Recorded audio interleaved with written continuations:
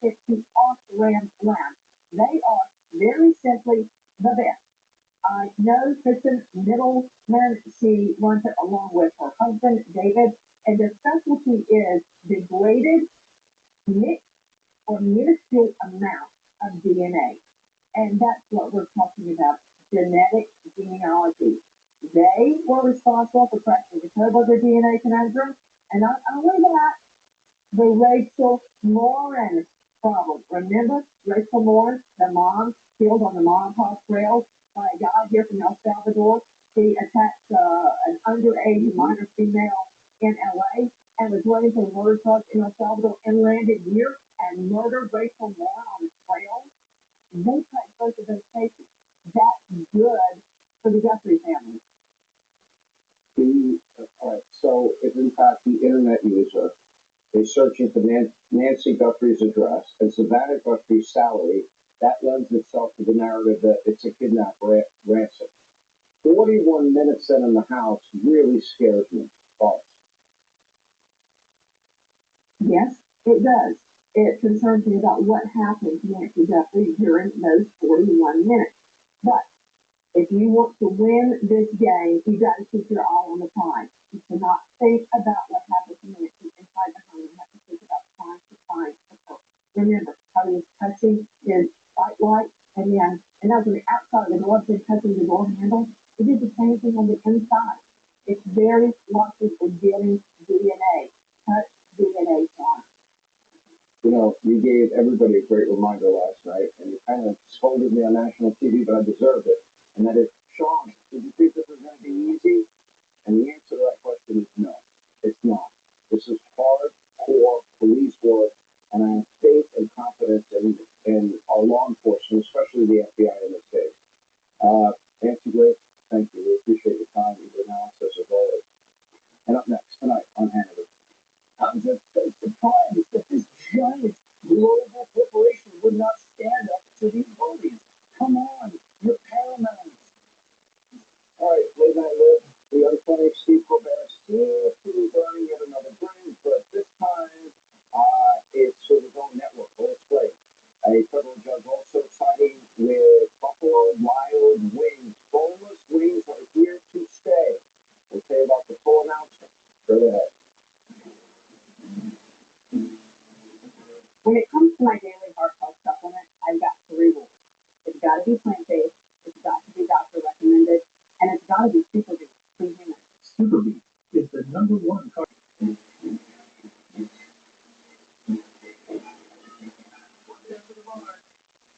Look, if you're an executive, this shirt is a must-have in the file. I was tired of floppy collars and shirts and sweatpants. So I got this shirt I saw on TV. Now I don't have to worry. I got it 60 meal times, and I switched from regular polos to this one. The brand is called Collars. They make a regular stretchy golf shirt at the top of the swim collar. I got rid of so many problems by updating. No dry cleaning needed anymore. I'm free from uncomfortable long sleeves, and the collar fit fits all day. Get 20% off today using code TV at collarsandco.com. Do you have a life insurance policy you no longer need? Now you can sell your policy, even a term policy, for an immediate cash payment. Call Coventry Direct to learn more. We thought we had planned carefully for our retirement. But we quickly realized we needed a way to supplement our income. Our friends sold their policy to help pay their medical bills. And that got me thinking. Maybe selling our policy could help with our retirement. I'm skeptical, so I did some research and called Coventry Direct. They explained life insurance is a valuable asset that can be sold. We learned we could sell all of our policy or keep part of it with no future payments. Who knew? We sold our policy.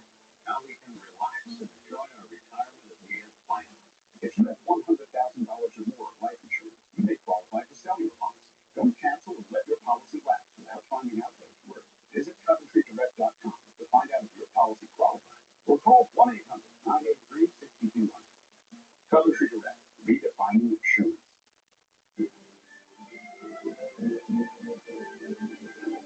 All right, time for the news. Carrying late night host Stephen Colbert is now on his own network. Colbert claiming CBS banned him from airing an interview with Democratic Senate candidate Jay Tallarico. Now, well, the network responded with a statement claiming Colbert was not prohibited from airing the interview, but, quote, provided legal guidance that the broadcast could trigger FCC equal time rules and presented options for how the equal time for other candidates could be fulfilled. That caused a meltdown from Colbert last night. Take a look. I'm just so surprised that this giant global corporation would not stand up to these bullies. Come on, you're paramount. No, no, no, you're more than that. You're paramount.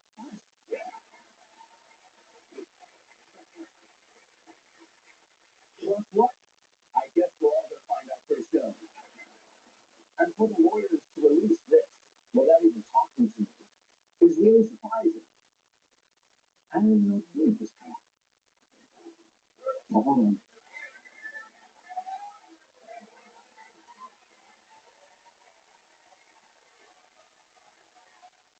Now, Justin Tucker weighed in, saying this likely gave her primary opponent a big boost, and as if the situation wasn't awkward enough, CBS Morning covered the feud this morning.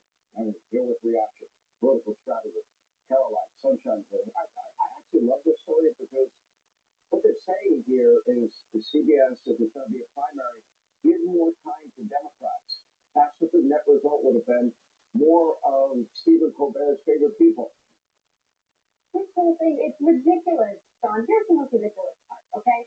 You have Stephen Colbert accusing CBS and the Trump administration of trying to silence anti-Trump voices on his show. Okay, well, since 2022, Stephen Colbert has had 176 left-leaning guests on his show, and exactly one Republican, Liz Cheney, the most anti-Trump Republican, student Republican. She's a rhino. And Colbert thought he was being cute. He thought he was being really cute. He said, the president's a toddler who gets too much screen time.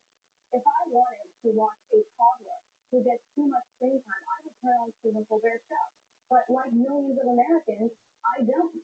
And the reality, I think, here is that Stephen Colbert, he's afraid to have the president on his show, and he should. He has a very unhealthy obsession with President Trump. He mentions him in almost every monologue multiple times a week, and he has conditioned his audience to believe that President Trump is this bad, scary, authoritarian figure.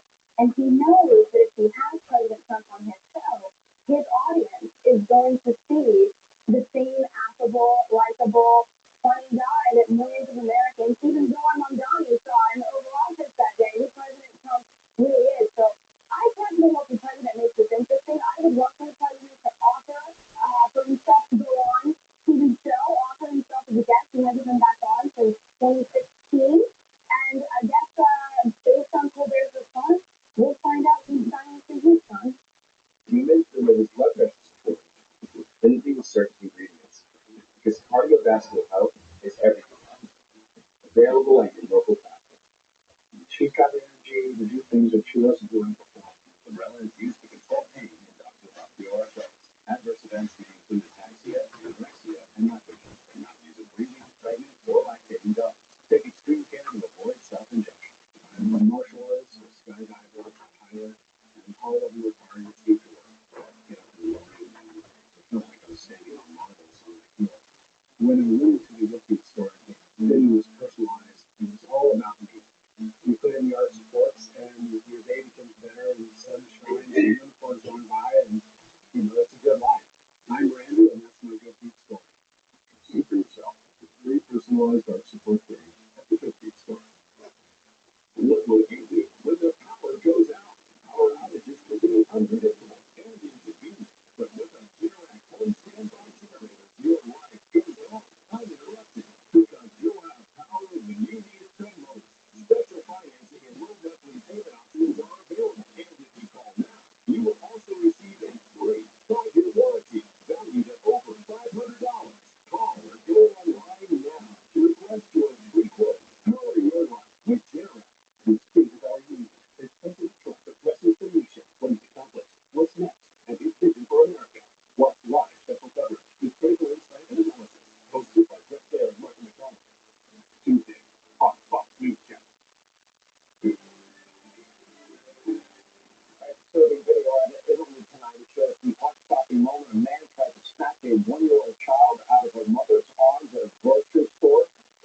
surveillance video from earlier this month, you can see the perpetrator violently grabbing the toddler before the girl's mother. Other shoppers confronted.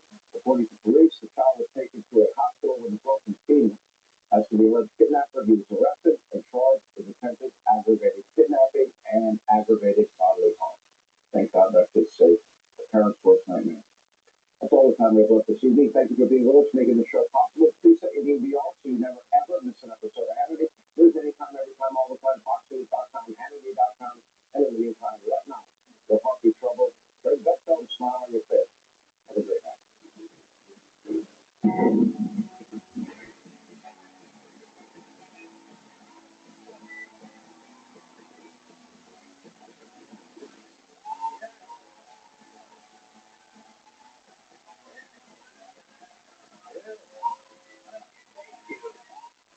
Thank you. I'm clearly touched by your love for me. Good evening, everyone. So this week it was announced that Mike Tyson will fight Floyd Mayweather in an exhibition match. I don't want to say the acts of crime, but the undercard features Joe Biden versus gentleman Jim Corbett.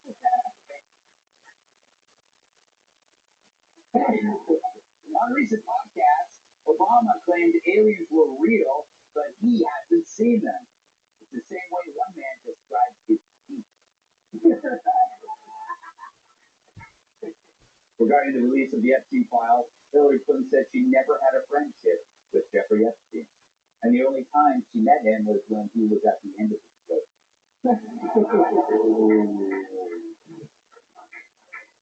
Joe Biden's ex-husband is set to enter court and flee for charges. Meanwhile, Joe's current husband is set to enter hospice and flee for chocolate.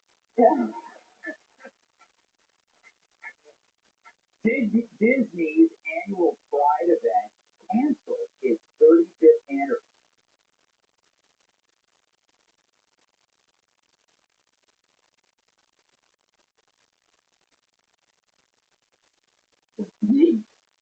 Cool.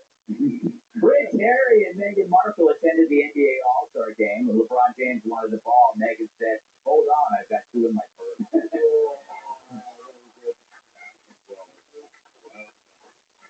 Morocco is massacring millions of stray dogs to prepare for the 2030 World Cup soccer tournament, leading many to wonder which is worse, massacring dogs or terrible story. Good joke, though. A NASA scientist warns there's no way to stop thousands of asteroids from striking major cities. The good news, after what Democrats have already done to them, no one will notice. More of a thought than a joke. A Florida restaurant is facing backlash after selling pizza with iguana meat as a topping.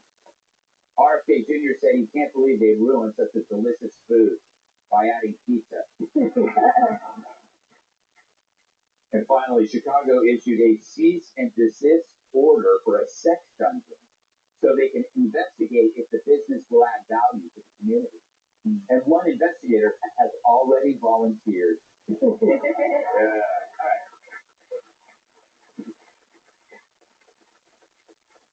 So, AOC flew to Munich and boy is her ass tired from talking out of it.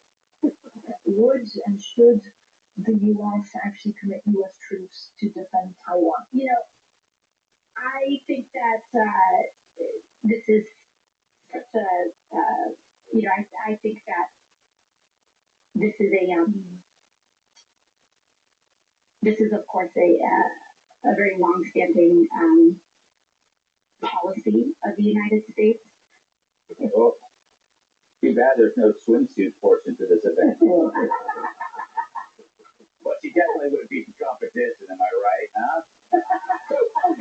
That was so much stammering that even Joe Biden was yelling at the TV, "Spit it out, for Christ's sake!" She claims she prepped for this for months.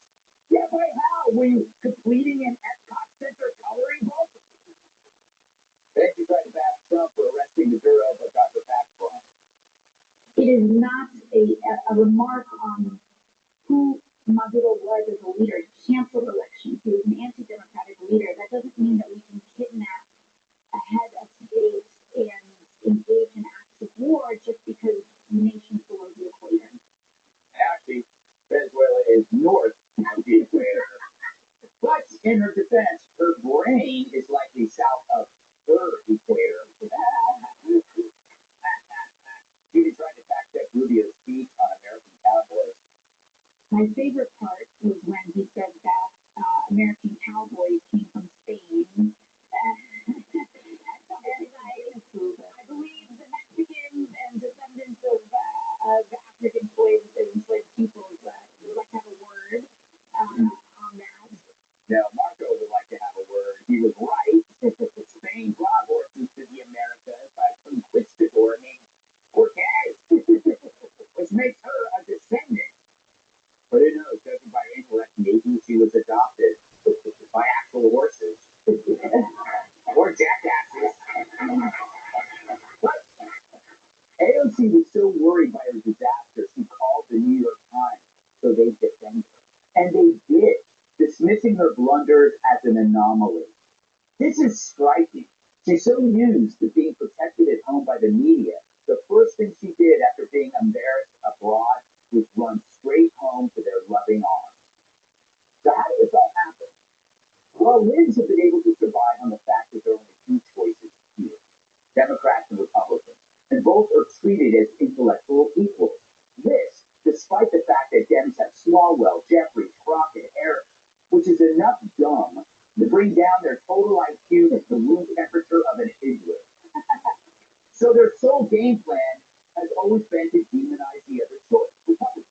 And with a pliant media, it worked. They could push it relentlessly, drive their constituents nuts, even to the point of committing acts of violence against cars, or worse, people. They became the party of bad thoughts. The planet's dying. America is racist. ICE is Gestapo. And Republicans are to blame. It worked here. But beyond our borders, not so much. Because you have to actually know stuff. So on the world stage, this party equality disappears faster than my slacks at Club Med.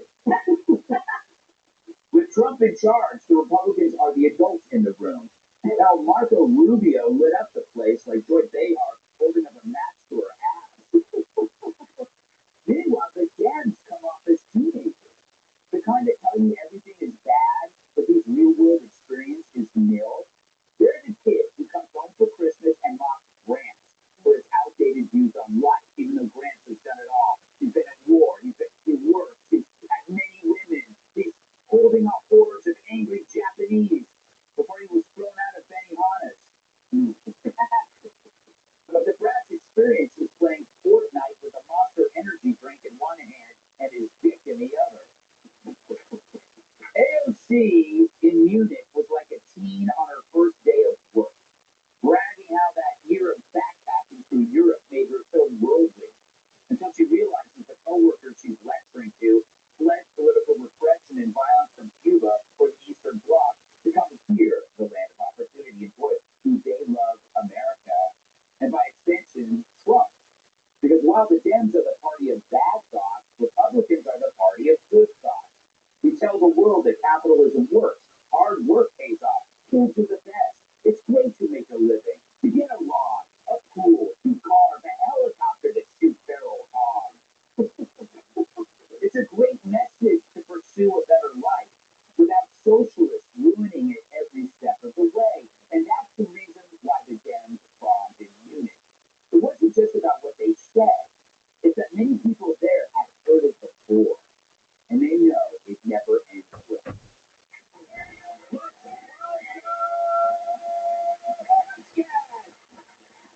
He's always up for a cavity search.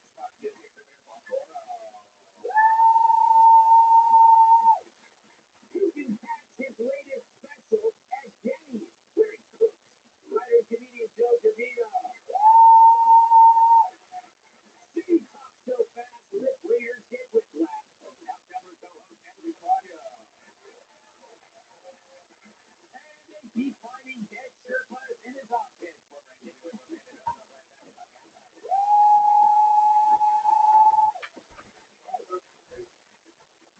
My favorite part of the call was when AOC thought she had owned Marco Rubio on the cowboy piece. Have you been sick now with And the that? audience like laughed along, like they will all do the right answer. And she's, I think slaves might want to have a word about that. And it's like, yeah, you're completely wrong, and the audience is wrong. She assumed that they were all fellow Marxist travelers, globalists, or on her side who see the entire world as oppressors and oppressed, right? Yeah. And the reason she had so much trouble with that question is about Taiwan. And it doesn't fit the paradigm because the oppressors are China over Taiwan, and the Chinese are Marxists. Yeah. So she doesn't know who to side with. So as a result, it's so. That starts with 996. To me, the first analogy going down is like a kid who thinks he's going to be a boxer. And, punches a heavy bag in his garage, right? And his friends go, you could be a champ. Wow, you can do it. And he goes out and has his first fight. He takes one shot and he realizes, oh my God, I'm looking for something new here. Yeah. I didn't realize he's on the mistake. Same thing with her. She went over expecting the kind of treatment she gets from the New York. But what's really going on is the Western world is in front. Okay. Trump and Rubio are trying to get Europe to wake up, muscularize NATO, and recognize that they're abdicating their birthright. The West can't go away. Because what's left? That's the stakes. Yeah. And when you put it at that level, she goes, it's actually not that funny. But she's actually that dumb. You know what? She is that dumb, but there's a lot of people like her, Joe. A lot of people are calling her poor performance, pulling a DeVito. Oh, yeah. Do you mind if they're using your name as the incorrect use of that term? Pulling a DeVito is what happens when I mock with my female fan. We get their hands on it. They're literally pulling the DeVito. Asking her to on foreign affairs, that's like asking people to pick up shit. Yeah. And what is it like when she doesn't have time to prepare? Yeah, it's a long flight. It wasn't a 4-minute flight to Munich, and it's embarrassing. It's like she left her brain in the overhead compartment. And to me, it's just so funny that the Democrats are addicted to sassy women. Right. Like they love AOC, Jasmine Crockett, Gavin Newsom, and they don't have to be. They don't have to be right at everything. This was supposed to be her big coming out. Let's go back in. There's still a little frozen inside that hot pocket there. It needs a little bit more time.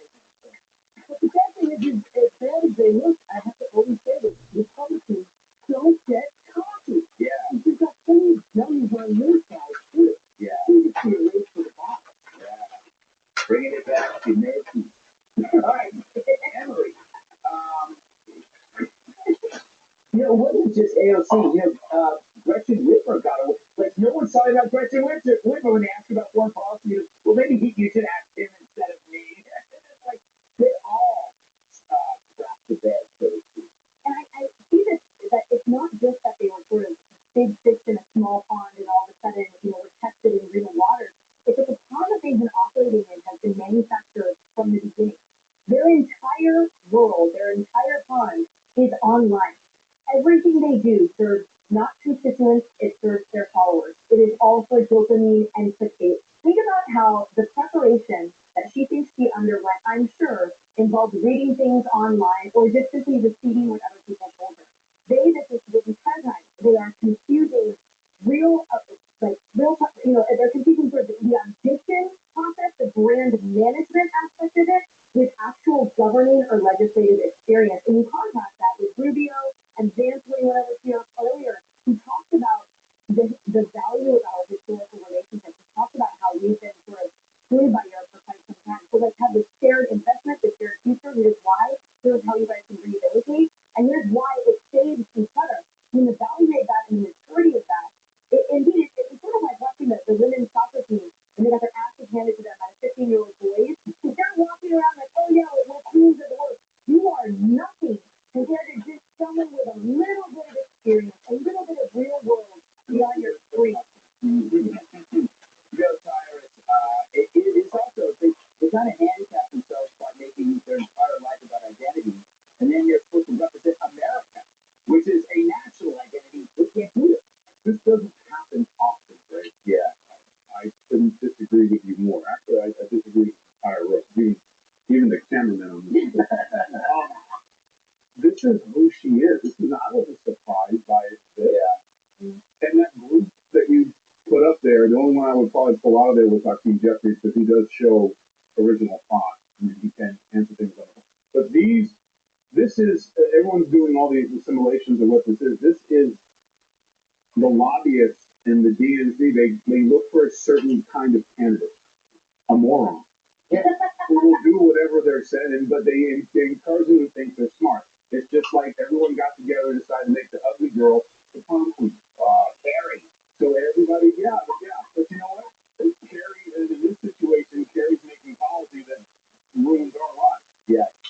It'll never happen because it's not dumb, it's ignorant, it's being uneducated, and that's what you look at them all. Kamala, all the exception of Biden, because it was father time, but let's be honest, he was never great on the mic beforehand. Yeah. But it's always the same thing. They pick a certain individual that their narcissism and their arrogance outweighs education, learning because they know it all. And what we need to know is that Trump is bad, and they're good no matter what they say. And if you get confused, go back to Trump is bad. And that's all they can do, and that's why they were picked by the lobbyists. We talked about that shadow government that ran the presidency while Biden did it. The same. This is their people. That's why they have a Kamala who had a chance on the View. If she was an educated person in terms of always learning and knowing what you wanted to do and not arrogant, she would have had a great answer. But no one gave her that, and nothing comes to mind because she was told that everything in our party was great. They're parrots. You can't expect parrots to teach you algebra. They only repeat what they're told. So this is not, this is who she's always been. I was just like, oh wow, she didn't know that Spaniards brought horses here. Here's her an example. She will correct you if you don't say Latino right. Yeah. Or if you say, what does it mean? Yeah. Yeah, she didn't know that Venezuela was. She had no idea what Venezuela was. She did know, But she knew how to say it the right way. Yeah. She's a Venezuela. It's not there. I didn't say my turn. No, I know where it is. We gotta move on. It's amazing. All right, up next, I'm going to.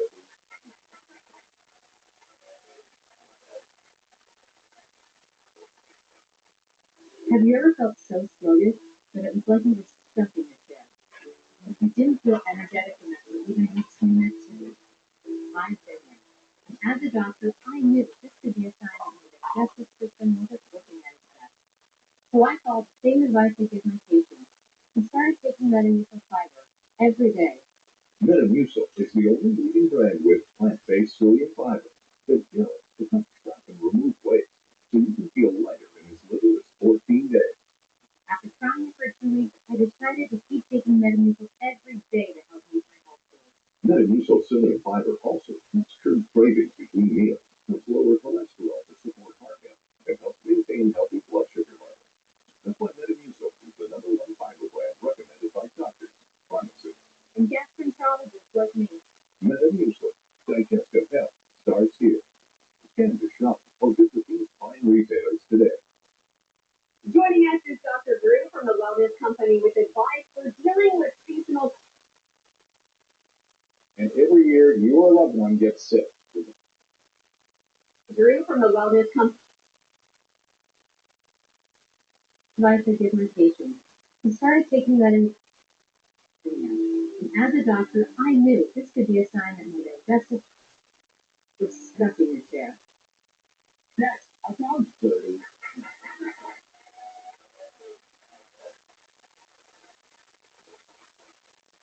Have you ever felt so sluggish that it was like you were stuck in your chair? If you didn't feel energetic enough or even routine activity, I've been there. And as a doctor, I knew this could be a sign that my digestive system wasn't working at its best. So I followed the same advice I give my patients and started taking Metamucil fiber every day. Metamucil is the only leading brand with plant-based psyllium fiber that gels to help trap and remove waste, so you can feel lighter in as little as 14 days. After trying it for 2 weeks, I decided to keep taking Metamucil every day to help meet my health goals. Metamucil psyllium fiber also helps curb cravings between meals, helps lower cholesterol to support heart health, and helps maintain healthy blood sugar levels. That's why Metamucil is the #1 fiber brand recommended by doctors, pharmacists, And gastroenterologists like me. Metamucil, digestive health starts here. Scan the shop or visit these fine retailers today. Joining us is Dr. Drew from the Wellness Company with advice for dealing with seasonal colds and flu. Doctor? Cold and flu season is here, and every year your loved one gets sick. Your doctor can't see you. Waiting in a crowded urgent care is brutal. This is a particularly bad cold and flu season, and it's why doctors suggest every family needs an emergency medical kit. Your medical emergency kit is filled with essential prescriptions that include antibiotics, such as Z-Pack to get well faster, amoxicillin for pneumonia, strep throat, ear infections, plus prescriptions for nausea and UTIs, and even ivermectin. It's easy. Just match your symptoms to the prescription in your guidebook or call the telemedicine doctor standing by. They can medicate you early and feel better fast. Having a medical emergency kit is like having an urgent care in your home. No waiting to see a doctor, no lines at the pharmacy.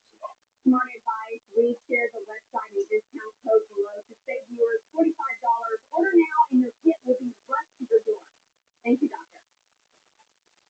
How do you best to protect with the cameras on? You don't need to do it in slow-mo, man. We can just do that in the computer. I'm going as fast as I can, Rusty. I was at the person to start. I'm honoring you to make a documentary so people have a great idea. What's your name? What we call I'm a loser. We don't have a battery yet.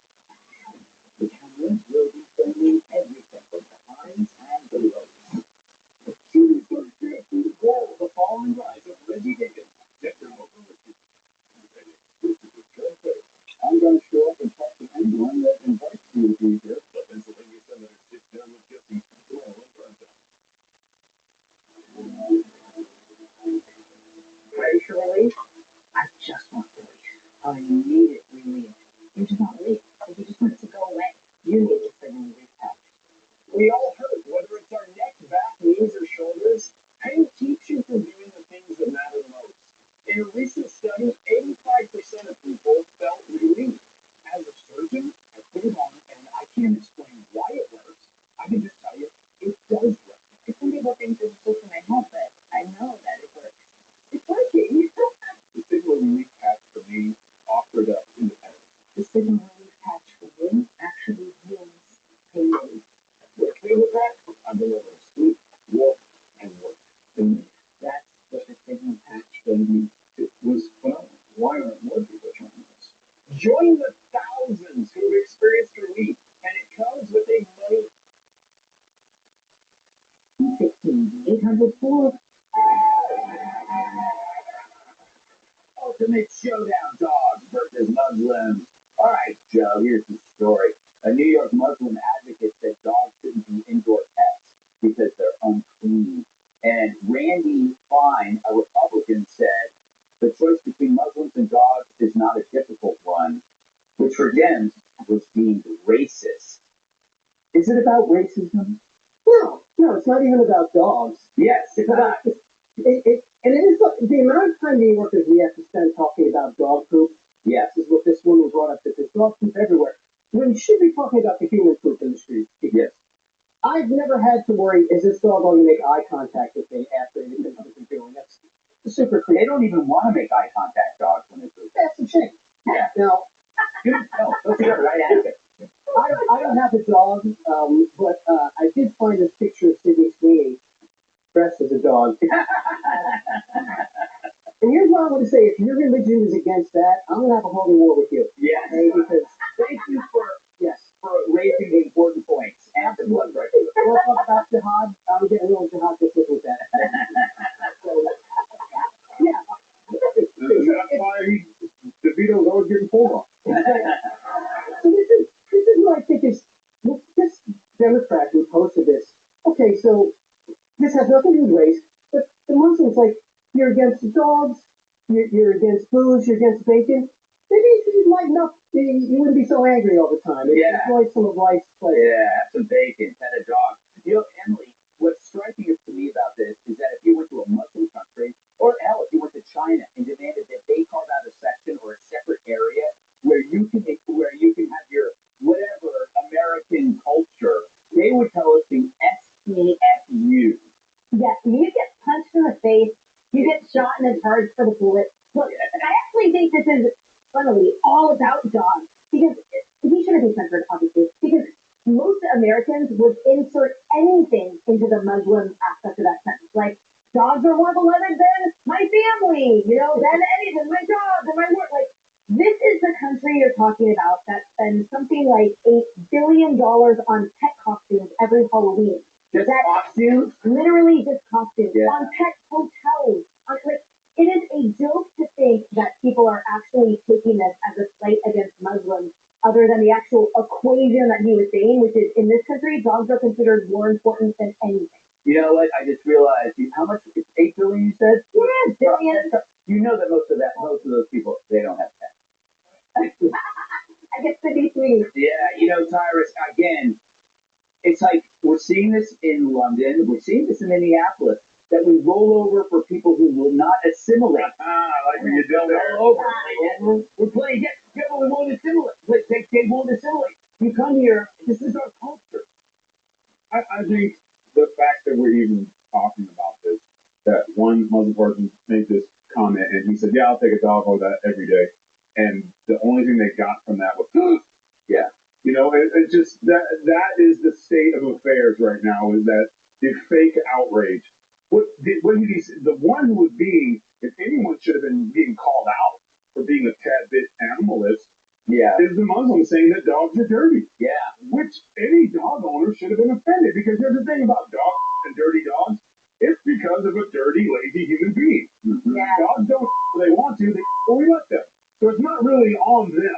Yes. You know what I'm saying? If anything, you want to blame anybody, blame the people. Yeah. But since we're all talking about things, I'll tell you what, we'll be more mindful of the dogs. And maybe you let your women see the sun and get a tan. Yes. Let's split the difference. That seems like a fair trade to me. Paul, I think Jeffrey's called Klein, the guy who said that, an Islamophobic, disgusting bigot, because he liked having dogs in his house. They turned it into an argument that he wasn't making, and that's always the tell. First, that they're arguing, oh, he's such a bigot, as if that was a woman, that like she didn't say what she said. She said, New York's coming to Islam, and dogs cannot be allowed in the house. Mm-hmm. And they all ignored the fact that that's what they didn't say. Well, Is the Muslim saying that it's like we're seeing this in London, we're seeing this in Minneapolis, that we roll over for people who will not assimilate. like when you do that. Roll over. We're playing, yeah, but we won't assimilate. They won't assimilate. You come here, this is our culture. I think the fact that we're even talking about this, that one Muslim person made this comment and he said, yeah, I'll take a dog home that every day. And the only thing they got from that was, Yeah. it just, that is the state of affairs right now, is that the fake outrage. What did he say? The one who was if anyone should have been being called out for being a tad bit animalist, Yeah. is the Muslim saying that dogs are dirty. Yeah. Which any dog owner should have been offended, because here's the thing about dogs and dirty dogs. It's because of a dirty, lazy human being. Mm-hmm. Yeah. Dogs don't when they want to, we let them. So it's not really on them. Yes. You know what I'm saying? If anything, you want to blame anybody, blame the people. Yeah. But since we're all talking about things, I'll tell you what, we'll be more mindful of the dogs. And maybe you let your women see the sun and get a tan. Yes. Let's split the difference. That seems like a fair trade to me. Paul, I think Jeffrey's called Klein, the guy who said that, an Islamophobic, disgusting bigot, because he liked having dogs in his house. They turned it into an argument that he wasn't making, and that's always the tell. First, that they're arguing, oh, he's such a bigot, as if that was a woman, that like she didn't say what she said. She said, New York's coming to Islam, and dogs cannot be allowed in the house. Mm-hmm. And they all ignored the fact that that's what she said, because he pushed back on it. So they turned it into, oh my God, what did he say? It's racist. First of all, he's talking about race. Yeah. All right. So let's just start right there. No. Number two, it's the same cognitive dissonance we were talking about with AOC, with Taiwan versus China. She doesn't know which way to go. It's not the simple paradigm of oppressed versus oppressor. So there's a short circuit, because you have, in this case, okay, I want to be down with the Muslims. They're oppressed, there's Gaza and everything else. they don't know what to do about that. It's the same. It's why you see trans people all of a sudden in full hijab. Mm-hmm. Because if they went to a Muslim country, they'd get thrown off the fourth floor of doing that stuff. But here, oh, well, you know what, they'd be oppressed, so I'll do it. But wait a minute, I'm trans, and I wouldn't, something short circuit. And the key is that it was on media. Jake Tapper, who should know better. Quick hit and run, right? Oh, it's the most racist thing I've ever seen. Don't talk about my rating. Yeah, it is interesting too that like they won't talk about cats because the overwhelming population of Democrats are all Catholic. I just like the way Paul says Peter. With your accent, I was like, who's Peter?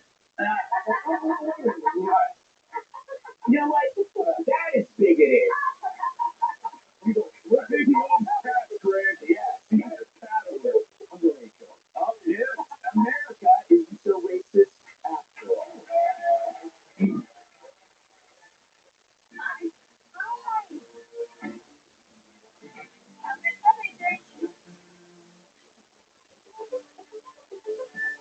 With the Chase mobile app, things move a little more smoothly.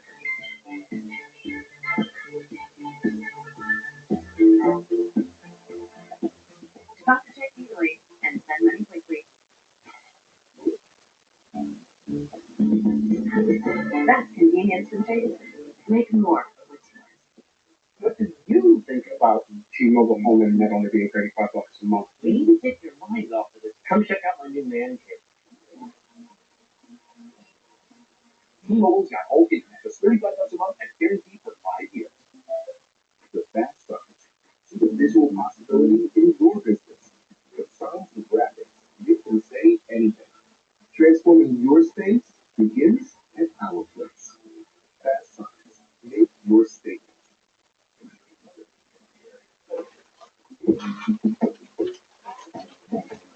Don't know what's happening outside, but that's how you feel inside. Pella windows are tested against extreme heat, cold, wind, and rain.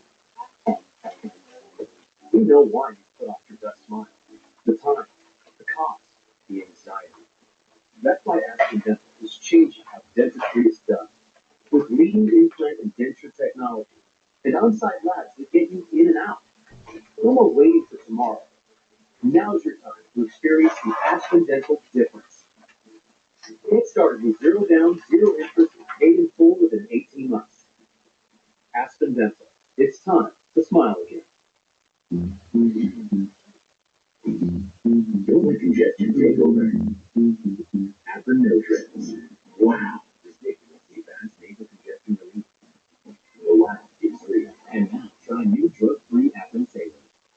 Todd's Epic Savings event has been extended. Now save up to 25% until March 2nd. NCY Pies is America's #1 container moving company. Whether you're relocating or renovating, save up to 25% at Pies.com today. There's a hardwood freight store in your neighborhood where we sell hardworking tools that always work with any pro or DIY budget. You see, we treat neighbors like, well, neighbors. Harbor Freight, close by when you need us. In rash of moderate to severe eczema, just stop my skin. Despite treatment, it's still not under control. Now I have Rinvoq, a once-daily pill that reduces the itch and helps clear the rash of eczema fast. Some feel significant itch relief as early as 2 days, and some achieve dramatic skin clearance as early as 2 weeks. Many saw clear or almost clear skin. Rinvoq can lower ability to fight infections. Before treatment, test for TB with your blood work. Serious infections or clots unfatal. Cancers including lymphoma and skin, serious allergic reactions, GI tears, death, heart attack, and stroke occur. CV event risk increases in age 50 plus with a heart disease risk factor. Tell your doctor if you've had these events: infection, Hep B or C, smoked, are pregnant or planning. Don't take if allergic or have an infection. Disrupt the itch and rash of eczema. See a head-to-head study of Rinvoq versus another treatment at Rinvoq.com/see-the-data. Talk to your dermatologist if you're not doing well on your current pill or injection to see if Rinvoq is right for you. Boost that your amazing Ashwa reduces stress and anxiety, improves sleep, boosts confidence, and supports weight management. Why? Amazing Ashwa contains clinically studied KSM 66 ashwagandha. Rush to Walmart and find Amazing Ashwa from Force Factor. I'm Boomer Esiason. The best time to protect your family is before you need to. I lost my mom as a kid, and we didn't have that safety net. Ethos lets you get life insurance in minutes, 100% online, no medical exam. Check the price today at ethos.com.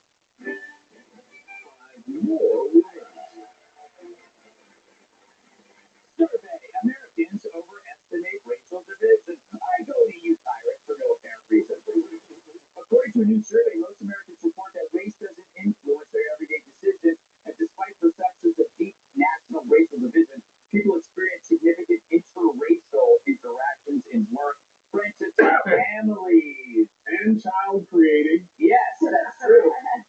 Why does this perception persist? Well, for me personally, I need it for my bottom line. Yeah.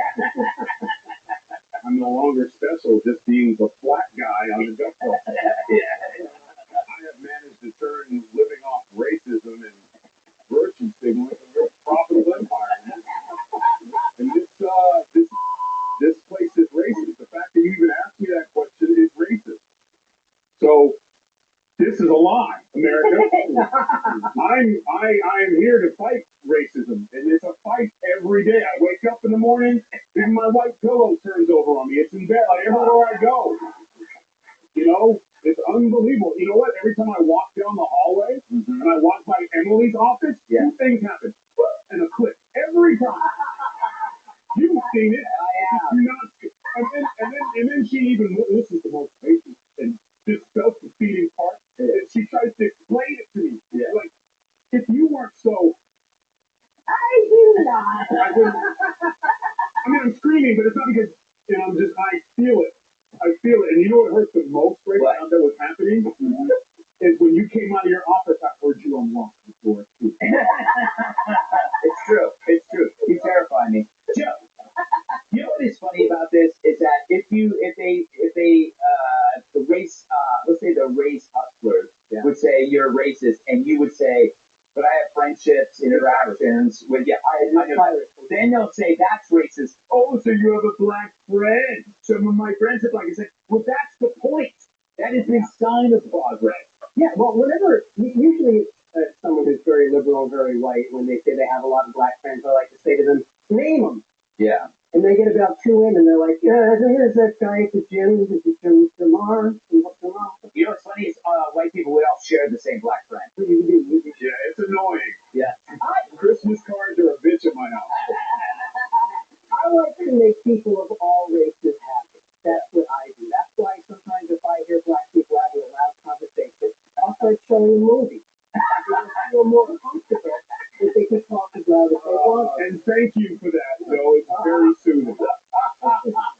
Greg has never done that for me. Emily, I got it. Emily, did you know that before Obama, the percentage of people who thought it was our country was racist was much lower than it was after Obama? Yes, that's why in his wake, everyone says he was. Blaming the black guy just for you. It's because he couldn't keep your doctor. I get it. That we were more racially divided than ever. I mean, we know that the messages of unity and hope are such a place. It's such a stand. And I think it's interesting that in that article it talks about that over 50% of people had dated someone of another race, friends, coworkers, etc. But when we talk about those same surveys that talk about difference in political opinion, remember it's the left that says they can't even have Thanksgiving dinner with someone who voted for Trump, right? The overwhelming of those participants. So there's clearly a disconnect and some type of ascribing the monster label is all about politics. But everything is algorithm driven. Everything is being served up to us so that will be social agitation. And think about it too. Even people who follow the script on the left. AOC, she demonizes white people all the time. Her partner's white. I mean, He's got red hair. He's like the most white. Can I say something serious for a second? No. Yeah. Okay, wait. I'm sorry. Don't hurt me, Tyler. Let me move to Paul. Are you going to say I just something? want to say something. I know that's the statistic, but I think the Obama presidency, the media used to push. That was their window. That's how they got into the Hitler and all that other stuff. Right. It was the media that used that to try to control, to shame the Republicans. It was a campaign model to say the country was ripped in half. It was not. Paul, people under 30 report higher rates of interracial relationships, and yet it's the young woke people who keep saying this country is a hellhole. Yeah. When I was growing up, the idea was to ignore it. Yeah. Like it wasn't supposed to matter. And then at some point, whenever it happened, ignoring it became what they yelled at you about. Yeah, and you couldn't ignore it anymore. In fact, you had to focus on it obsessively. And you've got that crack line that we hear all the time. This nation is so cowardly about race. We need a national conversation about race. It's all we talk about. Yeah, I mean, it really is. We focus on it obsessively, and of course, then it's going to divide because you're just pushing arguments at each other. And the real truth of it is, if you look at everybody's right ideology, among the most disadvantaged people in this country are the Scots Irish in the Rust Belt and Midwest who watch their entire livelihoods go overseas. And that's where you get all that fentanyl stuff. You got high levels of alcoholism. That's the environment that J.D. Vance came out of. And I got to be honest, I didn't even know they were out there. Well, I want to point out at the end of this that after Steve saying that, some of my best friends are white. I know I've seen it. It's awful. I interact with white people all the time. They're great. We're great. They're doing well. We're coming up on Sex Dungeons benefits.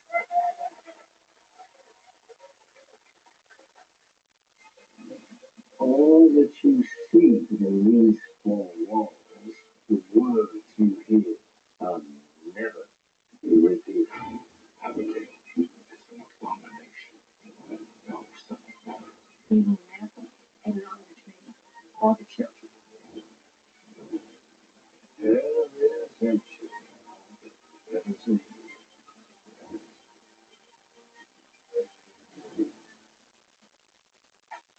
After cooking a delicious North Farm Sam chicken cheddar broccoli recipe, you will want to close all your delivery apps and open your camera so you can take photos of your homemade masterpiece. Unfortunately, no photo can capture the savory goodness of this perfect combo of juicy sweet tomatoes and smooth, silky zucchini. You nailed it. Make your own Norte Scampa. It's not fast food, but it's so good. So I interviewed this guy a couple of months ago on my podcast. His name is Clint Romeshay, and he was awarded the Medal of Honor for his action in Afghanistan. His story is unbelievable. His book, Red Platoon, amazing. And I met Clint through my friends over at Pure Talk. Yes, this is a commercial for Pure Talk, but relax, it'll be over in seconds. You might even like it. As you can see, I switched to Pure Talk not long ago, partly because I wanted to be on America's most dependable 5G network, and partly because I wanted to save a bunch of money, but mostly I switched because of Clint. I really like what this company stands for. They support our veterans in a meaningful way, and their work with America's Warrior Partnership has been stellar. So to sum up, get to know Clint Romeshay on my podcast, pick up his extraordinary book, and then do what I did. Switch to a wireless company that actually stands for something. Pure Talk. Thank you both for coming in. I'm a bit worried about Doug Jr. I know how important Liberty Mutual is to your family. Customized car insurance to save people hundreds. Right. Well, Doug Jr. keeps writing this.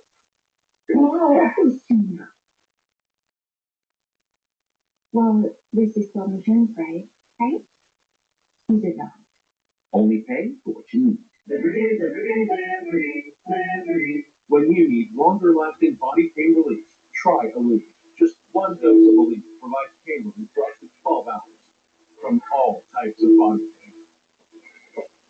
Aleve, longer lasting body pain relief.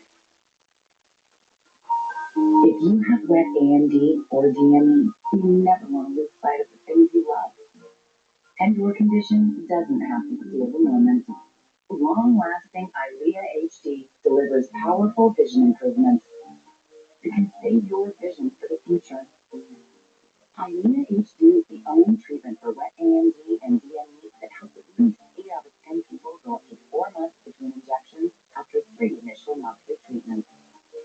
Don't take EYLEA HD if you have an eye infection, eye pain, redness, or are allergic to it. Eye injections like EYLEA HD may cause eye infection, perforation of the retina, rare but severe swelling and blood vessels in the eye, or increased eye pressure. There is an uncommon risk of heart attack or stroke.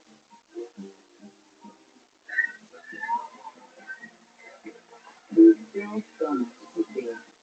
Ask about next generation EYLEA HD, a treatment retina specialist trust. Need hair growth? Or start your hair growth accelerator promote thicker, fuller, and healthier hair in just 3 weeks.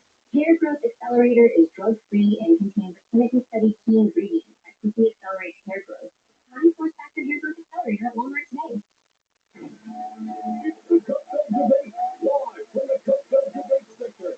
Hosted by five-time Nobel Peace Prize winner, Greg Gutfeld.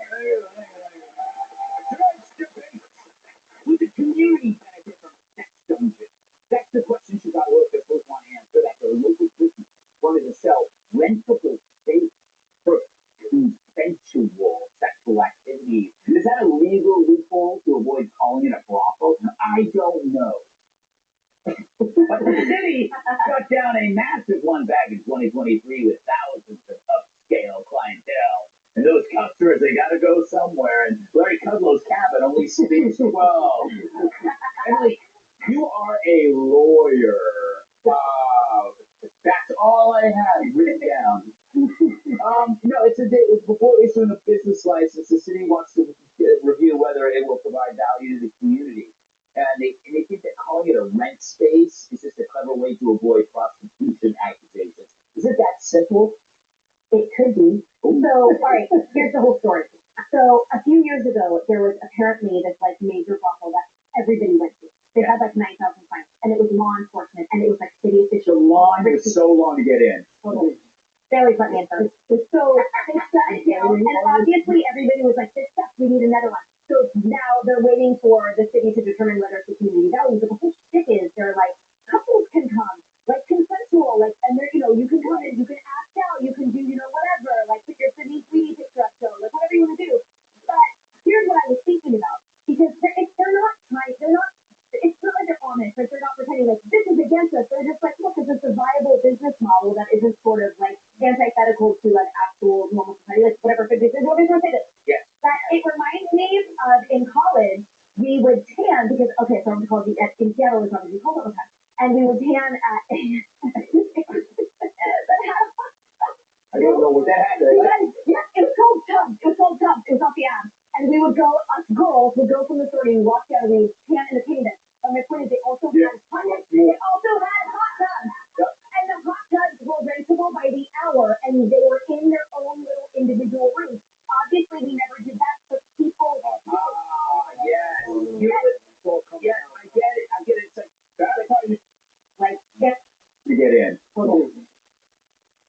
Sure, they gotta go somewhere. And Larry Kudlow's cabin only speaks 12. Down a massive one back in 2023 with thousands of up. Is that a legal loophole? That's dungeon. That's the The clinically studied key ingredient that quickly accelerates hair growth. Find Force Factor Hair Growth Accelerator at Walmart today. It's the Cutco Debate, live from the Cutco Debate Center. Hosted by five-time Nobel Peace Prize winner, Greg Gutfeld. Tonight's debate, would the community benefit from sex dungeons? That's the question Chicago officials want to answer. That their local business wanted to sell rentable space for consensual sexual activities. Is that a legal loophole to avoid calling it a brothel? I don't know. But the city shut down a massive one back in 2023 with thousands of upscale clientele. And those customers, they gotta go somewhere. And Larry Kudlow's cabin only speaks 12. Emily, you are a lawyer. That's all I have written down. No, it's before issuing a business license, the city wants to review whether it will provide value to the community. And they think that calling it a rent space is just a clever way to avoid prostitution accusations. Is it that simple? It could be. So, all right, here's the whole story. So, a few years ago, there was apparently this like major brothel that everybody went to. They had like 9,000 clients, and it was law enforcement, and it was like city The officials. line was so long to get in. Totally.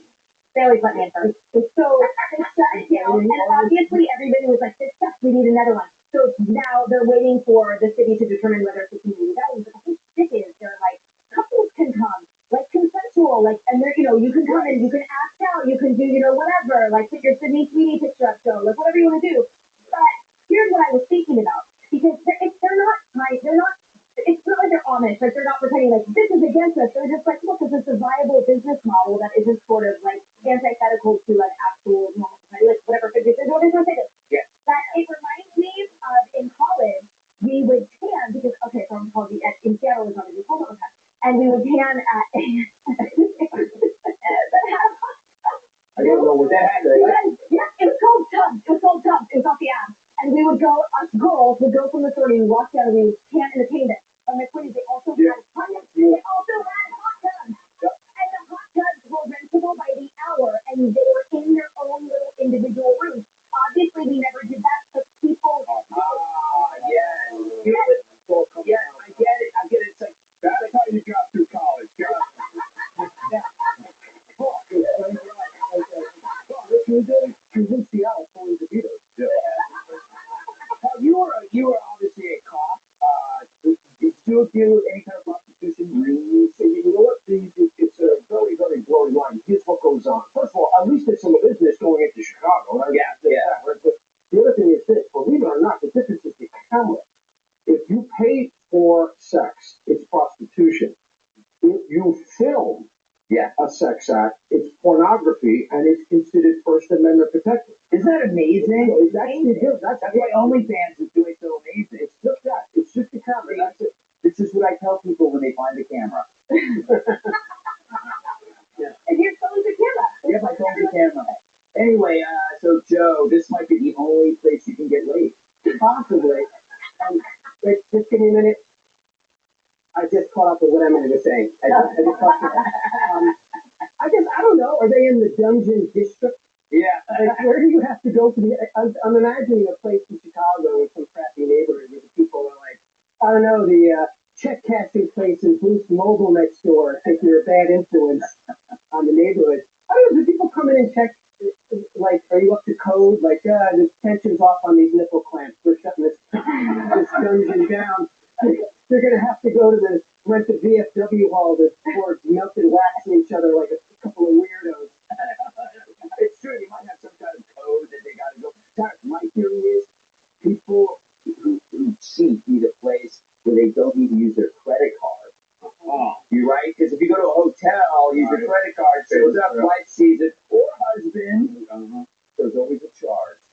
Or you Kirby. Yeah. I just feel like these things are not hard to shut down.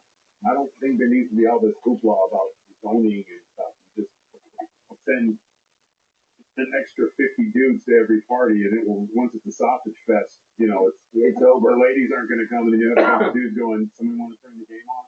Yeah. And it's a sports bar. So, and another, if you want to put them down, the other way you can do it is you can just send a couple people in there to walk around and go kill. Like kill. And because the ill will kill it all. Yeah. In a moment, I'm sorry, or just walk around coughing on everybody.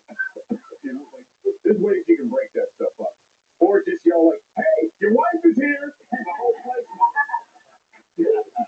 I feel bad for the people who come in just looking for a regular dungeon. Yes. It's like I'm here to torture. Exactly. Well, what does it say about the state of the city when they're debating, do we have enough dungeons? Yes. How will this help? We have a shortage of sex dungeons. We've got the normal dungeons, but we need something for the status.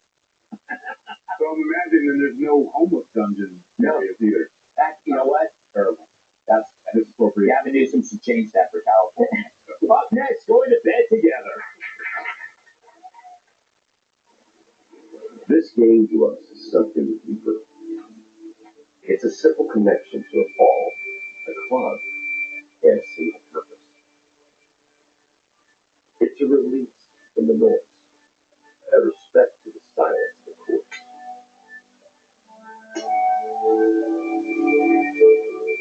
We love this game because we need this game. Straight down celebrate and stand for the game. After my fall, when I was recovering, my doctor recommended Boost. Today, I'm back out on the ranch working and riding again. A real comeback deserves a real boost. Every day, you get out from another way to Yellowstone. Couldn't try to find you again. There's something fun.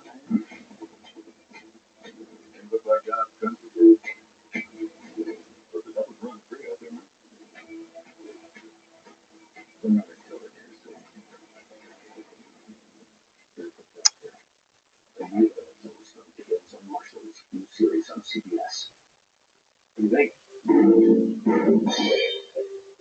growing up, you still need your guidance. Like it?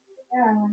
That's why last year, Instagram launched teen accounts, defaulting all teens into automatic protection for who can contact them and the content they can see. And we'll continue adding new safeguards. Instagram teen accounts with automatic protection. Well, a little birdie told me rates are taking the dip, which means that dream home won't be there forever. Don't let someone else beat you to it. Start your search today. Make it real with Realtor.com. We news breaks. I'm Martha McCallum, and this is the story. Martha breaks down the big picture with smart insight to make sense of it all. The Story with Martha McCallum on Fox News. Are you feeling run down, losing desire in the bedroom, and have problems with memory and focus? It's not your fault. It's time for Strong Cell. Your cells need NAD to work properly, but NAD levels drop with age. Strong Cell replaces NAD levels, recharging your cellular health. I mean, I'm walking around foggy. I don't have energy. I'm yawning. You can't be in a good mood when this is all going on. Strong Cell's proprietary microheat encapsulation delivers NADH past your gut to fuel your cells, boosting energy, focus, heart health, and healthy aging. I'm telling you, Strong Cell changed my life. Today, I have the energy, I have the stamina, and I have the focus I had in my 30s. My male metaphors is strong. Can we talk about the bedroom? This is much different there, too. Try Strong Cell risk-free for 90 days. If you don't love how you feel, return it. No questions asked. Order today and get 20% off with this special TV offer. Look, if you're an executive, this shirt is a must-have in your closet. I was tired of floppy collars and skirts and sweatpants. So I got this shirt I saw on TV, and now I don't have to worry. I got it shipped in no time, and I switched from regular polos to this immediate. The brand is called Collars & Co. They make a regular stretchy golf shirt at the top with a firm collar on it. I got rid of so many problems by upgrading to it. No dry cleaning needed anymore. I'm free from uncomfortable long sleeves, and the collars stay stiff all day. Get 20% off today using code CV at collarsandco.com. Welcome to the land of love and relationship news. Join us on Sugar in Greg's Romance Corner. They call it the bedtime gap. That's the time difference between when spouses go to bed. New study says on average, married couples go to bed 80 minutes apart. And the smaller the bedtime gap, the happier they are because they feel more connected and close. I'm going to go to eat Joe DeVito first because you sleep alone and you to get you out of the way. So what do you imagine this is like? Well, the woman I'm currently seeing, she and I go to bed pretty much at the exact same time because once she turns the light off, I can't see through the bedroom window like I used to. So You both look romantic. they act like it's so surprising that people who go to bed around the same time get better results. Like, oh, you're an early bird and she's a meth head. I can't believe this is working out. It's like, oh, you went to bed and she likes electric blanket. I know this constant. But this is what I've learned from married people is it's separate beds. Married people tell me separate beds, and then if you ask a little bit more, they'll tell you separate bedrooms, actually separate homes. I've learned from married people that divorce is separate is the only thing keeping them together. You know, Tyrus, this was conducted by a mattress company. Yeah, Uh, owned by a woman. yeah. This is Yeah. It's a complete lie. And actually, I'll be honest, man. Joe, I get it's hard to control things from a windowsill, but you and Paul should be furious with me because we all know we have never been able to set our own bedtime ever. That is true. Why? We go to bed when they tell us to go to bed. It's a process. They do a process. They set us up. They lie to us and tell us we can watch a movie, and then they say things like, "This movie's really loud. How long is this movie? How much is left?" It's like I just started it. And you're like, "We want explosions and stuff." It's time to bring it down. Time to turn it down. Let's put on Downton Abbey and let's turn on the lights. It's 8 o'clock. And let's lights out. And then you're like, "Oh, early to bed, early to rise." No. My hair is after work. My hair is drying. So, they make us go to bed, Greg. One day I'm gonna have my own bedtime. And the last time I said that, I said it to my mother when she sent me to bed early. Like, one day, boy, my mom was right. You were You know what's okay? This is a point that we don't realize when we're single and dating. dating, you go to bed at the same time. But then when you get married, you don't know the process women do in order to go to bed. Yeah, like they take their makeup off, they put on their curlers, they remove the prosthetic nose. It's like they got to turn the cauldron a few times. It's like the Russian-Ukraine negotiations. Yeah. It's interminable. You still go to bed, huh? It's what? This is complete. You're right. And here's what. I mean, think about this. Who conducts these surveys? They go to a guy, right, in front of his wife on Valentine's Day. And it's like, if you guys, I see you're very happy together. If you guys go to bed together, what's he going to say? You know, I mean, oh, no, absolutely. No, of course. Oh, no, we cuddle. You know, we cuddle, and that's why we're so happy together. Hopefully. Because if you want to wake up tomorrow, that's what you've got to say. Yeah, you know. I'm going to go to the newlywed. Are you technically a newlywed? You know what I think is totally even, like, you guys complain about the process of going to bed. You're welcome that we have hygiene and change and look and smell good and are clean when we go to bed. You guys just fall into bed. Thank you, ladies. You guys just fall. Because there's no room in the bathroom for us. We have to do pee dance while you change like you're going to a ball. You need to go to bed. If you do outfit changes, if my wife will really get hot and will change to a different nightgown, it's ridiculous. I do agree with Emily. I would not sleep next to me. I don't even like sleeping in me. Yeah. All right, we'll be right back. Known for pursuing your passions, no one wants to be known for cancer, but a treatment can be. Keytruda is an immunotherapy known to treat cancer, FDA approved for 18 types of cancer. One of those cancers is early-stage non-small cell lung cancer. Keytruda may be used with certain chemotherapies before surgery when you have early-stage lung cancer, which can be removed by surgery, and then continued alone after surgery to help prevent your lung cancer from coming back. Keytruda can cause your immune system to attack healthy parts of your body during or after treatment. This may be severe and lead to death. See your doctor right away if you have cough, shortness of breath, chest pain, diarrhea, severe stomach pain, nausea or vomiting, headache, eye problems, irregular heartbeat, extreme tiredness, constipation, dizziness or fainting, changes in appetite, thirst or urine, confusion, memory problems, persistent or severe muscle pain or weakness, muscle cramps, fever, rash, itching or flushing. There may be other side effects.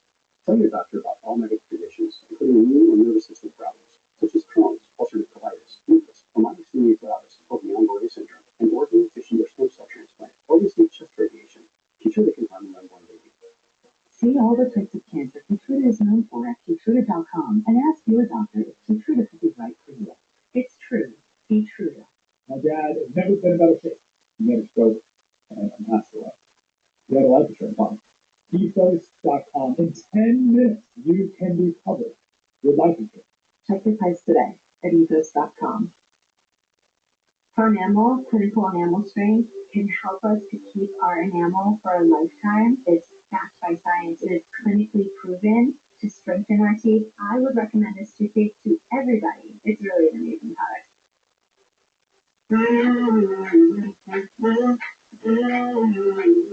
You love a clean slate. Almost as much as we do.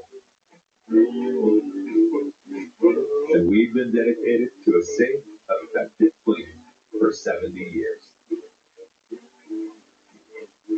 Cascade leaves no mess, no residue, no worries.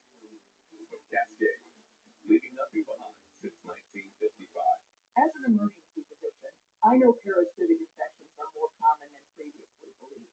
Most patients have no idea how they got parasites, or that parasites might be causing their health problems.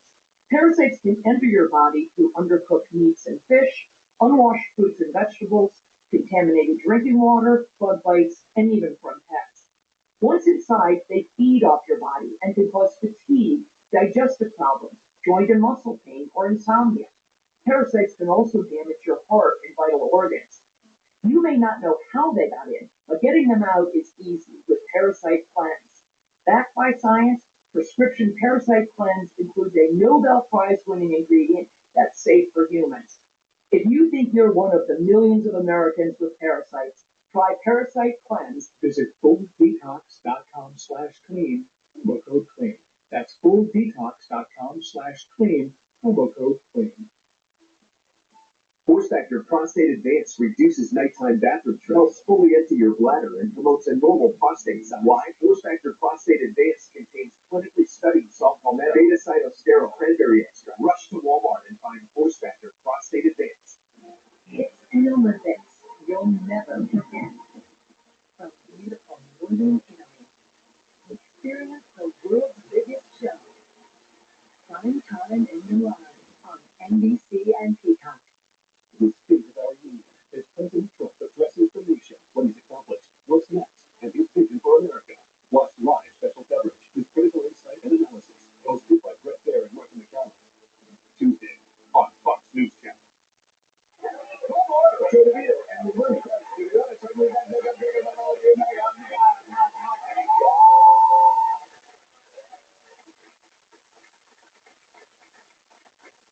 Good evening, I'm Frank Gallagher. It's 11 p.m. on the East Coast, 8 o'clock here in Los Angeles, and this is America's Late News, Fox News at Night.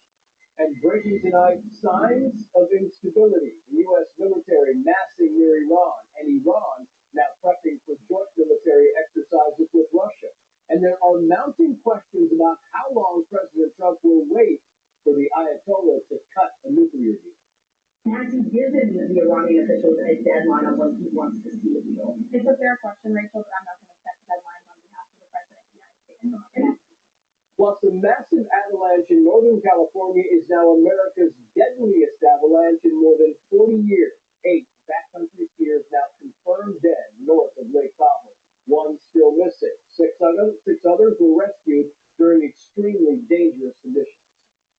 Extreme weather conditions. I would say it's an understatement.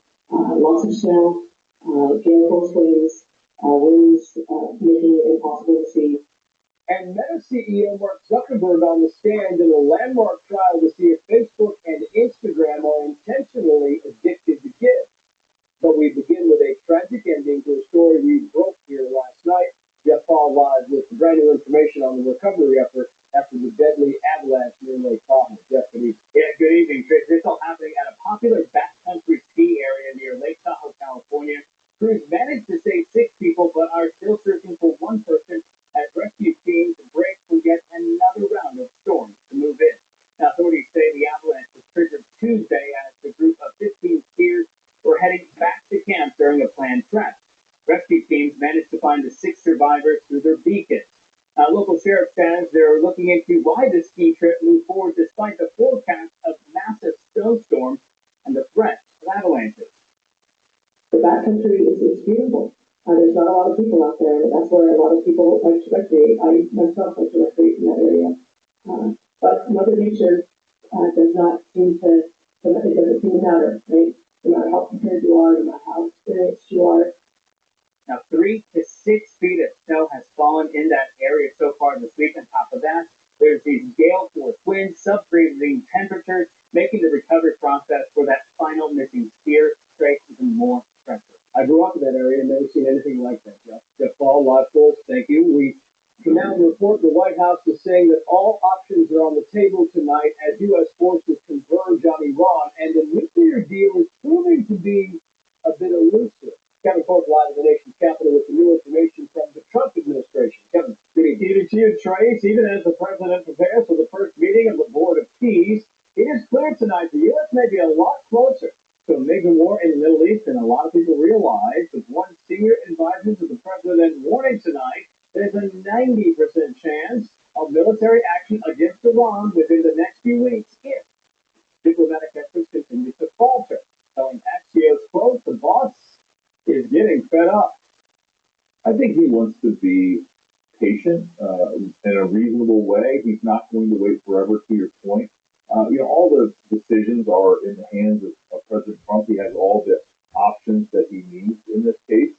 Hawkeye Whitaker's there. Meanwhile, the regime is claiming some progress in the talks while simultaneously threatening strikes on the U.S. interest in the region and holding joint naval drills with Russia. This on a day ahead of the inaugural meeting of the Board of Peace, the president's initiative for ending the war in Gaza and, of course, the detailed rebuilding of that area. Now, There are diplomats tonight, Trace, over at the UN Security Council that are expressing their concerns about Israel's ongoing attacks in Gaza and its expansion plans in the West Bank. They're worried about that even as the Board of Peace prepares to meet in Washington. Back to you. Kevin Cork, live for us in D.C. Kevin, thank you. Let's bring in political consultant Michelle Backus and former GOP national spokeswoman Elizabeth Pitko. Welcome to you both. Michelle, here's Caroline Levitt on possible strikes against Iran. She said the following. There's many reasons and arguments that one could make for a strike against Iran. The president has always been very clear, though, with respect to Iran or any country around the world, diplomacy is always his first option, and Iran would be very wise to make a deal with President Trump and with this administration. Yeah, and I think she's right. The diplomacy is always the first line of action here, but the president has also made it very clear, Michelle, that red lines are not to be crossed. Which is very different from past administrations. And the upside of that, though, I really hope that they can make a deal. A majority of Americans obviously don't want to go to war. However, then you talk about these negotiations. What's going to be involved? Is it going to be similar to Obama back in 2009? We talk about the nuclear aspect of this, but there's also another component, the Iranian people. And, as far as we know right now, we truly don't know how many deaths are in the country as information is quite censored. So at this point, a million questions remain on the table, Trace. Yeah, there truly are. Meantime, Elizabeth Pitko, to you, Caroline Levitt was being asked today, when the president was falsely accused of being racist, we put together something that kind of answers for her, and I'll get your comment. Where or when does the president believe he's been falsely called racist? You're kidding, right? I will pull you plethora of examples. How many times can the president say or do something racist and elected Republicans continue to insist that he is not racist? He has repeatedly made bigoted and racist attacks on Somali immigrants. Donald Trump and his vile, racist, and malignant behavior. I wanted to ask you this question, Elizabeth, because you run an online Holocaust museum, and we hear the Hitler things, the racist things on the daily with Trump. But what's your response to these baseless kinds of attacks? Well, first and foremost, Trace, I think my friend Caroline responded in the only way that you can right now, and with exactly what the story deserves, which was laughter in his face, right? Because anyone that's been watching any major news outlet for the last 10 years can tell you that President Trump has been called a racist and much worse, as you mentioned, since he first announced he was running for president back in 2015.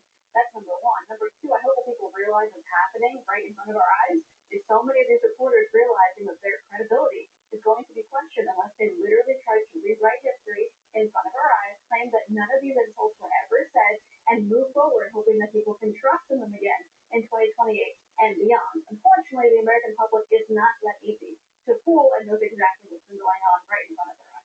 And we've got an example of that. I mean, staying on the topic of race, here is a grandmother who is actually defending Donald Trump. Beverly, you can respond after she says this. I don't want to hear nothing you got to say about that racist stuff. And don't be looking at me or new hating on me because I'm standing up for somebody that deserves to be stand up for. Get off the man's back. Let him do his job. He's doing the right thing. Back up off him. And Grandma said it. Yeah, could have got her into the daily briefing as well, Kevin. Yeah, we need to see her more often. Grandma said it, but you hear the frustration in her voice. It's very clear that she has spoken up about her passion for Trump, and people have called her, multiple names, because that's how the Democratic Party works. They'll go against Black people. They don't vote Democrat. I've seen it with many of my friends as well, and it's ridiculous that it's happening. But what makes me so excited is that I'm seeing so many people wake up to the ridiculousness of the Democratic Party and the logic there. You see ridiculousness, and it brings a nice segue to this, Elizabeth Pitko, because I want to play this video. This is in Charlottesville, and it's another Target store being kind of clogged, right? They go in, these anti-ICE protesters, they buy one thing, they clog up the lanes, nobody can shop, and they do this every single day at some place or another. And you think you can't just disrupt people's business day in and day out, but there they are, Elizabeth. What do you think about this? Well, I'm glad you used the word ridiculous. It's probably the only word I can get away with using on television when it comes to what I really think about what's going on here. But it's embarrassing, it's pathetic, and I hope people realize this is why it's important to have good leaders. It's why people like Charlie Kirk will be so greatly missed, because young people should not be looking up to adults and taking them away from their time with this. They should be looking up to those who tell them to study, to become religious, to find, love, to try to have families, try to lead in a positive, normal manner, try to make the world a better place. And this is literally the opposite of that. It's embarrassing. I wish more people realize this is not a good way to spend their time or their energy, mostly because young people are looking up to us, and this is the opposite of what we should be showing them. Indeed. Elizabeth, Deborah, thank you both.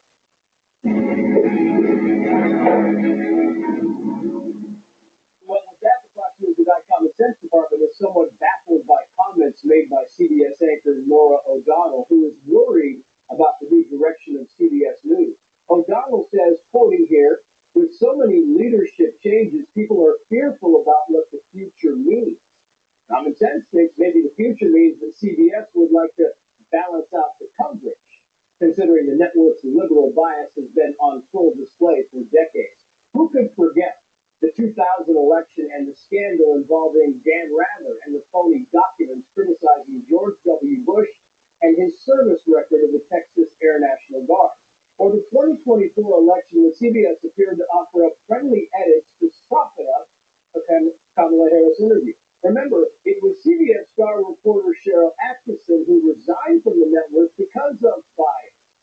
And then there was morning anchor Tony DeCulpa, who got called on the carpet by CBS leadership for the journalistic crime of asking a left-wing activist a series of challenging questions. And to think that CBS was once home to the most trusted man in America. Conventional wisdom says that CBS is called the I Network because of its I logo. Common sense thinks the I logo is more relevant than ever, because maybe the comedians are right when they say it's no longer difficult to see BS at CBS. I have worked at CBS now for, oh my goodness, probably almost 14 years, and have had a great career, whether it was covering the White House, anchoring the morning show, anchoring the evening news, and working for 60 Minutes. We have had a lot of leadership changes at CBS, and that has been challenging, not only for me, but I know for my colleagues. And I think with so many leadership changes, people are fearful about what the future means. The brilliant founder of LA Mom Magazine, Shirin Yadigar, and political commentator Deborah Leah. Thank you both for coming on. Deborah, to you first. I mean, there's a reason CBS executives want changes, right? They didn't just pull this out of a hat. They want changes for reasons. Absolutely, Trace, and I'm sure that the new leadership has created some challenges at CBS.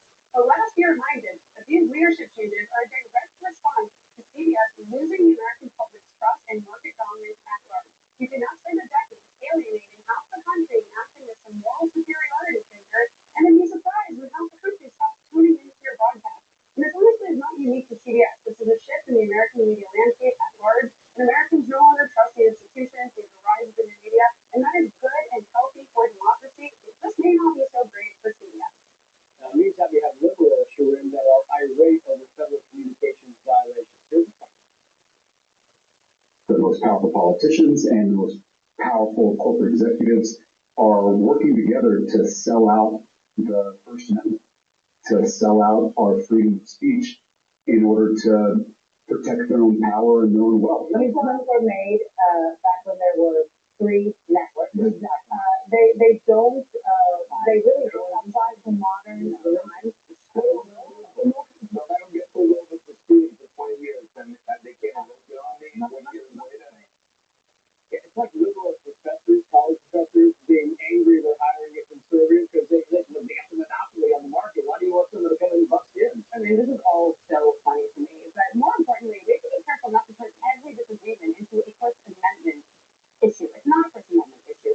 You are ruling regulations that have been in to make sure that the media is held accountable, and it's a wonderful rule. We've got to make sure, especially during an election cycle, that we're making sure that all viewpoints are being held, and that's exactly what this is. This has nothing to do with the First Amendment. Yeah, it really doesn't. Meantime, moving on to Mark Zuckerberg and the social media trial. He was on the stand today.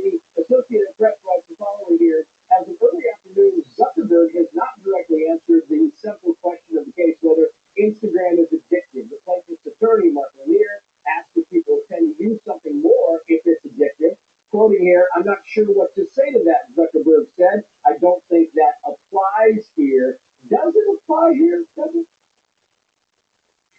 Of course it applies here, Trace, and every parent watching this should be outraged because Mark Zuckerberg had no problem censoring and regulating political speech at the request of the Biden administration when it comes to protecting 4 million people who are under the age of 13 years old on his platform. He wants to play dumb and act like he doesn't know that social media is designed to be addictive. He has targeted and profited off of minors, and it is time that he is held accountable. And that's why we must repeal Section 230 that was meant to protect neutral platforms, not trillion-dollar companies profiting off of our age.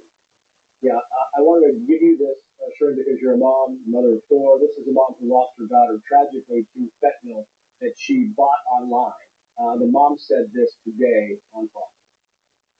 It's time for this man to actually face the music. He's gone for too long without any accountability. And my daughter is not such an unusual case. There are just hundreds of thousands of kids who are being harmed every day. He could change everything in an instant and be protecting his users, but he chooses not to. And it just can't continue. Yeah, can't continue. Well, Deb and other moms just want accountability. That's all they're asking for. And we know experts like Jonathan Haidt, who's the author of The Anxious Generation, who's written that since social media has come about, the rates of anxiety, depression, and self-harm are through the roof. So yes, it is the job of Zuckerberg and others who create these apps to make sure that there are guardrails. And it's also the job of parents to make sure they're monitoring it. So this is a team effort. Yeah, it really is a team effort. Sharon, thank you so much. Deborah, I can call you Michelle Backus because I'm pretty sure I called Michelle Backus Deborah Leah, but thank you so much. We appreciate your time. He's on brand new information tonight as a digital trail appears to be emerging in the search for Nancy Guthrie, which is now nearing day 19. The chief correspondent, Jonathan Hunt, live in Tucson with the update. Jonathan, good evening. Good evening to you, Trace. And yes, some interesting internet searches for both Nancy Guthrie's home and Savannah Guthrie's salary that investigators are obviously going to want to take a look at. Now, these are not directly from Google. They're a kind of recreation of Google Trends. So there's a lot of could haves and maybes, as there are with so many things in this case, but certainly something that's going to be looked at. In the meantime, having come to something of a DNA dead end in terms of matching names with the FBI's criminal database, investigators are now asking for help from private companies that look at genetic genealogy. One of those is Ophram from Woodlands in Texas. They helped bring to justice Brian Kohberger, the Idaho student killer, and the illegal immigrant killer of Maryland farmer Rachel Morin. And the CEO told us today exactly how they can help when the FBI hits that dead end itself. Listen here. And then as soon as you start doing additional DNA testing, you may learn the biological sex of the person. You may learn their biogeographical origins. Are they likely to be from the States, or are they likely to be international? And then you can continue to narrow in. And as we close out what is day 18 of this investigation, I asked Sheriff Chris Nanos how long he believes it really will be before they can solve this case. Listen here. I have no clue. What I do know is we won't quit.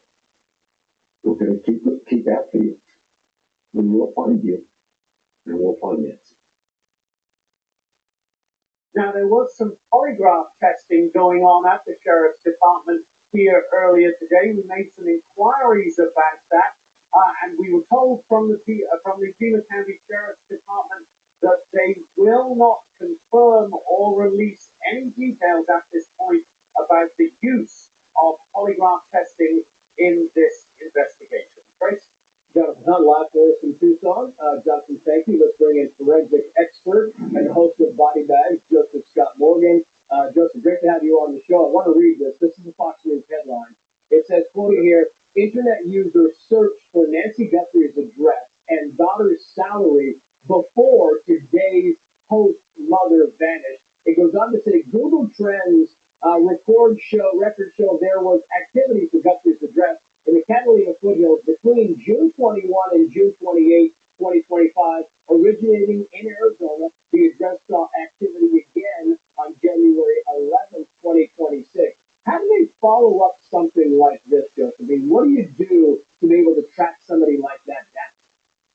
Well, I think the key here is to try to understand the nature of the platforms that they're using, how those search cues in their own search kind of correlate with other data. I think, Trace, one of the things I've been fascinated by this relative to this data specifically is, were there any announcements relative to, say, for instance, Miss Guthrie's salary relative to new contracts, that sort of thing? Was there some kind of cue there that drew their sight to this?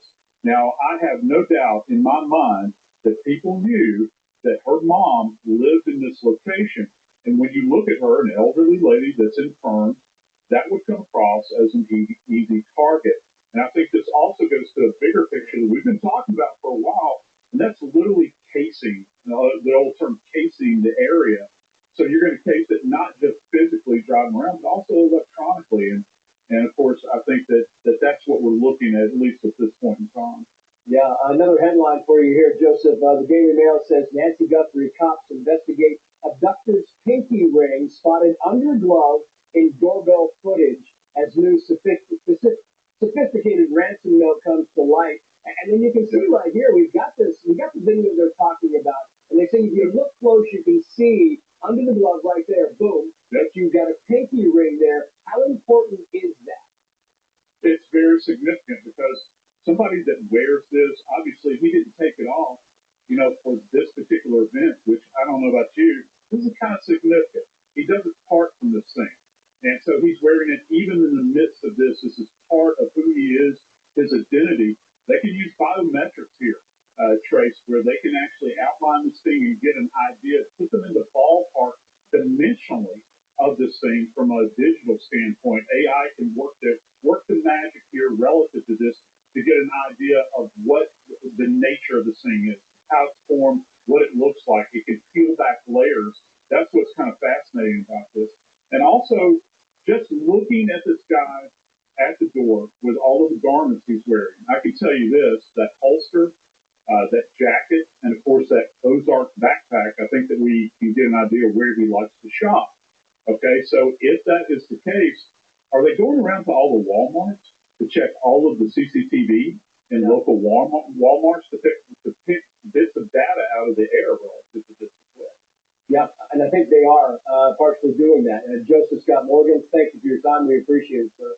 Meantime, the White House staying tight-lipped about if and when President Trump will choose to strike Iran.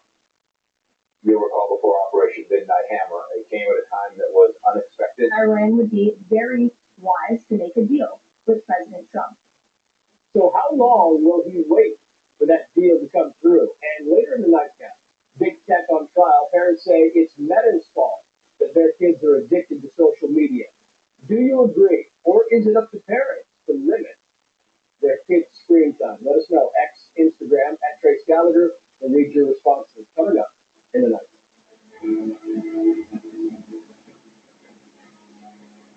We handcraft every Stearns & Foster using the finest materials like indulgent memory foam and ultra-conforming inner springs for a beautiful mattress and indescribable comfort. Save up to $800 on select deductible mattress at stearnsandfoster.com. My dad has never been better sick. He had a stroke and passed away. He had a life insurance policy. Ethos.com. In 10 minutes, you can be covered with life insurance. Check your price today at ethos.com. Another day. Stay pain, stay med, stay struggling for symptom relief. Injections like Humira and Enbrel work similarly to treat moderate to severe rheumatoid arthritis or psoriatic arthritis. But if your symptoms haven't improved enough, Rinvoq works differently. It's a once-daily pill that can rapidly relieve RA and PSA, joint pain, stiffness, and swelling as fast as 2 weeks for some. Even after 3 years, many people felt this relief. In PSA, Rinvoq can reach skin noticeably clearer. Rinvoq can lower ability to fight infections. Before treatment, test for TB and blood work. Serious infections, blood clots, and fatal cancers, including lymphoma and skin, serious allergic reactions, GI tears, death, heart attack, and stroke occur. See the event risk increases in age 50 plus with a heart disease risk factor. Tell your doctor if you've had these events, infection, Hep B or C, smoke, or pregnant or planning. Don't take if allergic or have an infection. Do something different. Ask your doctor if switching to Rinvoq is right for you. I'll take it. Mark, Steve, what you doing? We think it's a drainage issue. No, I know what they're working on. What do you guys do? Young homeowners turning into their parents. Love a job site. Yep, reinforced concrete. There we go. An incredible thing. Hey, fellas, I saw some work getting done at the middle school. Is this related? I don't know. Just had a question about the wiring inside Okay. there. Progressive can't save you from becoming your parents, but we can save you money when you bundle home and auto with us. We'll be back, fellas. Go on. Whoa, 90% off. I have to purchase now. My phone. That was a scam link. Try this one. Reinstall PC Max. Systematic blocks ransomware before threats and strikes. It's 100% made in America security. Trusted by homes, businesses, governments, and now you. Stop guessing. Start blocking. Yes, PC Max. I'm Jamie, founder of Ray. Our latest invention, Retinal Vision. AI tuning delivers ultimate clarity for unmatched security. Protect your home like I do with Retinal Vision on these 4K cameras and doorbells from Ray. Shop now at ring.com. Librela has helped our manufacturers also. Librela is used to control pain in dogs with osteoarthritis. Adverse events may include ataxia, anorexia, and lethargy. Do not use in breeding, pregnant, or lactating dogs. Take extreme care to avoid self-injection. Pod's Epic Savings event has been extended. Now save up to 25% until March 2nd. NCY Pods is America's #1 container moving company. Whether you're relocating or renovating, save up to 25% at pods.com today. The fast signs. See the visual possibility in your business. With signs and graphics, you can say anything. Transforming your space begins at our place. Fast signs. Make your statement. And exclusive with John Federer. I'm going to show up and talk to anyone that invites me to be here. The Pennsylvania Senator sits down with Jesse tomorrow in primetime. Masking your body odor with a scent is like fixing a rattling engine by turning up the music. It's just masking your problem. Don't mask it. Mangle it. The secret is out. Plexiderm is one of the most sought-after anti-aging products available today. Elle Magazine gave it an Editor's Choice Award as Best Instant Wrinkle Filler for 2025. Plexiderm reduces the appearance of fine lines, wrinkles, and under-eye bags in minutes. Look at this one under eye bag. It's gone. I tried it all. And then I found Plexiderm and this happened. Try it today for only $14.95. Plus, get free shipping. No matter where you are or where you go, you can shop for Warby Parker glasses with a trusted advisor who knows your face, knows your style, and recommends personalized fit, all from your phone. The FBI calls it house stealing, the latest scam where a cyber thief transfers the title of your home out of your name and steals your hard-earned equity. It's roughly 60 to 90 days for that person to even figure out that they're the victim of this crime. You start getting foreclosure notices, and you realize you've got 4 mortgages on your house that you didn't even know existed. Unfortunately, it's on you to protect yourself. You might already be a victim. Check your title status now at HomeTitleLock.com. If Iran doesn't come to the negotiating table serious about negotiating, they want to put out a rosy picture of the discussions thus far, but I don't think that President Trump has taken that at face value. And if the Iranians are doubting whether this president is serious about launching kinetic strikes, they can just go back and rewind the tapes on the strike against the IRGC commander Soleimani, or again those strikes against Iran's nuclear facilities last year. President Trump sending a clear signal to Iran that it would be wise to make a nuclear deal as the U.S. military presence in the Middle East continues to build. Let's bring in Chabad of Bel Air, California Rabbi Chaim Mentz, the star of Skin Decision on Netflix, board-certified plastic surgeon Dr. Sheila Nazarian, and the editor-in-chief of the Forum Desk, Lisa Daftari. Thank you all for coming on. You had Dan Hoffman right there talking about patience. And the question is the president's patience running thin, Lisa? What do you think? Well, it's not patience, it's tactical. And I think the president knows exactly what he is doing. He understands that there is no unicorn deal to be had with this regime because a good deal. A unicorn deal would have to include nuclear weapons, would have to include ballistic weapons, it would have to include their supported proxies, it would have to include human rights and killing of protesters, and it won't. And the regime is not even willing to come to the table and negotiate and concede about its nuclear program. So I think the president knows exactly what he's doing. This is not just a show. We're not lining up our military assets in the region for any sort of show. Yes, it is establishing deterrence. Yes, he has put every single diplomatic tool and foreign policy tool on the table, but I think all roads will lead us to the same conclusion. Here is Ayatollah Khamenei on the U.S. military's buildup in the Middle East. No, they keep saying we have sent warships toward Iran. Okay, of course a warship is a dangerous device, but more dangerous than that is a weapon that can send that warship deep under the sea. I don't know, Rabbi. I don't think there's a lot of confidence that he is displaying there. I don't really buy the confidence at this point. Do you? Saddam Hussein spoke the exact same way. Bada bing, bada boom, it was over. He has to talk to rhetoric. He has to go and talk and say, everybody, God is on our side, etc. I am letting you know right now, this war, it will happen. There's going to be something that will happen. But I'm letting you know it's going to go quicker than you think. Why? America's going to be coming in from England. America's going to be coming in from Saudi Arabia. Israel's going to be coming in. Saudi Arabia got to protect their assets. Everybody, he is literally standing on his last stand. How long will he be able to stand this? I'm giving you 2 weeks. All game over. We heard from the Ayatollah. Now the Iranian president said this. How should we make it clear that we are not pursuing and will not pursue a nuclear weapon? They can verify this in any way they choose. If they genuinely want Iran to not have a nuclear weapon, we are ready to accept whatever verification measures they require.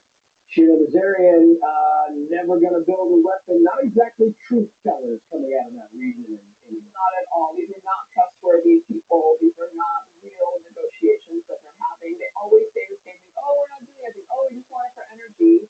And then they go in underground to enrich their uranium and they go towards a nuclear weapon. They have huge nuclear ambitions. You know why? They want to control that region. So if they go to proxy attack Israel, they'll say, you know what, if you retaliate, we'll nuke you.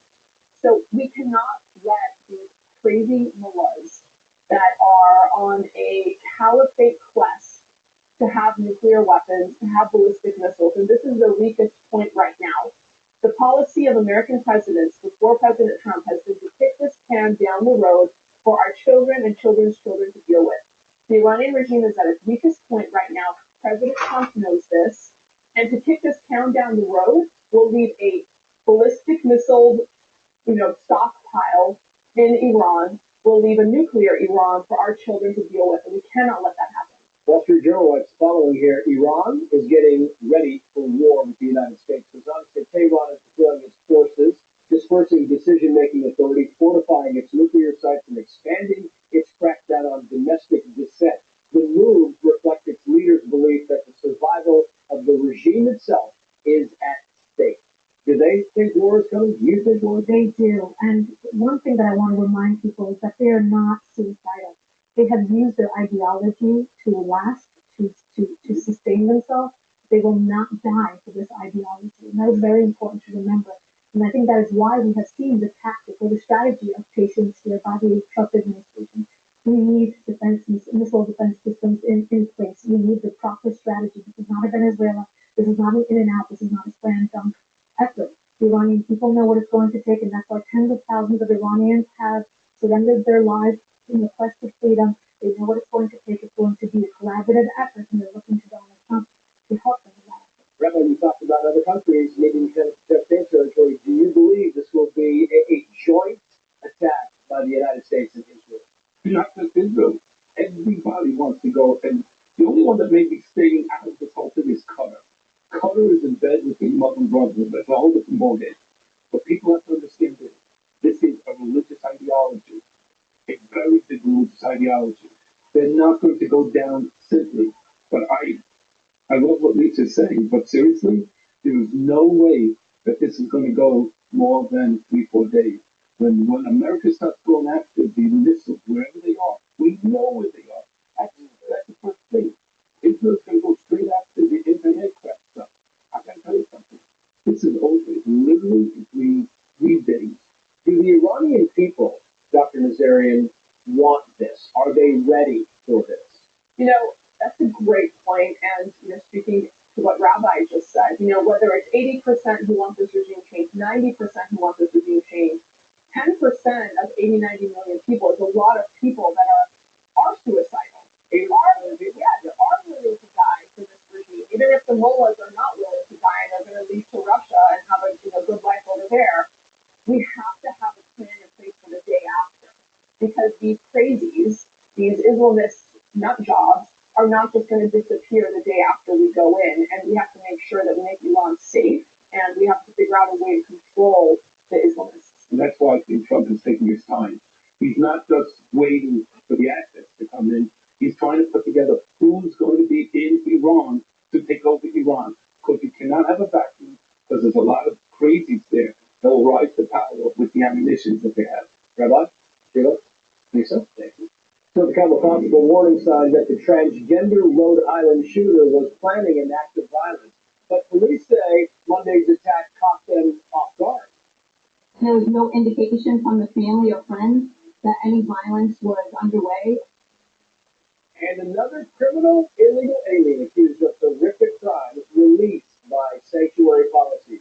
Who let him go this time and how DHS was able to track him down?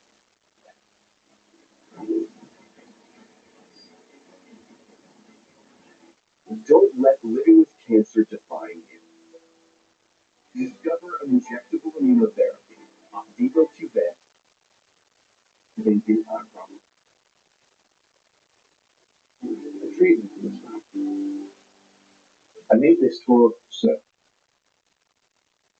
Arthritis pain relief cream became trust the original. For bone, nerve, and muscle health. I could put in some effort. Yep, that's it.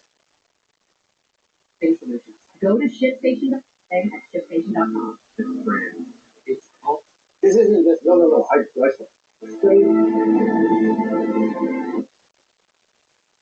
Well, new information tonight about the moments before. We continue to look into maybe what the motive, any violence was underway, or that.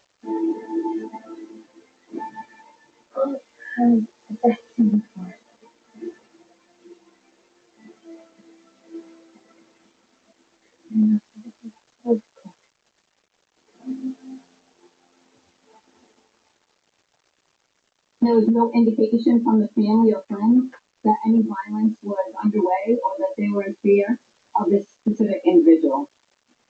What I would like to say is obviously the investigation is ongoing. We continue to look into maybe what the motivation was. We're not sure at this point what the trigger event was. Well, new information tonight about the moments before a transgender gunman opened fire at a high school hockey game. Let's bring in former SWAT captain Joshua Sherrard, former Special Agent Stuart Kaplan, and host of the weekly Rap Sheet on Fox Nation, Josh Ritter. Thank you all for coming on. Joshua Sherrard, do you believe there, as you heard there in the soundbite, do you believe there was no indication of violence? Did this guy just snap? What's the thing?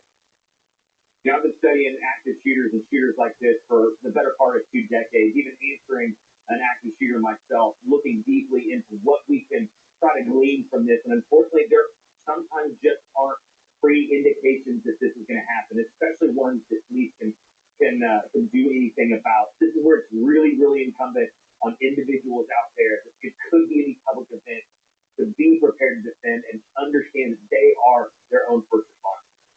Yeah, Josh, thanks very much. Stuart, I want to put this up, the social media post up if I can. It's kind of small there. Don't be butthurt over somebody different, then wonder why they kind of went berserk. What do you make of that? Well, I think, look, it plays into, Rhode Island has what they call extreme risk protection orders. That's a civil process where law enforcement can seek judicial intervention to take someone's guns away. Now, there's this distinguishing difference between Rhode Island and, say, Florida, where family members can go and seek judicial intervention to take away someone's gun. I'm not so sure that social media post in and of itself would have elevated itself to have law enforcement be able to get a judge to take away his guns. But again, there's another situation where family members were aware of his mental instability. He's in possession of several guns, and probably this could have been avoided had someone stepped up and said something. Yeah. Here's the file, by the way, Josh Ritter, on Christian Espinosa Surango. Look at this. Sexual assault, illegal sexual contact with a child, enticing minors with a computer. Tricia McLaughlin, DHS, said the following, quoting here, these are the types of monsters Connecticut sanctuary politicians are releasing from their jails and onto the streets to perpetuate more crimes against children. 7 of the 10 safest cities in the U.S. cooperate with ICE.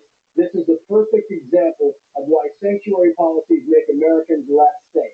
And so you have this sexual offender that they're letting go free, Josh Ritter, and you know that if ICE came to this guy, the protesters would be right behind ICE saying, oh, this is cool. No, you're absolutely right. It is so frustrating because these agencies are not designed to operate independent of each other. They're designed to cooperate with each other. And that's not just to make things easier to apprehend someone.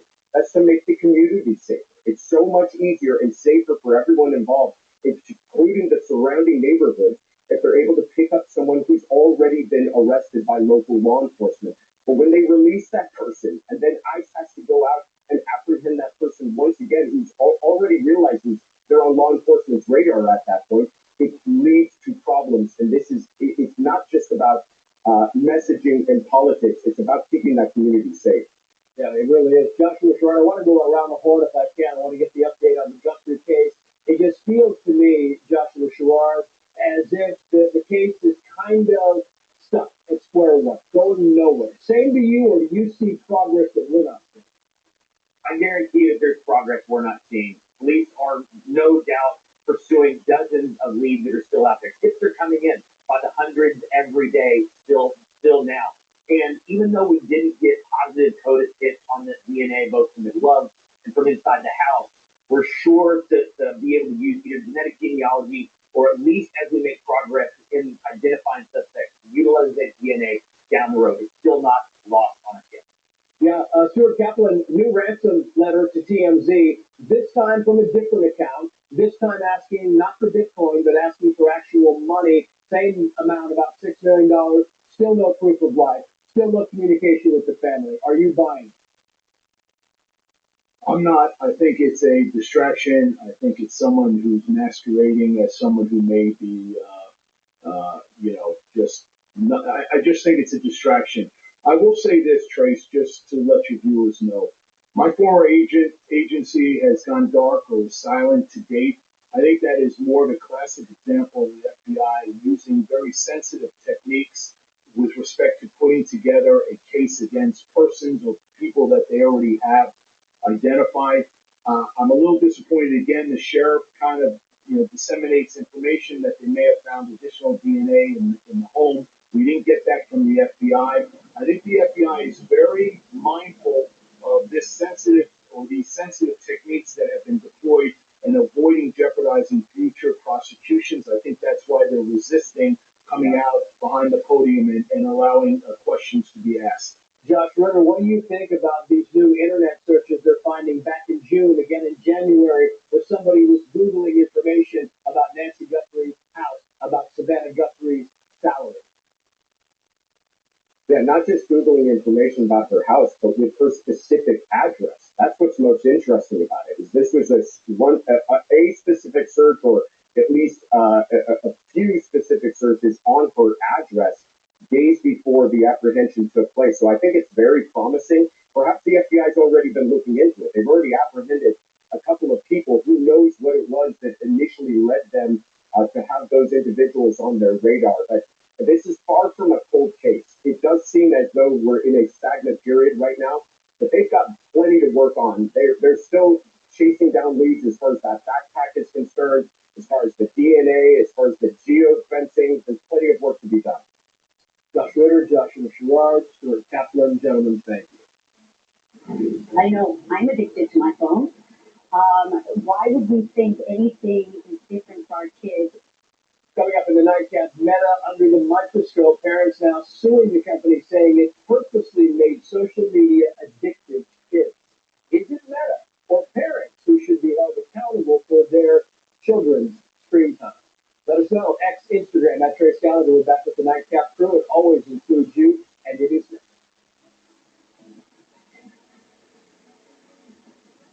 As a neurologist, my patients are often concerned with age-related memory decline. I recommend Tunol Brain Health with two powerful, high-absorption ingredients clinically shown to improve memory, focus, attention, and mood. Tunol, the brand I trust. Yeah, you think you have to work great. Look for the best guy in the job. You said you were the best guy. Also the sales guy. You should check out Capitus. You get a fast business loan and hire some help. Customer service, please hold. Why don't get complicated? Not with Capitus. It's easy to apply and there are no hidden fees. Exactly. Stop waiting, start growing, and get the funding you need at Capitus.com. You should probably call HR. You're looking at HR. Hi, I'm Dave, and this is my story. I was born with osteogenesis imperfecta or cerebral disease. I have broken my bones over 200 times, and I have had 11 surgeries. But I didn't let that stop me. I learned to bike ride, climb, race, and I'm learning how to stand and walk. But I can only do all of this because of generous people like you and Shriners Hospital for Children. And for the past 100 years, Shriners Children has become family to millions of kids. But it's only possible because of people like you. Shriners Hospitals for Children is only able to provide this world-class, life-changing medical care because of the generous gifts of people just like you. Because of you, I can ride my bike. I can play basketball. Because of people like you, I can play the song of I can smile. Will you send your love to the rescue today? When you go online to loveshriners.org, you'll help make all of this possible for kids like me. Like me. Like me. When you say yes to giving just $19 a month or 63 cents a day, we'll send you this adorable Watch the Rescue blanket as a reminder of all the kids you're helping every day. Your gift, no matter how small, can help a child today. This is your money to make a difference. When you pick up your phone, show me how to repair and call the kids. You're helping kids like me. Thank you. Thank you. Gracias. Thank you. Please call or go online now. If operators are busy, please call again or give right away at loveshriners.org. Your gift makes a difference. Thank you for giving. My dad has never been in better shape. He had a stroke and passed away. He had a life insurance policy. Ethos.com. In 10 minutes, you can be covered with life insurance. Check your price today at ethos.com.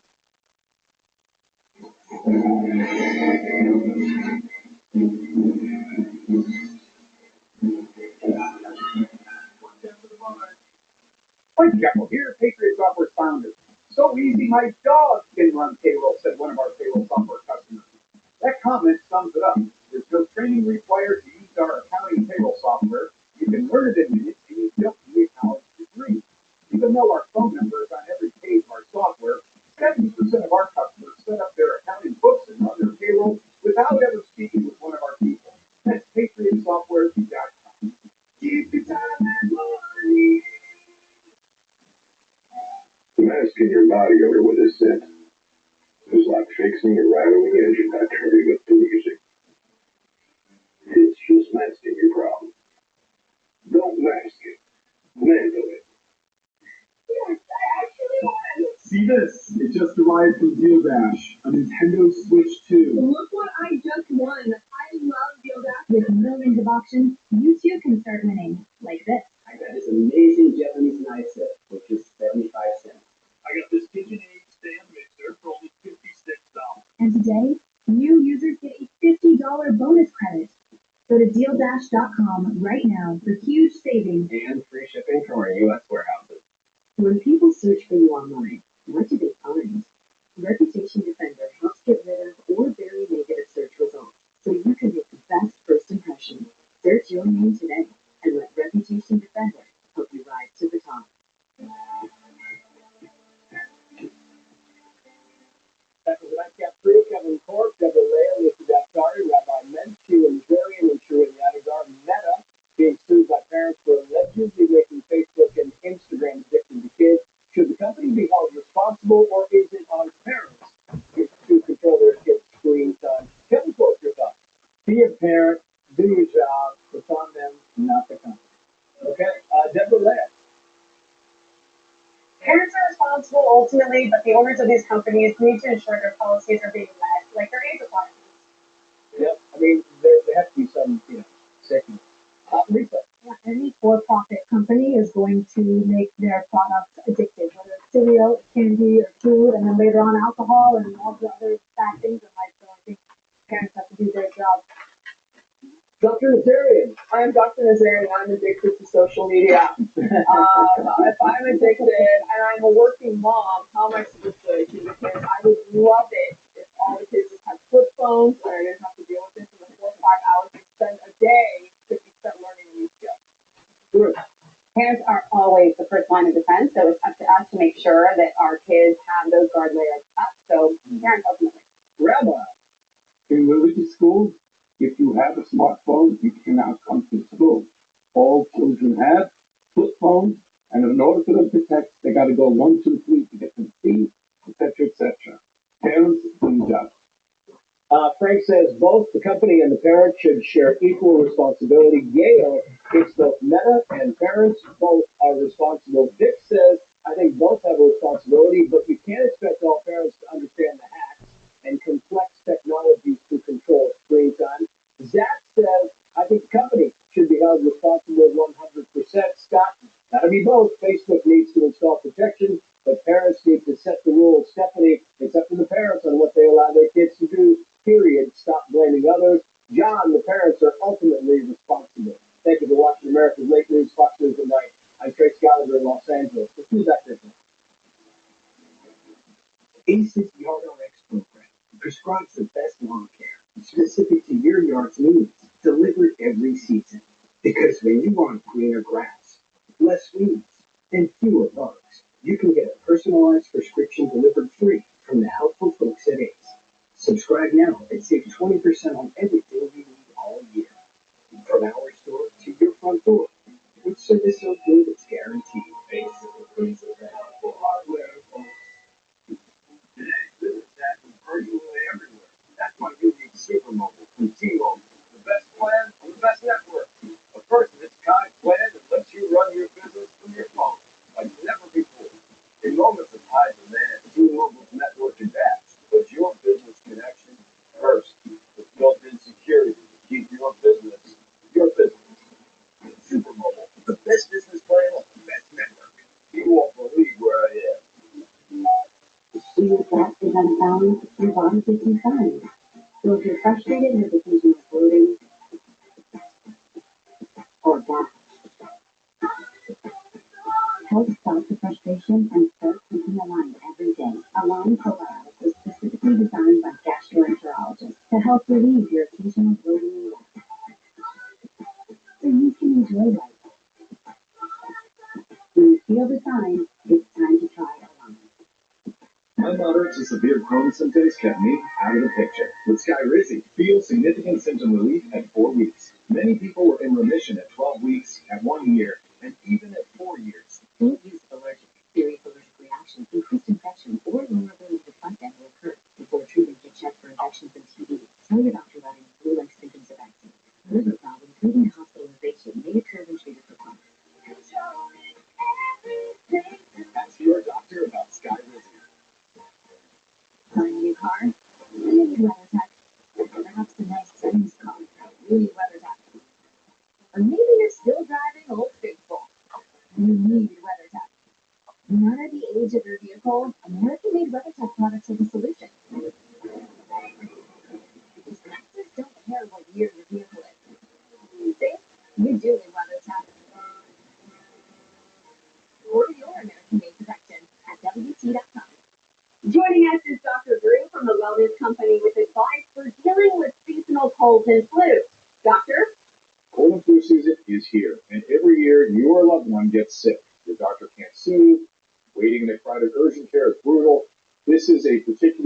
cold and flu season, and it's why doctors suggest every family needs an emergency medical kit.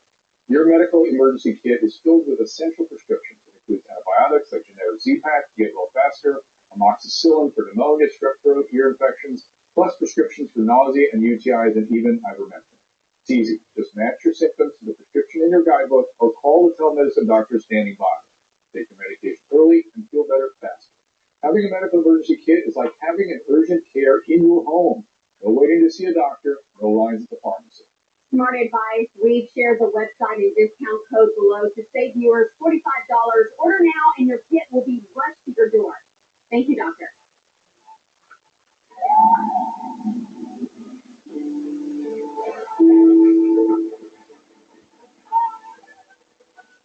So we actually known for the spice, man. Yeah, man, this is a local thing, man. It's way more starving than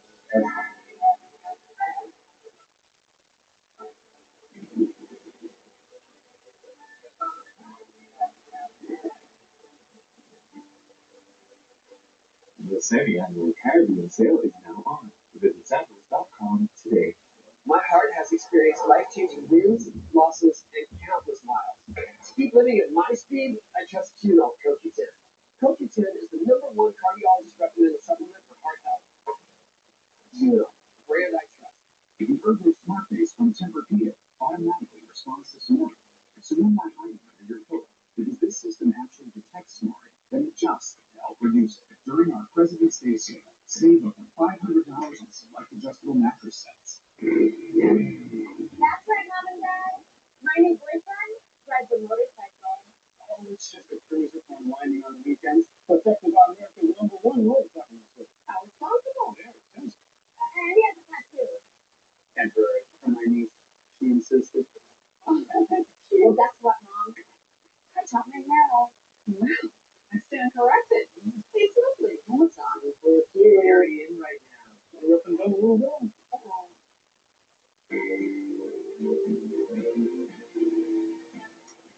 I am Greg Gutfeld, along with Emily Campagno, here for Junior Joey Jones, and to stay fit, she runs laps around the bottle cap. Dana Freno, the 5.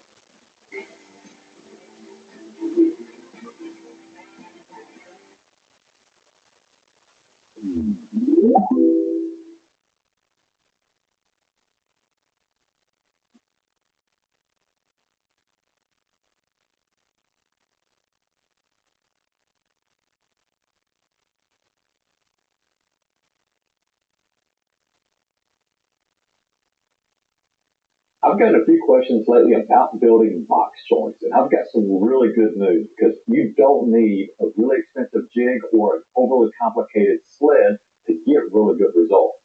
So today I'm going to show you how to make a really simple but effective box joint jig without any expensive hardware. And I'll show you exactly what to do and what to avoid to get the best looking results. To get started, we're going to cut down a couple of pieces of plywood to build our jig from. Now, it's optional, but I do recommend going with a plywood like Baltic Birch instead of the cheaper alternatives that you can get at the big box stores. Baltic Birch has 13 layers of plies, while the cheaper versions only have 5 to 7. This makes Baltic Birch much stronger and much more stable, and that's really important when we're doing anything that deals with joinery where we have really tight tolerances if we want to avoid gaps. And if there's two things I can't stand, it's gaps in my joints and the people that don't return their shopping carts to the cart corral. Yeah, you know who you are.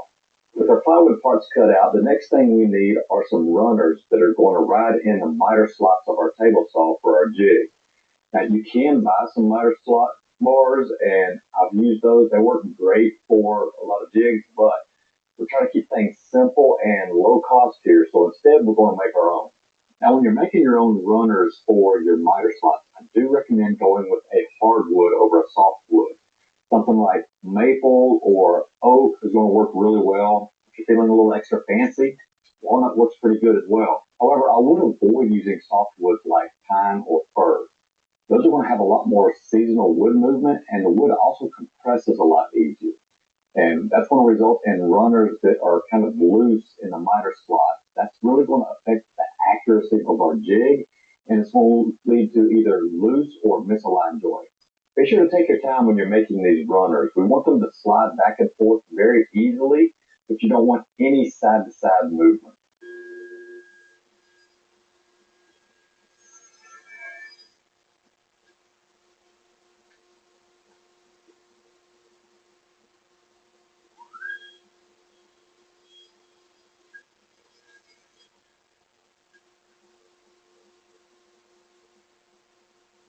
And once the runners are fitting good in the miter slots, you need to cut them to height so that they sit just below the surface of the table.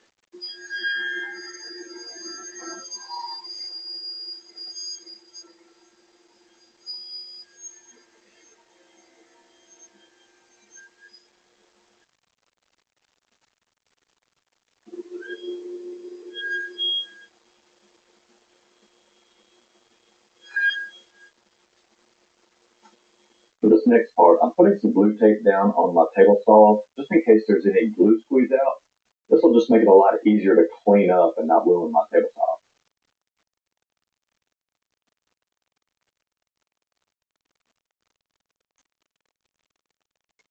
Now I'm going to go ahead and drop my runners in place. I'm going to use a framing square against my fence. I know my fence is square to my blade. I'll use that as a reference to make sure that the base of my jig is now square to the blade as well. So I got everything lined up where I want it. I'm going to add some CA glue to these runners. This is going to lock everything in place quickly.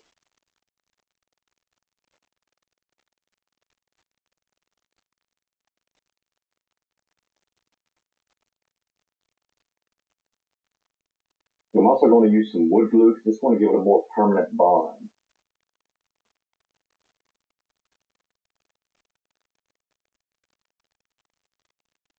And by the way, if your runners sit a little bit too low to get a good glue bond, you can set a couple of pennies or something underneath them to raise them up.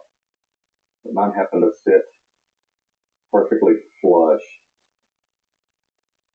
So just drop that in place, make sure we're good and square. We're just going to give that a couple minutes for the glue to set. And once that glue's had a chance to set up for a couple of minutes, we're going to attach the fence to the back of the jig. The runners on the base of the jig create this kind of this 90-degree shelf that makes this really easy to line up and make sure that it's good and square to the jig.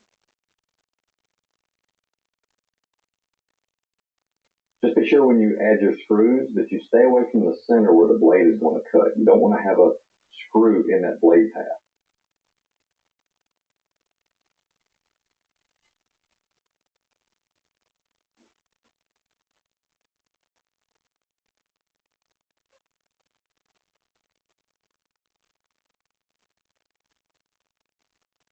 Now you can remove the tape from the table saw and clean up any glue that might have squeezed out.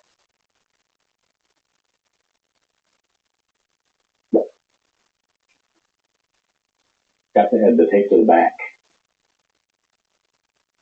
All right, so for this next part, we want to have our dado stack set up for our box joints. Now, I've got mine set up for 3/8 of an inch because I like the way the box joints look at that size. I'm not a real fan of the really skinny finger look, so I'm doing mine at 3/8 of an inch. But this also comes into play later on when we add the drawer bottom. This is going to work out basically mathematically to where we can hide that groove for the drawer bottom whenever we put that in place. But I'll show you that in a bit. So for now, set up the dado stack, and we're going to cut a slot for the relief down the middle of our jig, and you want to go right up to where it touches this back fence, but don't go all the way through. Now I'm going to take one of my drawer parts and set it on the base of my jig. I'm going to use that to set the blade height. We just want the blade to be a little bit higher than the thickness of the side. Now I can cut the slot for our pin and our backer board. I'm going to set it a little bit off center and make the slot for the pin.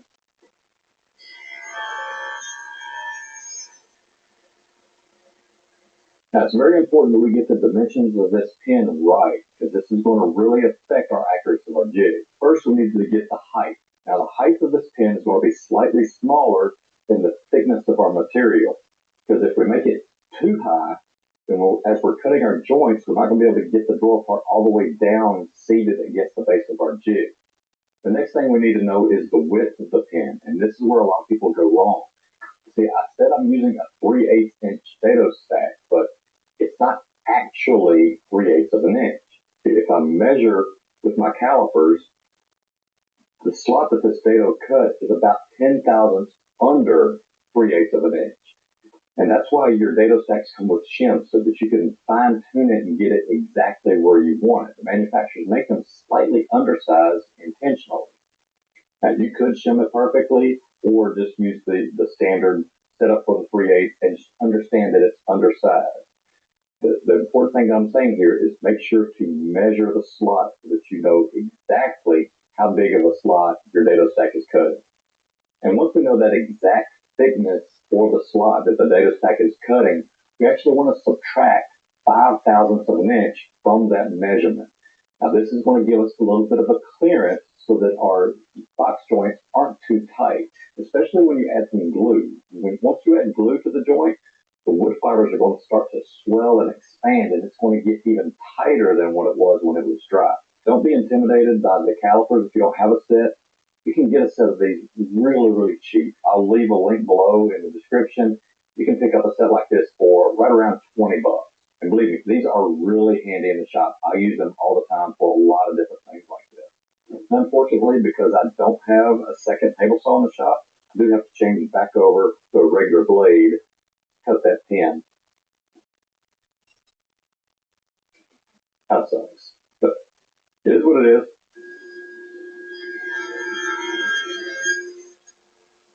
Another great use for these calipers, when you want to make really fine adjustments at your table saw like this, if a magnet or just clamp something onto your bench, your table saw here, you can use the calipers to see exactly how much you're moving your fence.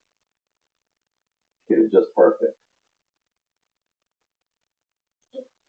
Now before I glue this pin in place, I'm going to cut off a couple of inches to make a little spacer, and we're going to use that for our setup of our jig to make sure that it's calibrated properly. Then I'm going to put just a little bit of a chamfer on the top of the pin, and that's going to make it easier for us to move the drawer parts after each cut when we're cutting our joints. When you glue this pin in place, make sure that it sits flush with the back and the bottom edge of the back of the board. The next thing I need to show you is some really critical steps to set up for the calibration to make sure that we get the setting of this joint right so that we don't have gaps, but it's also not too tight. But first, we've got a few minutes for the glue to dry, so I'm going to go take this opportunity to grab a quick bite to eat.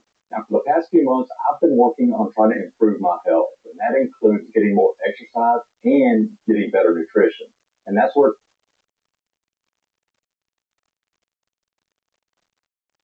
a dado stack reinstalled. So the first thing we want to do is set the height for our pin.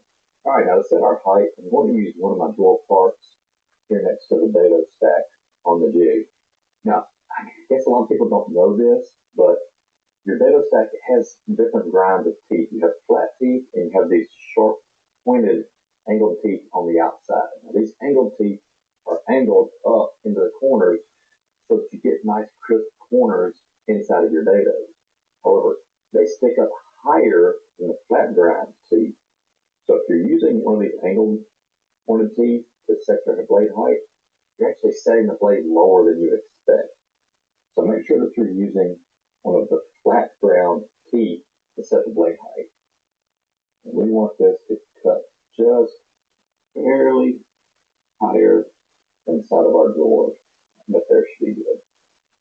All right, now getting this backer board and this pin spacing is the most critical part of setting up this entire jig. This is going to be the major factor determining whether your joint is too tight or too loose. Now remember, we do not want the pins of the box joints to be the exact same size as the slots that we're making. Those pins need to be slightly undersized by about 5 thousandths of an inch, which is exactly what we've made our key stock and this little spacer that we cut off of it. So if I slide this between our key and the blade of our dado stack, and I just wiggle the dado stack, I want this to just barely touch this spacer. That should get us in the perfect position. Now, I'll add some clamps and clamp this into place. Now this should give us that perfect 5/1000 of an inch clearance in our box joint. But first, we're going to test it out by making a test cut. Alright, now let's use a little piece of scrap and test our setup of our jig by putting it all the way up against this pin and make a test cut.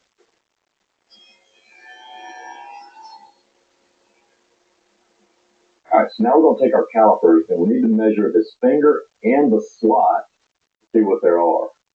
Remember, the finger needs to be about 5/1000 of an inch smaller than the gap we made. In this slot, I'm getting 0.365, and the pin is 0.352. So we're about 8/1000 smaller than we really need to be for a good fit. Now, if you're within 2 or 3/1000, that's perfectly fine. You don't need to adjust that. But since we're out by 8, we're going to make a slight adjustment to make sure that we close up at these gaps. Okay, since this finger we made for our joint is too small, I need to move this pin away from the blade. To do that, I'm going to take a feeler gauge, set for 8/1000, because that's how much we need to move it by. And I'm going to set it right here on the edge of the stacker board. Take a piece of scrap and wedge that feeler gauge in there and put on a clamp. Now if I remove these clamps,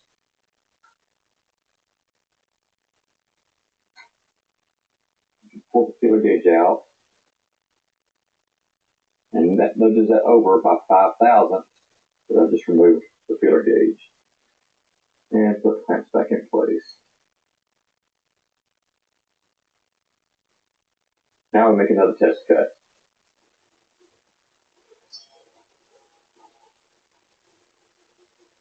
Now once you've got this calibrated to where these fingers are about 5 to 6/1000 smaller than the slot we're cutting the potato stack, you are golden. We're going to stop right there and we're going to countersink a couple of screws into this fence to lock everything down so that it does not move.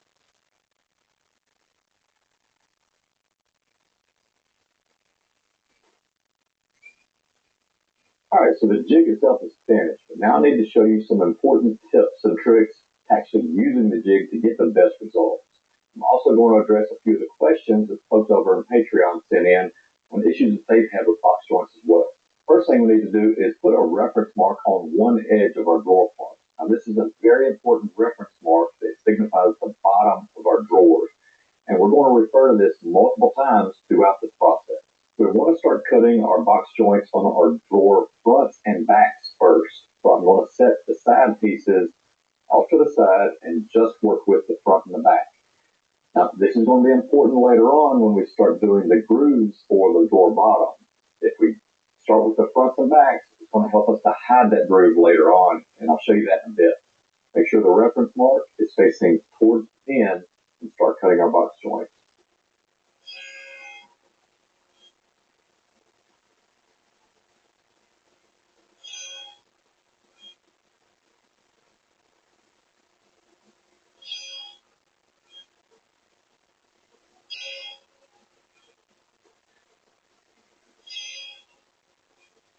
Be sure when you flip over to the other side of the board, the reference mark faces the pin.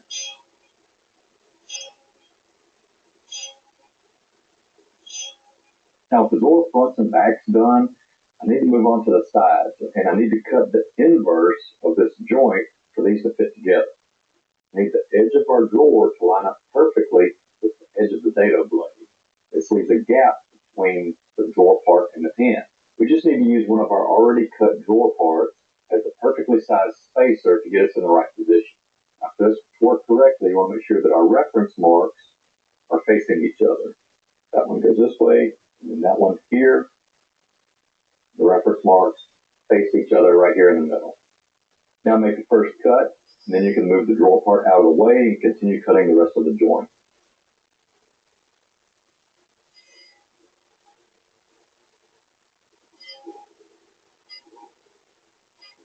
Repeat this for both the drawer sides, and remember, make sure to check your reference marks.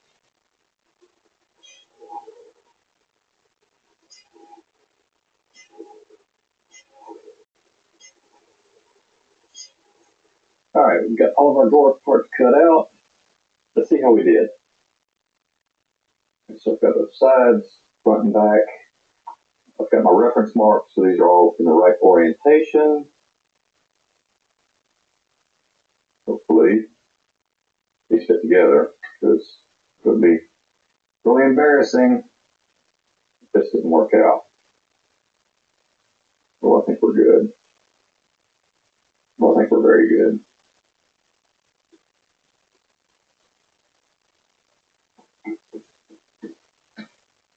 That is pretty much perfect. Good. I love it. You can see there's no gaps. It fits it perfectly, and we are perfectly aligned and flush in the corners of our joints. Couldn't ask for better than that. If you look closely, you may notice these joints are slightly raised above the drawer surface. You see, with them being slightly raised, it makes it much easier to get these flush to the drawer side. If they were too small, you would have to remove this entire drawer surface in order to flush up the side. But with them slightly raised, you can very quickly sand this down smooth. Or if you're using hardwood, you can go with my personal favorite option, which is to use a hand plane to flush up the side. One question that came up several times is, how do you add a drawer bottom without the gap or the slot sticking out the side on the drawer? So let me show you how to do that. And to start, we're going to use some 1/4 inch plywood for our drawer bottom. And yes, 1/4 inch is plenty strong enough. In probably 95% of the cases, you don't need anything else than this. Unless you're throwing a bunch of dumbbells and baby elephants or something inside some massive drawers, 1/4 inch is just fine. So let's get started. We'll need our drawer, take this apart, and we've got our fence set for, we'll have it set for a 1/2 inch. And you want to make sure that you have a flat grind blade installed in the table saw. You don't want one that's going to create ridges and a gully in the middle. So make sure you're using a flat grind blade, and that's the type of blade I use for pretty much any type of joiner. And the blade height is about 1/2 the thickness of my drawer side.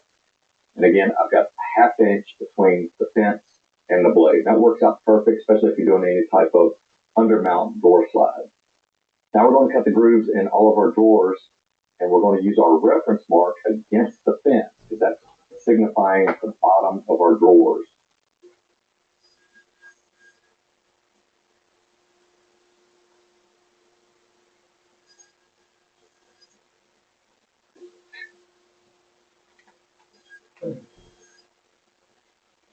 So we've got a groove cut in our drawers for the bottom, but it's too narrow and our plywood won't fit yet. So what I'm going to do is move the fence away from the blade just a little bit until the plywood fits in that groove. Now this doesn't have to be exact, doesn't have to be perfect. You just want a little bit of extra room for that plywood to move around a little bit. Move it over a little bit and give it a shot, see where you're at.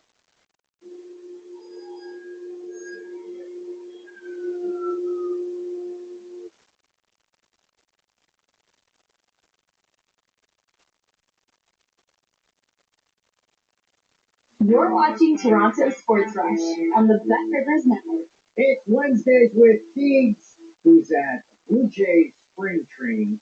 And I was thinking this yesterday, and I haven't asked you this yet, Deeds. The interest in the Winter Olympics, do they have it on the screens there? They play a summer sport, so are they at all involved or interested in what's going on in Milano Cortina? They are. Right behind me is the media room where we hang out in all day.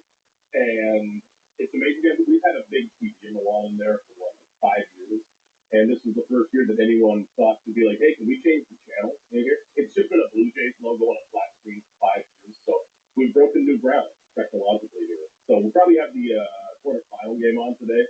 When you go into the clubhouse each morning, that's typically, I think today was the skiing.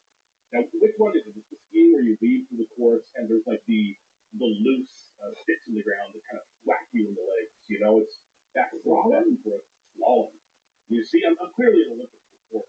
I'm not sure what the slalom is, what the motions are, but There's usually a few guys. We've had curling on in the clubhouse. That typically dominates the morning. Now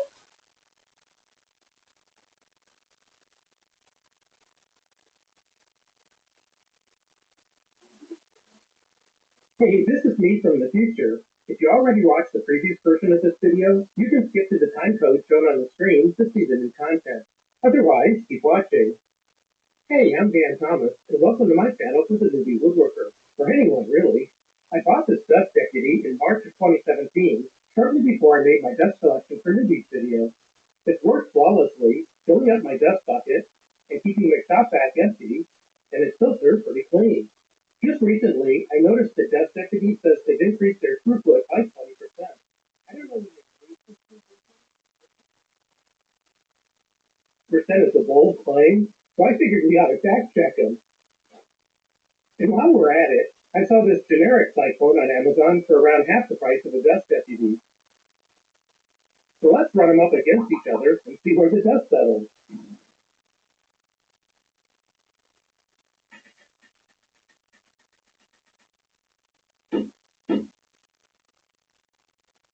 This is my old Dust Deputy. I'm using the gasket from the new Dust Deputy since my old gasket pretty much disintegrated, and I wanted the test to be the same. A quick word about these flexible rubber couplers. The dust ports on the Dust Deputy are around 2 inches, and I never felt comfortable trying to squeeze my 2.5-inch hoses down that small. So instead, I've always used these rubber couplers. They clamp down just fine since they're rubber, and I use a short PVC pipe on the other end to clamp my hose to. You can usually find these flexible couplers at your local home store. Anyway, I detached the hose from my main dust collection run and attached it to a short pipe that's duct taped to my workbench. I duct taped the fan portion of my anemometer to the pipe. This setup helps me make sure the test conditions are the same for each cyclone. The fan is connected to this anemometer, which measures the air throughput in CFM, or cubic feet per minute. So let's turn it on.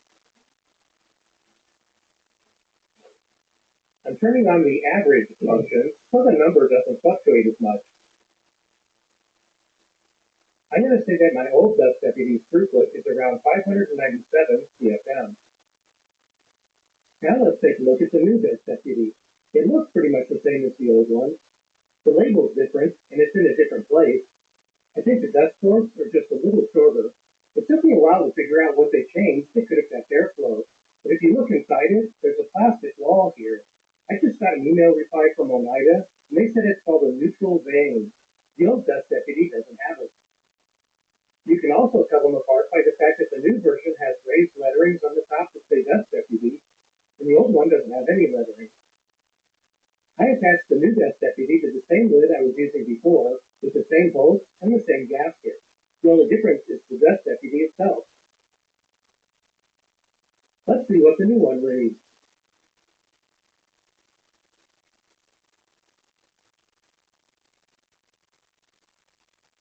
Let's call this 727. The old one was around 597, so the difference is 130, which is actually a 21.8% increase. This is the generic cyclone I found on Amazon. Several companies sell it, but this one's from Needy Eve. It was about 30 bucks. The standard Dust Deputy is about 50 bucks with fewer attachments. The Dust Deputy Plus is about 67 bucks, but it comes with a hose, although the hose is pretty short, and I don't know how useful it is. The generic cyclone has a more curved, flowing top. Its bottom is angled, although it sits straight on the lid. It doesn't have that neutral vane inside it. The dust ports are slightly larger in diameter than the Dust Deputy, and I like the fact that they aren't tapered.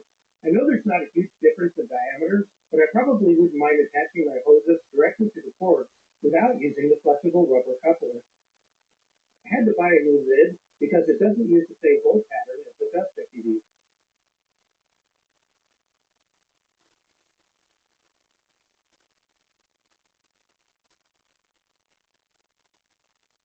I'm going to say it's about 716, which makes it 20% better than my old Dust Deputy. That's just shy of the new Dust Deputy's 21.8% improvement, although I suspect it's within the margin of error. So considering the price, this is a great option. After I posted the original video, a lot of people left comments saying they were disappointed. They wanted me to compare how well the cyclones do in actually separating the dust, because, that's their entire purpose. Never let it be said that I don't listen to my viewers. So here we go. I've got a bunch of dust here. There's actually more than it looks like. It's a decent amount. I'll start by testing the new dust deputy. I'm starting by only sucking up a small amount at first, then I'll increase it until it's all gone.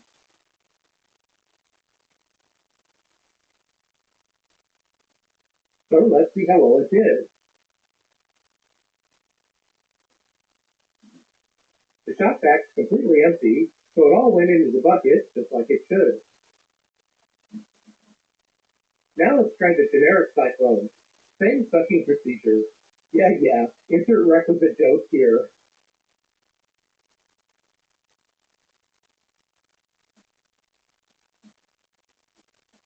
And again, the shop vac is completely empty, which is exactly what I predicted in the previous version of this video, but seeing is believing, right? As far as I can tell, they all seem to separate the dust equally well. It's more about how much dust they can suck in the first place. If you already have the old dust deputy, then replacing it is a good idea. Since the new dust deputy uses the same screw holes, so you won't have to replace the lid, it might be the best option. But if you don't want to spend the extra money, or you don't already have the old dust deputy, then the generic version is a great choice. It's cheaper, and the difference in throughput probably isn't enough to make a noticeable difference. Personally, since I bought both, I'll use the new dust deputy. Hey, listen, if you found this video useful, please give it a thumbs up. It really helps. Leave a comment if you want. Subscribe if you haven't already, and don't forget to ring that bell to get notified when I release new videos. Thanks.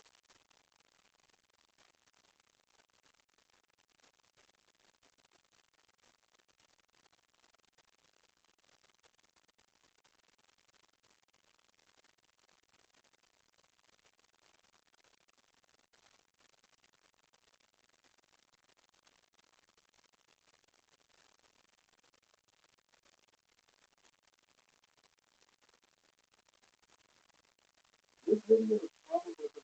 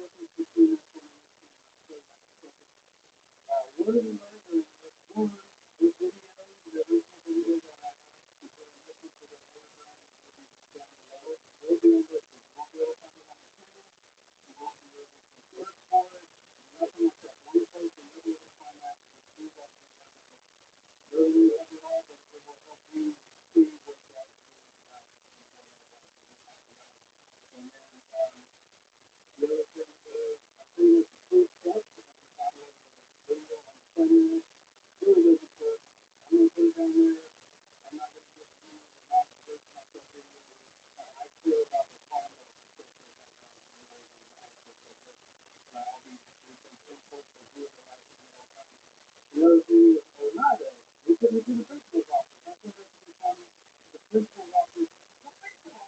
These are the bad things. The principal just wants to fix that. Not as a full-time principal, but just the problem that we have.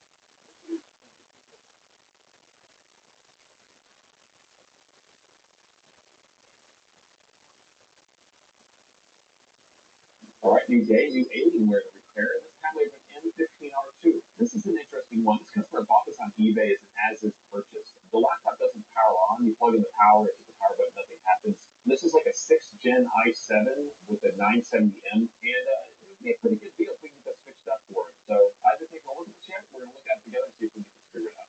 All right, let's figure out if it turns on. Ooh, it's in beautiful condition. Oh my goodness. You see a little bit of shine on the touchpad, but other than that, the palm rest, the keyboard, everything looks almost brand new. Let's hit the power button. Don't see any lights. Let's plug in our power. Let's keep an eye on the power meter. Okay, so I don't know if you guys just saw that. I plugged in the power, and then my power meter immediately shut off. So that means that we have a short, most likely on the main power rail. And so on these machines, it's very common to have a short, usually on the GPU or CPU, so you want to MOSFET that power that.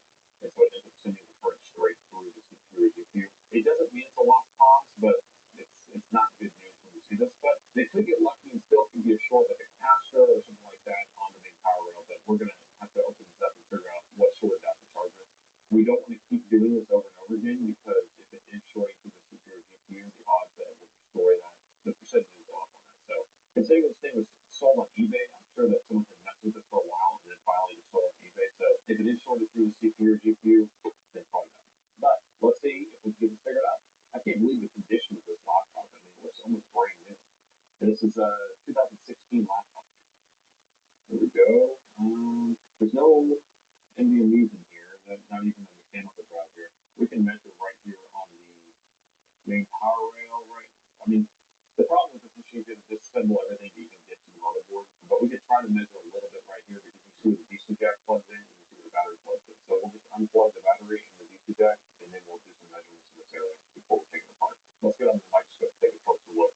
Okay, so you can see where the DC in is. This is where the DC jack plugs in. This is where the battery plugs in. These are going to be the main coil, probably for the charging coil. And then we have some inductors here and inductors there. So I'm going to put our probes in continuity mode where these three touch the parts together. And we're going to put one side on ground. So I can find a ground somewhere. There we go. And it's going to touch right here. There's not a short on the charge circuit, but there is a short on the main power rail coil here. And so we're definitely going to have to pull this motherboard out so we can take a look and see if we can figure out what that sort of component is. I have to say, I do not miss the way that these older Alienwares were designed. So the way that it's set up is that it's almost like they're sandwiched together in different layers. And so you have the bottom, and the motherboard's installed into the bottom, and then the palm rest installed on top of that. So I have to unscrew all these screws, and then we can flip it over, and then I'll pull the palm rest off in order to access the motherboard. All right, arm rest is off. So we got to be careful. We have to unplug the connector there. We should be able to lift this right off. There we go. Arm rest is off. All right, so now we actually have access to the motherboard. We can look around a little bit. Hey, this is unplugged. I wonder if someone has pulled this apart already. This is already unplugged. Interesting. Let's take some measurements on the board before we remove the entire motherboard. All right, over here is going to be the whole input circuit. And you can see the power management chip right there. We have our input MOSFETs. There's going to be MOSFETs on the other side of the board that are acting as a pair. And so if we measure here, no short there, no short here. Looks like I make. So we do have a short. I think this is the input from the DC jack, and then this is the out to the main power rail. And we have a short here. And so most likely we'll have to inject voltage onto this board in order to find the issue, but let's just look around real quick to see if we see anything. There's the audio chip. This is just a daughter board with a USB port on. All right. Let's look around over here. This is going to be the ECU chip. This is going to be the PD controller for the USB-C. That's probably the Thunderbolt chip that goes along with that. Okay, all that looks fine.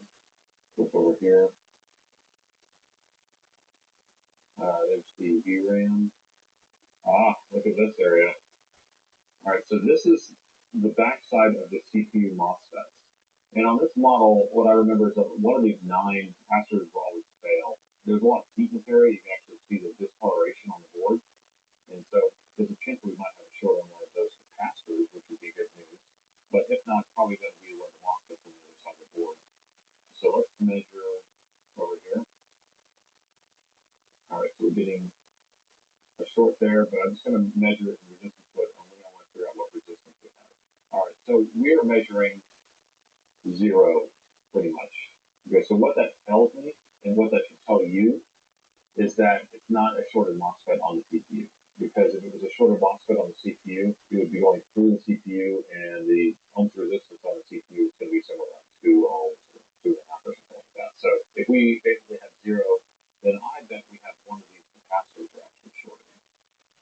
Or capacitors somewhere else. But I think it's going to be good news. But does any of these look bad? Can we just guess which one's bad by looking at it? If it is one of these?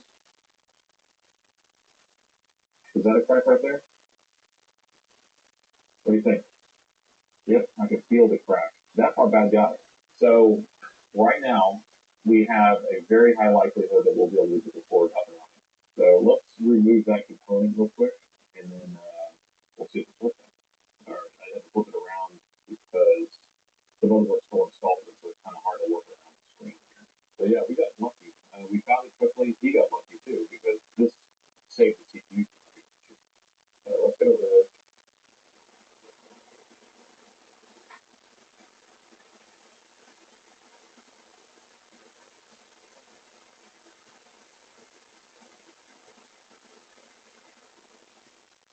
All right, now that I've got the component taken off, let's take the short thing. Look at that. All right, so we are definitely in range. I'm not even going to change up that capacitor right this second. No, yes, I am. Let me just do that because then we'll be more exciting. So I don't know the value of that component, so I'm just going to grab the donor board so we can transplant one over and move it back. All right, here you go. We have a donor board. This one is, looks like a bad CPU. Let's see if we have the same setup.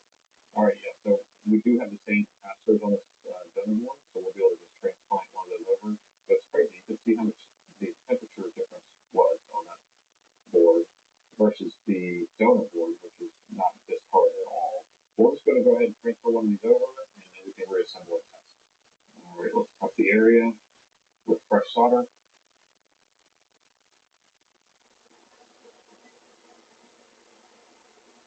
Nice. All right, let me grab one of these off this board.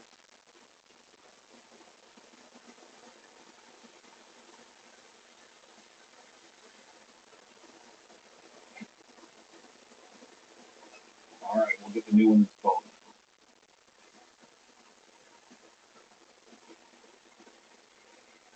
You straighten that up. I want you to straighten that by itself. Boom. Do that. Now we'll just clean up the area.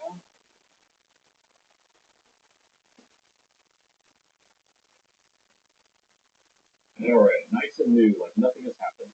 Okay, let's reassemble real quick. I'm going to reconnect this. I don't know why it was disconnected, but I will reconnect it.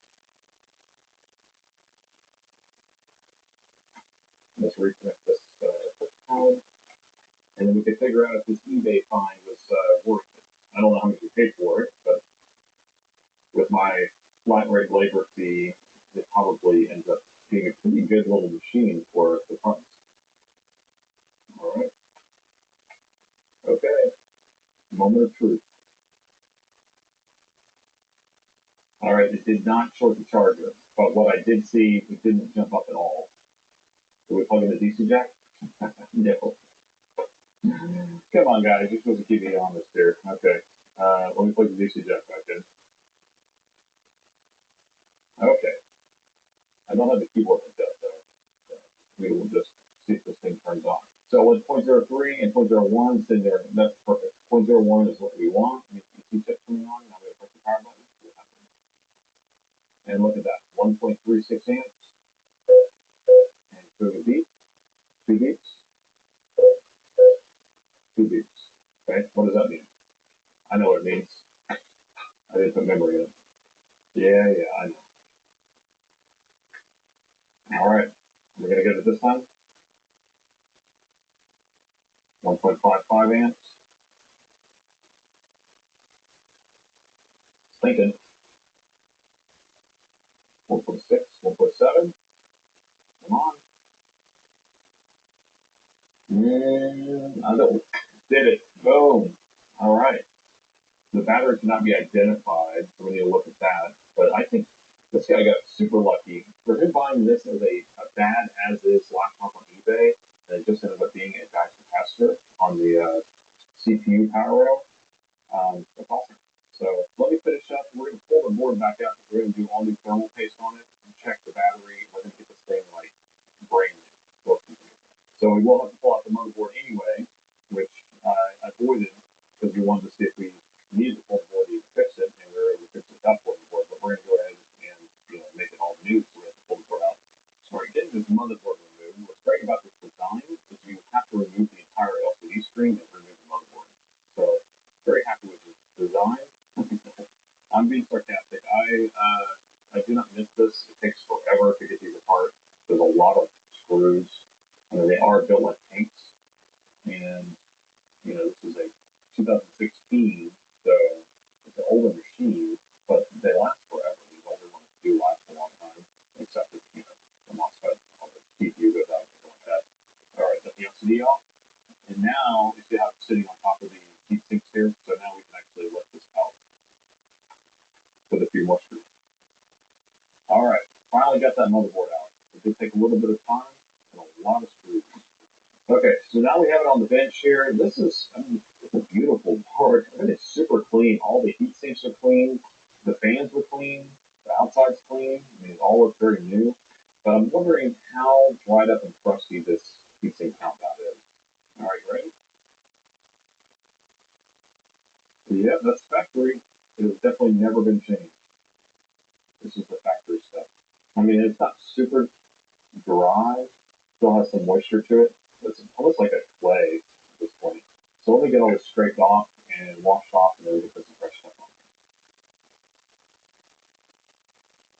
on. Okay, we got it all cleaned up. So we can apply new thermal paste on here, but one thing I want to do before we proceed. So one thing I want people to be aware of, especially in these older machines, I see some other things going on here. Let's take a look at this. I did not expect to see this. I was going to do something else. Look at that. Whoa. That's some crazy heat. Now I'm trying to think what would be causing this. It's probably just because these MOSFETs are shutting everything off and having to take the brunt of all that power going in. So, you're plugging a charger, these MOSFETs are responsible for going, hey, there's a short, shut it off. And it shuts them off and shorts at the ground, and then the AC adapter supposed to shut off. And I have a 240 watt. I don't know what size charger they're using. But what I wanted to check was a lot of times what will happen is these will end up getting shorted on. So remember the way a MOSFET works is just a switch, so it has an input and output, and then have a pin that you either put high or low, and that's what turns it on and off. And so on these MOSFETs, sometimes you can get it where they get shorted so they're off, so they're always passing current through there. And that's most likely what's happening on this machine, that one of those are shorted on, because to short out the AC adapter, it should just cut the power in general, and this one doesn't have to short the AC adapter, but whenever you start having it where it has to keep doing that, then it's going bad. So I guarantee that one of those are shorted, we're going to replace those. And if we didn't replace those, the machine still powers on, but it won't work the battery. So I'm just in continuity mode here and measure across. And we are measuring a short across this. So this is not supposed to be a short, it should be open. And it looks like these two are in parallel. You can see the trace here, and then you can see it going across here. So these two are in parallel. So either one of these are shorted, we don't know which one. And just because these things have taken so much power over and over again, I'm going to just replace them. And I'm betting, maybe we should just replace these caps. I think it was hot from having to take that. So I don't think that any of these things actually have any damage. I think it's just the heat from this MOSFET or this MOSFET. We can't even tell if these are burned or not. We know that they don't work though, because they are shorted. And so it's just letting the voltage straight through. Yeah, so this was the area that we were going to be testing next anyway. That's what I was about to say before I noticed this chart area. So I'm glad that we were able to see this, and I'm glad that we didn't reassemble, because the thing is that I know for a fact that other people who would be fixing the board who just detect for a short, do the ejection, find the capacitor, and change it out, and they put it back together, and then they say, okay, this thing's working, and then they notice it's not charging the battery, or maybe they won't even check the battery, and they'll send it off. This is a common issue whenever you have the MOSFETs having to keep shutting off everything. So anyway, I'm super aware of it, so that's why we're changing that. So we're going to change out both those input MOSFETs, and I think everything else is really fine. So we're going to change those out, and then we can continue with putting these barrel case on and reassembling, full diagnostics and testing. And I'm just going to take them off the government board here, since we have it already out. So let's remove these first. Now again, I don't know which one is bad, and usually it's only one that is bad, but I don't care. I'm just going to replace both of them.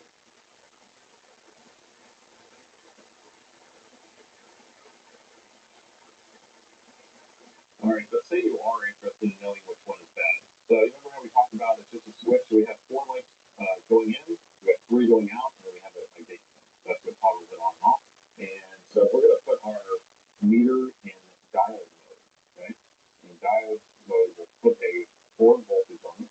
So if I measure from here to here, it's saying shorted. If I switch it around, it's saying shorted. Okay, let's test this one. So that one could be the bad one, but I'm going to tell you how to test. We're going to test this one. So that one's doing a forward voltage of 0.5, and that one is, and then when you reverse it, it's doing 0, which is correct. So this one's actually functioning properly, but let me show you how we can trick it into thinking that it's shorted. So I'm just going to touch this right here with this red pulse, and now when I come to measure here, it's saying it's shorted. And so if I flip these around, it's still saying shorted. So is this one bad now? No. It's just because we actually put a forward voltage on here. Now if we touch this with the negative, and then we come back and test it, it's working fine. And we flip them around, and there's no voltage here. So the moment that I touch the red probe here, it's going to pull that high, and then it turns on this MOSFET. So you can get a false positive of something like that. So we haven't turned this one off yet, so let's see if we can turn this one off by touching negative here. And it's shorted across that even. Okay, so we know for a fact that this one is shorted across all the pins are shorted together. So there's no way to turn this one off. This one actually tested fine. We were able to turn it on and off. We were able to block the voltage one way and we get a voltage drop at 0.5 going the other way. So this is our culprit. And I will just throw it away. And so we can put this one back on or we can replace it. I'm just going to replace it. Let's grab our donors. First we can measure to make sure that they're not shorted either. And we don't have, it's not shorted. So they are doing what they're supposed to do and not be on.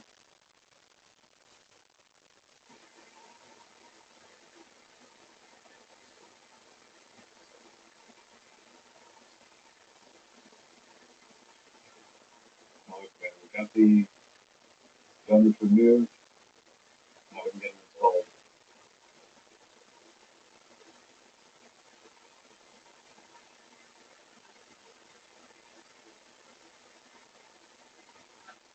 I'll add a little bit of flux to make sure that they seat properly.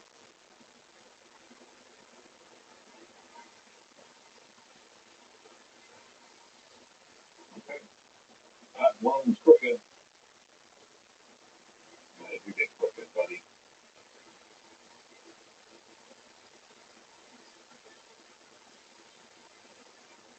There we go, that's better.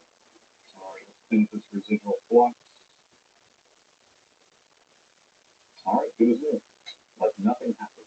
Okay, so we have the new input MOSFET protection circuit chips replaced, and then we have that cracked capacitor replaced. The board should power on to go to charge the battery, and then we're going to put some new thermal paste on here, and the clock pump should be good to go.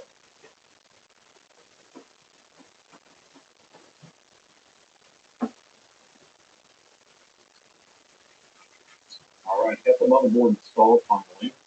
I went ahead and installed a test operating system, so we can boot up and test on it. I plugged in the battery. Let's see. Oh, yep, it's doing 0.2, so that's going to be free charge current. I'm assuming the battery's been sitting around for a long time, so it's probably pretty dead. So what it usually does to wake up the battery is it will start with a free charge current of 200 milliamps, and it'll sit there for a while until the voltage gets to a certain level, and then it will jump up to the 1 amp, 2 amps, 3 amps, depending on how fast the charger is on this battery. I'm just going to see if we can turn this thing on. So it is pulling 2 amps of current. Some of that's going to be charging the battery, some of it's going to be powering the machine itself.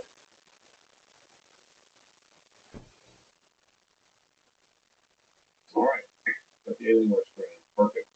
Alright, let's see if we can boot up to an OS.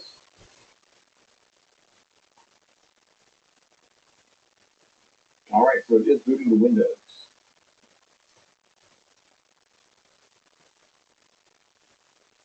And now we're pulling almost 6 amps, 5.5 amps.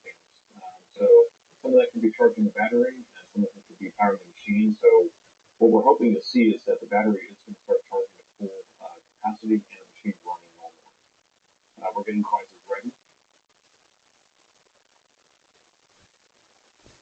Alright, we were able to boot straight into our Windows 11, my dorky install of Windows 11. Let's see, let me make sure all the drivers are installed and we'll run some stress testing. Alright, so we have our 970M GPU drivers installed, and so we can actually start that firm on. We're getting 74 frames per second. Let's see what those temps are at. And the temperature's staying right at 60 speed. That's great. And the GPU temperature is at 70 now. Yeah, so it's getting 74 frames per second. It's not like super fast, but it's a 2016 machine, so there's not much you can expect there. But depending on how much you pay for this, and my labor is only $250, so I think you got a pretty good lock for $250 plus whatever you pay for the machine. And I'd love to know your thoughts on this one, and thanks for watching. I saved another laptop.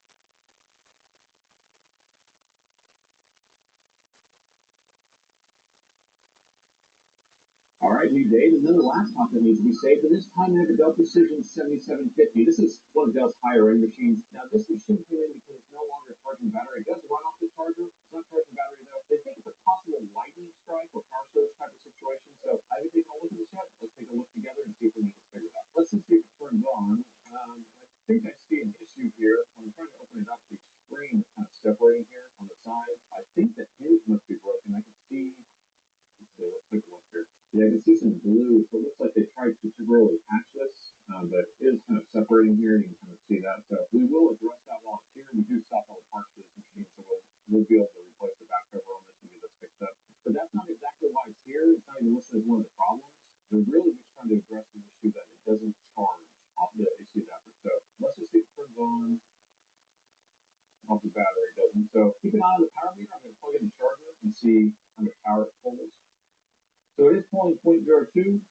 That's good. That means that our LDO is coming on, which is going to power on the EC chip, which is should be able to power on the board. It looks like it is powering on the power button. So it is listening to key strikes. Now, okay, we did get the Dell screen. I'm going to try to quickly go into the BIOS and see if I can see anything quickly but we want to look actually in the diagnostics because that's where it's going to actually tell me more about like the charge state of the battery and the how much current goes in the battery and things like that. All right, well, I'm actually seeing two issues here. So I have the battery that's at 0% charge, and I'm also seeing battery not installed. So zero meaning probably the battery's not even plugged in or it's completely dead. And the AC adapter is unknown. Now, when we have an AC adapter unknown, that means that the laptop cannot communicate with the charger. The way these laptops work is you have three wires. You have a positive and negative, which is going to be a 20-volt power. That's what actually runs the laptop. And you have a third wire that's going to be inside the jack that is a communication line, the PSID pin.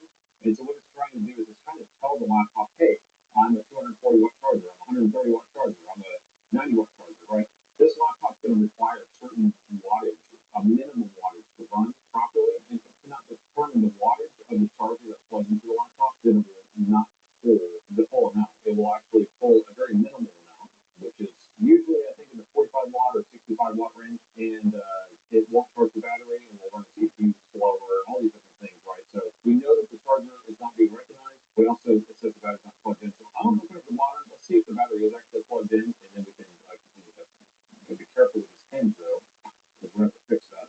Now, these Precisions are Dell's highest end machines that they make. These are going to be for professional use. They usually have some sort of professional graphics for doing like CAD work or things like that. A lot of times these things are made with a lot of RAM.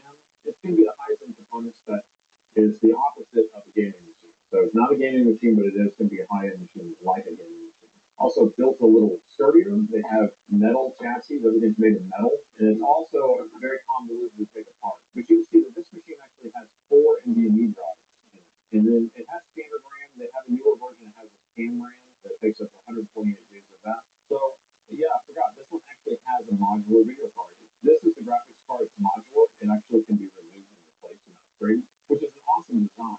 So if you ever have a video card issue, then you can just change it out. Anyway, so what we want to look at here, let's see, the battery's plugged in. The battery is plugged in. I'm going to go ahead and unplug it. We don't need to plug in for right now. The battery's probably just so low or depleted that it's saying it's not installed. So I'm not super worried about that at this moment. I want to figure out if we are getting our PSID signal. So that's that communication line we were talking about. So here's our DC jack. Let's get into the microscope. I'm going to plug in the charger and let's just take some measurements. All right, so here's our DC jack. I'm going to plug in the charger here. And that way we can at least get the current going to the jack. I want to see if we are getting our 20 volts, which we should because the machine came on. But I also want to see if our PSID pin is showing up. So if I measure, let's see, this side probably brown. What about this side? Okay, we have our 20 volts there, 20 volts here. It should be quite a few pins that are 20 volts because it is a lot of current. And that's what seriously that kind of shares it across the load. What about this end pin here? This end pin has nothing on it. And then this end pin does nothing, but these might be ground. So let me unplug the charger. I'm going to put the continuity mode. I'm going to figure out where ground is and where ground is not. So these are the 20 volts. And then I think these are going to be ground. These are all beeping as ground. And this one's beeping as ground too. Which is kind of interesting. We should have the 4 main 20 volt power lines, and then we should have a PSID pin that is not measuring ground. Let me see if we look at the exact ohms rating here. So we got 0.08 is over here. 0.08, look at this last one. Okay, so this one's measuring at 13 ohms. All right, so that one may be our PSID pin, and it looks to me like it might be shorted to 13 ohms, which is pretty high resistance, but it's still shorted nonetheless. Okay, so now let's measure the voltage on that line again. Now that we have it plugged in and kind of identified as being our PSID pin. We should have 3.1 volts on there around that value. And we're getting 0.01 volts. It looks like it's pulsing up and down. Yeah, it's going up and down by itself. So it's like it's trying to do that communication, but it can't. We will have to pull the board out because everything's below this. There's nothing I can do to access this right now. And most likely we have to do a burn component or a short component that's on the other side of the board. So let me get this button board removed. It will take me a while. Okay, so I got the middle frame off so far. We're already up to this many screws. This is why I kind of dread taking apart this machine because it does have a lot of screws. I mean, it's built very well, but it is kind of a pain to take apart. So I'll just continue taking this apart and we'll check in a little bit. All right, and the motherboard is out, kind of. There's a couple cables that connect underneath this, which is kind of crazy. I don't know if you can see it. So I have all the cables disconnected from the top, if you look behind it, just so you know, we have to be very careful doing this, but we have looks like a speaker cable and the CMOS battery, and there's also another ribbon cable in there. Why would they do that? I don't know. Why? I do not know. So this ribbon cable, we can just disconnect from here. That's fine. The CMOS battery is just going to stay attached, and the speakers are right here. So we're just going to put the speakers. Let's see if you can see this. Speakers are right there. There we go. Okay. So now I can say the motherboard is out. Like I said, a little more difficult to work on these higher end machines like this. They are built like a tank, and they have a lot of cooling going on. Oh, here's a graphics card I was talking about. This is a modular graphics card. It's kind of inset. And you're going to see that it's kind of bolted up. It sits on top of there. Here's the power cable, and then we have 3 board connectors. Depending on what part you put in here, sometimes we use the 4 board connector. Anyway, so what we're looking for now is we want to find what the circuitry is to the other side of this. But I think it goes through the board, and we're going to be right around this area. So let's kill this fast and see if we see anything on this side. I don't really know the layout of this board as much. They don't work on it as much. They don't fail as much. That's why I don't have to work on them. But that is a good thing. Let me just tuck this out of the way. And so this is what we're looking at on this side. So let me take a look at that. I'm assuming it's going to be coming to this area. This is just a guess. I don't really have the board layout or schematics. We do see 2 big inductors, see a couple MOSFETs. Now what we're looking for is going to be the vias, if we do have vias, but I don't see any. Maybe those. Okay, let me flip it back over. Let's look at the jack again. Jack's right here. I'm going to fill this jack. Okay, we got to fill back. Okay, so this is what we're looking for. Okay, yes, I did see this on the other side of the board. So we have these 3 pins. Well, these 4 pins are connected. This is the positive. These 4 pins are connected. This is the negative or ground. This is going to be a PSID pin. Looks like we do have some sort of inductor here probably. I don't know if there's vias here or not, but this inductor is just this little via right there. That's going to the other side of the board. So that's what we're going to kind of trace out. We want to figure out where it's going. So if I flip it right over, you can see that I think these are the pads, the positives, the ground. We have the capacitor going across it, and we're going to be somewhere around this area. I think one of those vias.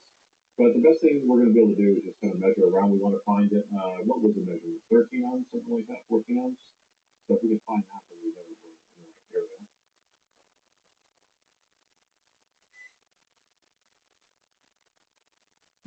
This is going to be the positive. I'm just kind of tapping around, just trying to find where we could have that. If we had a board view, the way the board view works is you generally, oh, look at this guy. That guy's crooked. But if you have a board view, you can just click on that pin and it will show you exactly where it's going, but I don't have a board view for this. That's fine. We may just have to do a physical inspection to see if we can see something burnt, but right now I'm not seeing anything obvious in this area. So we're assuming that it's in this area for sure, but I haven't found where it's going. We're just kind of tapping around here. We're trying to find that same measurement.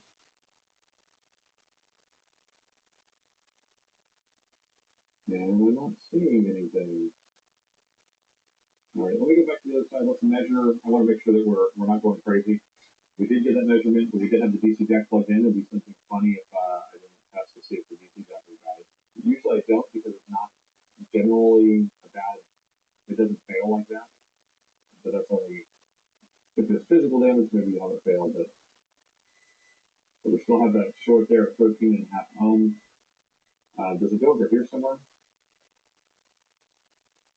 Maybe it stays on this side of the board. It does. Okay, so that's where our fault was. Looks like it's going into the board here and then popping up over here. So we have 12.91 there, 25 ohms. I'm assuming it's going in this area somewhere. So here's our next plan of action because we need to figure out if we are getting the component getting warm. So you know how we saw that the voltage is kind of pulsing up and down. There may be something getting warm here that we can identify. So what I'm going to do is turn on the thermal camera, and now we have the thermal camera going. I want to plug in the charger and then see if anything's changing. So let me do it. All right, plug in the charger in 3, 2, 1. I don't see anything getting warm there. We can see that we have 0.01 being cold, which is normal. So we may actually need to inject voltage here. I think that's what we're going to have to do in order to kind of figure out what's going to get warm in this area. Because this charger is not going to supply enough current. So let's inject, I don't know, 1 volt into that here. I think we're going to be pretty safe at doing 1 volt. The ohms is like 13 ohms, and so 1 volt's not going to do very much for it at all. So let's just start with that. If it was down to like, half an ohm or something like that, then we would have to worry about how many volts we're putting in there. But 1 volt, we probably won't even register. But we want to see if anything's getting a little bit warm. So I have it on ground. We have 1 volt set up here, right? As I touch this and see what it does. We do I hear a little bit of change, and I do see something warm on the board. So where is that located?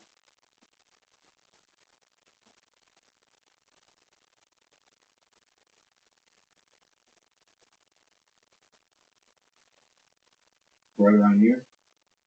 Could be in this area right here. This guy or this guy. Now I don't have one of those fancy thermal cameras that will allow me to, get really close and tell me which one's wrong, having an issue. But if we use our eyes, we can maybe see if we have a physical problem with them. Nope, I don't see that. And then if we use some alcohol, we're not going to see it evaporate. So we may need to use a little bit more current to apply it. This one looks like it has a dot on it though, right there. Yeah, it does have some sort of dot. I can feel it. So if we look right here in that area, there's more alcohol on it, you can kind of see it.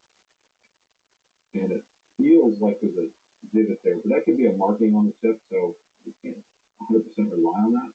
I'm going to inject that voltage again. Let's just see what it does. So I think it is that chip that's evaporating the fastest with charting. So if I put a lot of alcohol on here, we're going to just douse that whole area. Okay, and then we'll see what evaporates the fastest. They're both kind of bubbling. But it does look like it's that component. Yes, you can actually see the alcohol part, and then I let go back. So that is our component that's getting hot. Now, what we got to identify now is that it's that component or it's the current going through that component that's getting hot. So that's what you have to kind of figure out. So let's take our probes and kind of measure around here. I want to measure the ground. So we have, that is a ground pin. Okay, we'll put this on. That's measuring open. And this is measuring 6 ohms. So we have 6 ohms on the output here. We have ground there, we have nothing here. Let's measure what this is here. Let's not be completion there. Okay, we'll go to here. So these are measuring connected from here to here at 6 ohms. Interesting. So I'm not 100% convinced that that is an issue or the issue because measuring this pin to ground, we have 13 ohms. Measuring this pin to ground, we have 6 ohms. And then measuring the difference between the two is 6 ohms. So there's some sort of 6 ohm connection across there. So what we can do is actually bypass this. We're not going to get anything hot here, but why is this at 6 ohms? So let's inject voltage at 6 ohms at this point and see what happens. And I'm going to go down with our voltage just a little bit, just so we don't overpower anything. And let's keep an eye on that thermal camera there. And that chip's still getting hot again. You see that? So it's going through that. So there might be an internal short in this. And that is looks like a MOSFET or transistor of some sort, PQ. So maybe partially shorted, something like that. Let's just go ahead and get it replaced and see if that resolves the issue. And then that will kind of just mark it off the list. If it's not the issue, then we'll kind of continue on figuring out what's going on there. But, so let me grab a donor board and let's get that replaced. So here you go. I do have a donor board. You can see this is where that video card is. I'll probably check the board a little bit different, but we do have the same area, so we're going to go ahead and be able to pull that component off of there, right in this area here. Let me pull off the supposed bad one. We don't know if it's bad yet or not, but let's pull that off, and then we'll set it aside, and then we'll grab the donor board. What I like to do is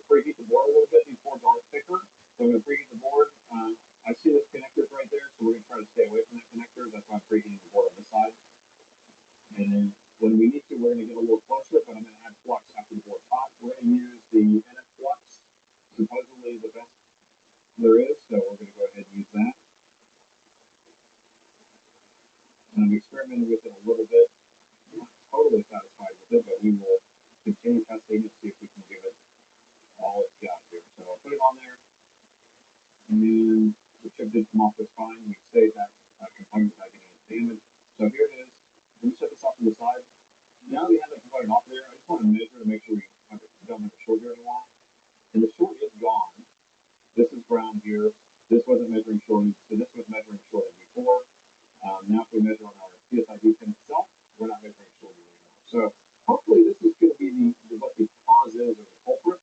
We don't know yet, but if they get this replaced, it could be a false trigger that's telling it to come on. Alright, so here's our donor board, and it has that same component right. It's actually in a different spot. So this board layout's a little bit different. You can see that we have that inductor right here for the PSID pin right there. We have this component right there. Is it the same one? And Z and 8 different numbers on it. I think it's going to be the same one anyway because the way that these things are set up, these numbers don't always correlate to exactly what it is. So I'm not super worried about it. I'm going to go ahead and get that changed out. But it looks like all of these transistors are the same number on here. I have another one here. So let's get this hooked up. Okay, just so we can see what the measurement is on this, too, by the way. Here's the PSID pin. It's measuring open. This is the pin that was measuring ground. This is the one that wasn't measuring shorted, and this is the one that's measuring at 6 ohms. So that's the way it's supposed to measure. So I think we've made the right choice by having to replace this. And we preheat the board again.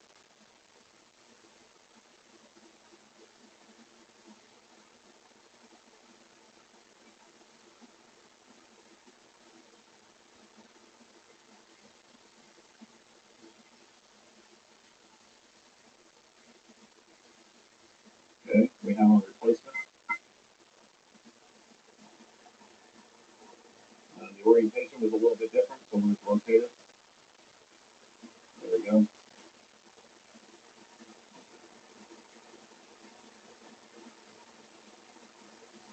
So that's how we're going to put it down.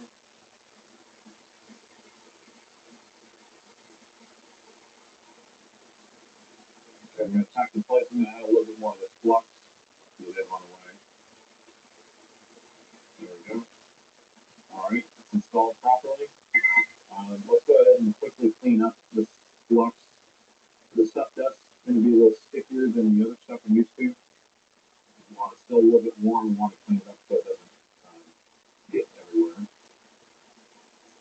I'm just using a toothbrush, isopropyl alcohol, and one of those chem pads. I'm just trying to pick up as much as I can. Alright, that's pretty good. Let's go ahead and measure now. We measure right here. We're not having it short in there anymore. Measure here, that's that ground pin.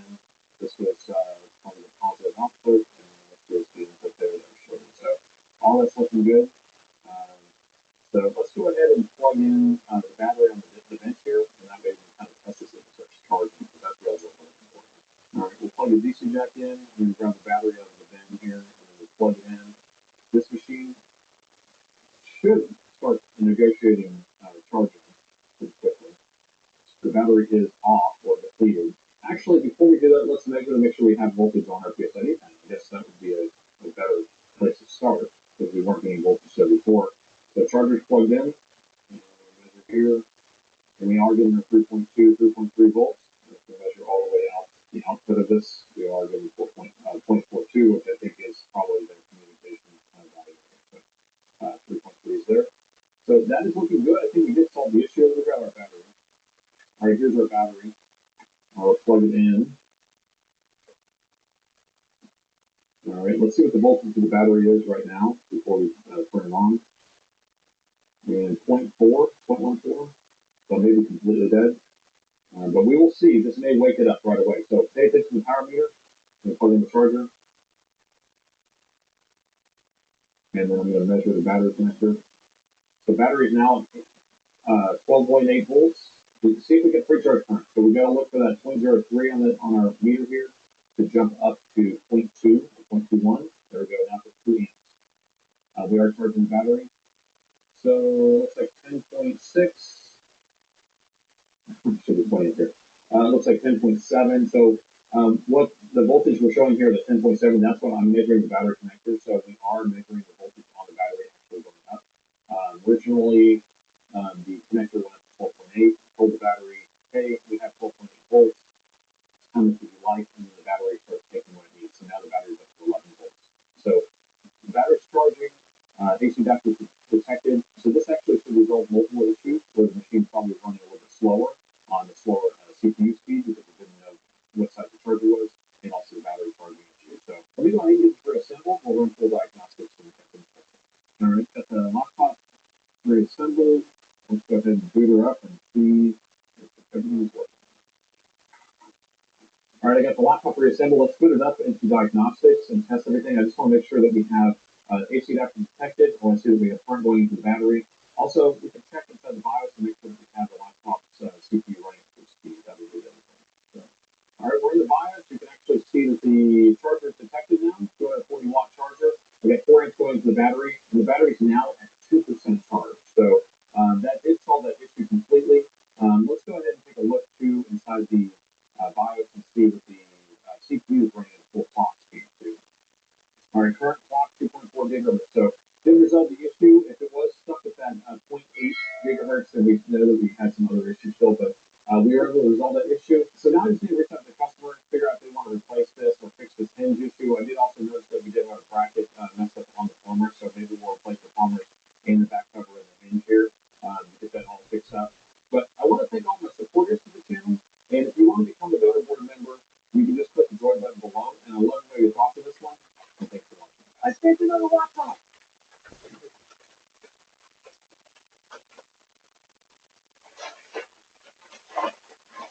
All right, we made another laptop in the Crusader. This time with the Dell G16-7630. Now, this is a nice gaming laptop. This one was sent in because the customer said that his son took apart the laptop to change the fans out, but when he put it back together, it no longer turns on, no signs of life. So I haven't taken a look at this yet. Let's take a look together and see if we can figure it out. All right, first thing I want to do is see if it turns on. So let's just click the power button.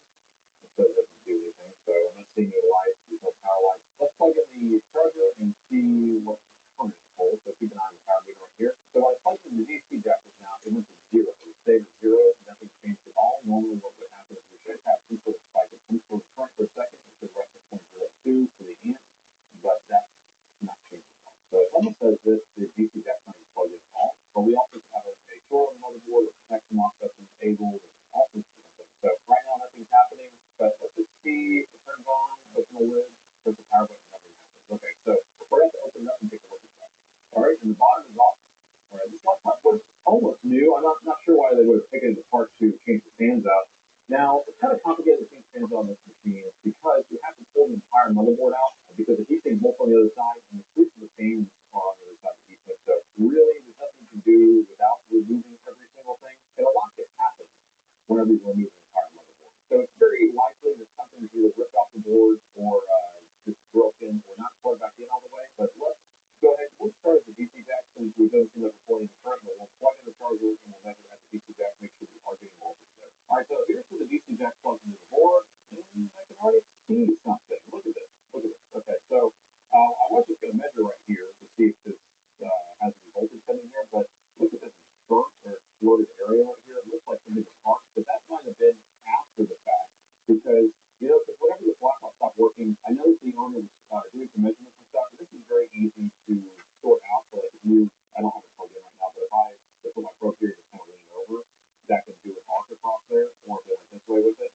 Most likely it went that way with it, but you can see that there's some marring here, so there was some measurements being made. So I don't think this would be a cause. I just think that this is kind of maybe after the fact. But let me plug in the charger, let's measure and see what voltages we're getting at the DC. So I'm going to hold my probe this way instead of like that, okay? And so we are getting our 20 volts here. So these three, let's look at these 5 pads. These 6 pads are going to be 20 volts. And then we're going to have 6 ground pads, and then we're going to have our PSID pen. The PSID pen is the communication line between the charger and the laptop to tell it how many watts it can provide.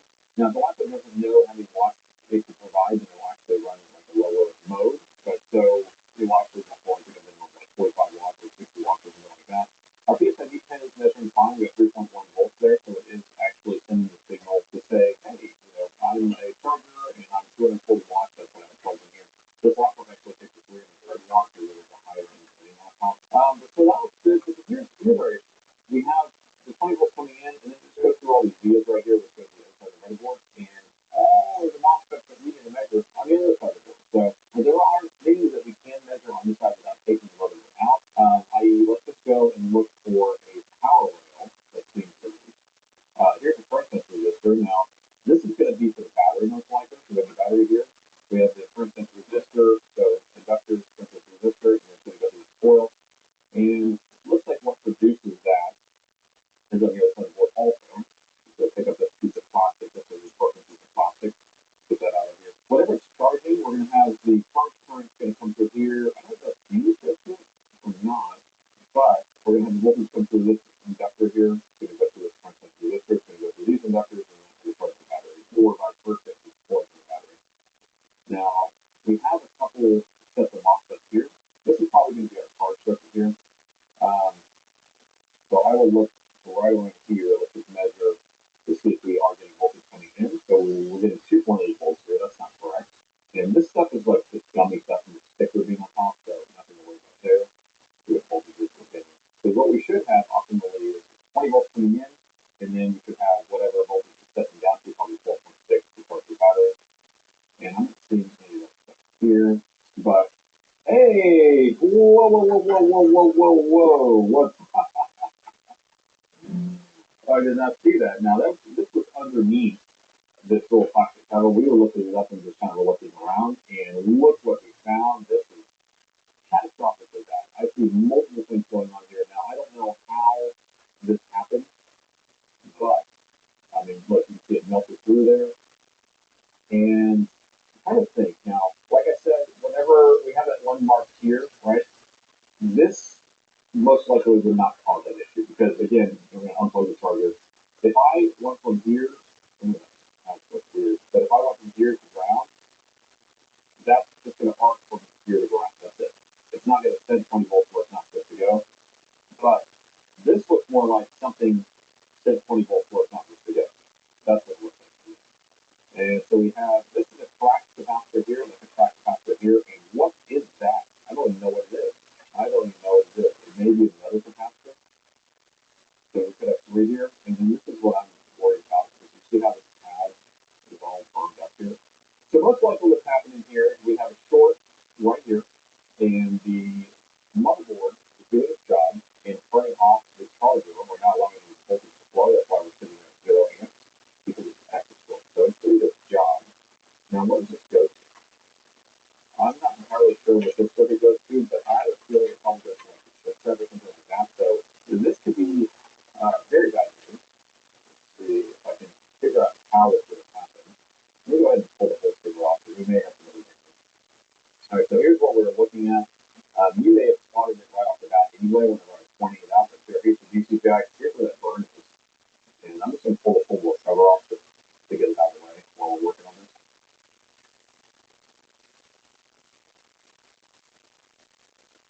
So now we can get back down in there. Now, I've given a measure to see if we do have a short there. I would assume we do because we have two cracked capacitors, and whenever a capacitor cracks like that, usually it kind of turns into a wire. So we're going to be able to resolve that issue now. Whether it's sent voltage where it doesn't want to go, that's the issue that we're going to be concerned after that. So we're hoping that it's just isolated this area. So if I measure here to ground, we have 0.2. If I measure here to ground, we have 0.1. So this is probably ground on this side. This is probably just being a positive voltage. And we have 0.4 there. And this is probably fine on this side. Yes. Assuming this is probably going to be bad too, but I don't know. And this guy, what is he? I have no idea. Let's see if I can grab a test board or a gunner board just to kind of look around the area and see if we can identify with this hard bar, so that we can actually get the right values to replace with. So let me see if I can grab that. Now over here are all my gunner boards. Like I have XPSs right here. I got some latitudes right there. Some precisions are down there. These are the Alienware boards all right here. Got some smaller machines for some Chromebooks. There's some XPS 13s down here and some other machines. So kind of a mix. And I try to keep it as organized as possible, so I stack the boards by the same kind of layout or function. And so here's the board. This should be the 7630. It's the same as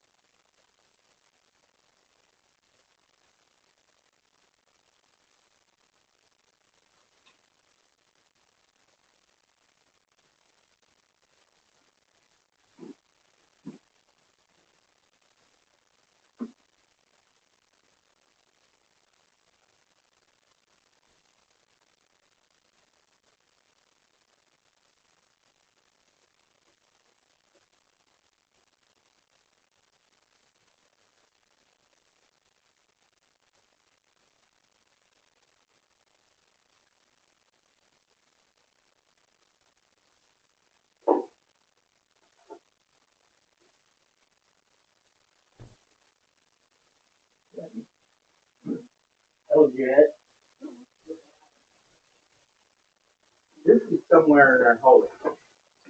There's a camera somewhere in our host. Is that Jeff?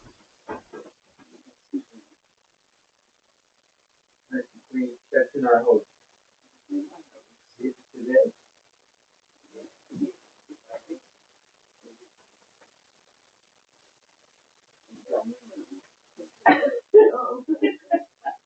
I was looking at that yesterday. I was saying, where would we have an open surface like that? So it's nothing on it.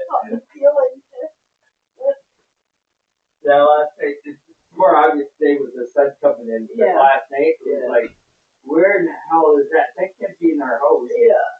There's no clutter. And I thought these were like the horizontal ones. Yeah. Bedroom. It looks like.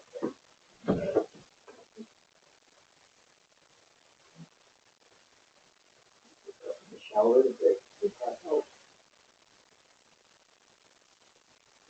pretty different from that in Nico. Oh yeah, big time. It's better. Yeah. Oh yeah, it's gets drinking quick because it starts to get sick. Oh yeah. And it tastes awful. It does. Yeah, the one tastes like orange juice. This tastes like. I think the one I got is supposed to have it. But they didn't have the orange. They didn't have the orange. Oh. Original. I figured. That's right. Original pork, I figured they didn't have the orange like that.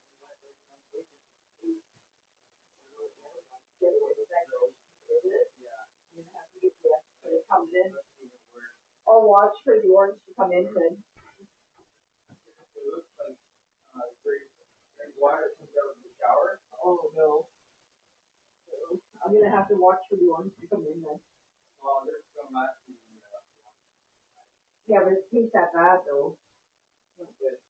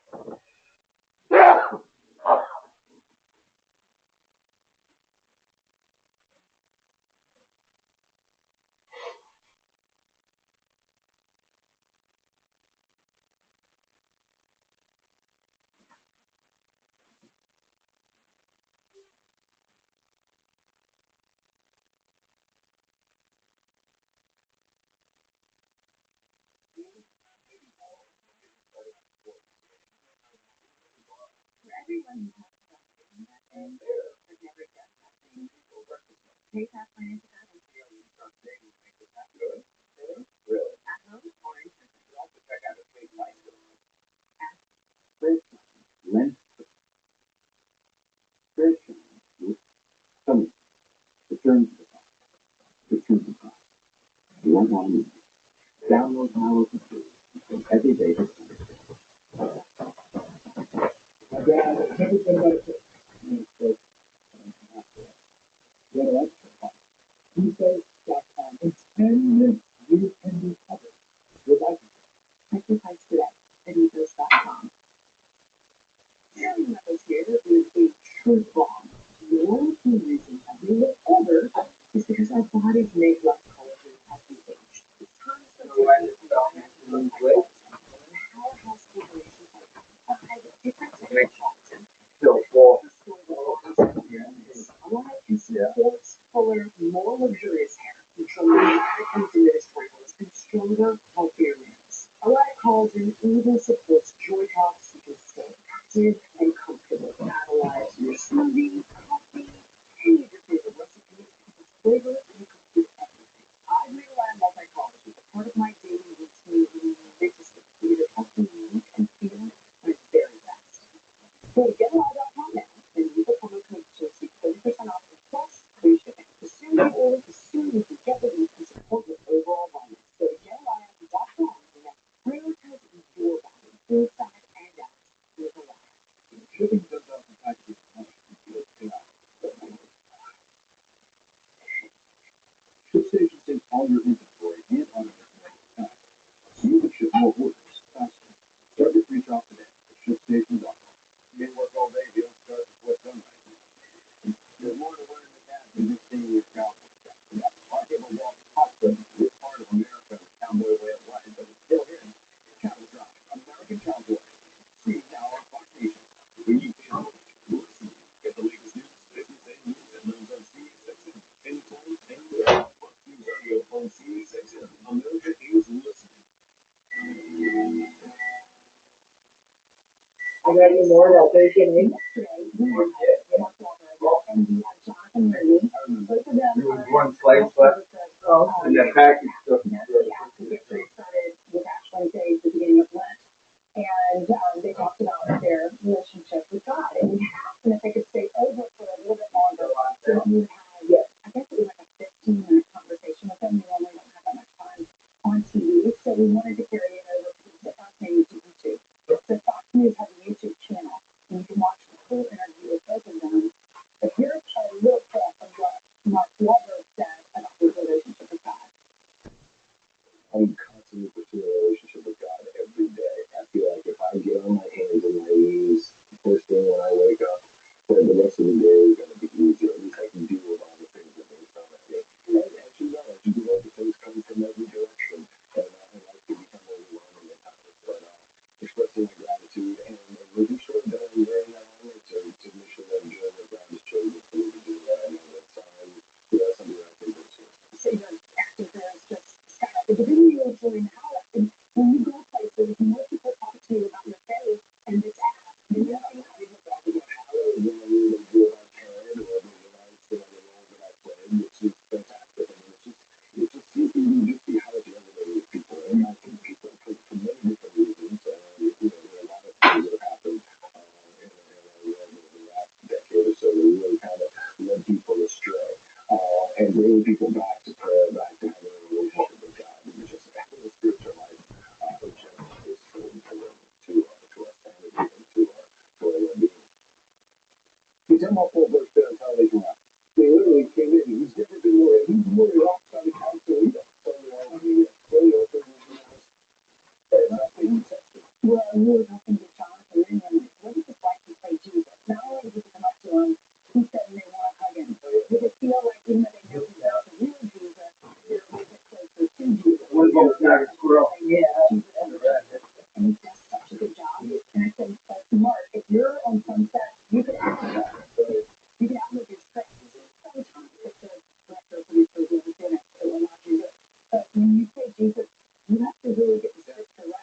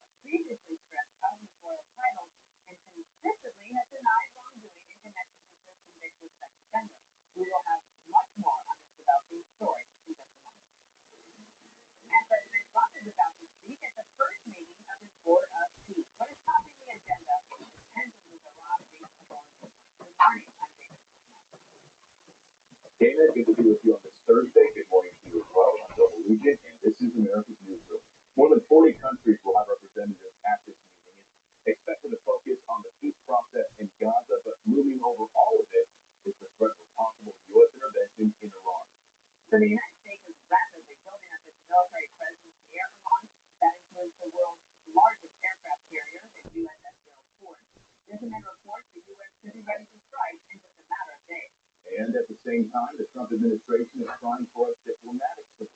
According to the White House, there's still a long way to go. I think you heard from the administration that they talked yesterday that there was a little bit of progress made, but we're still very far apart on some issues. I believe the Iranians are expected to come back to us with some more detail in the next couple of weeks, and so the president will continue to uncover those out. Jackie Heinrich is live at the White House for us. Good morning, Jackie.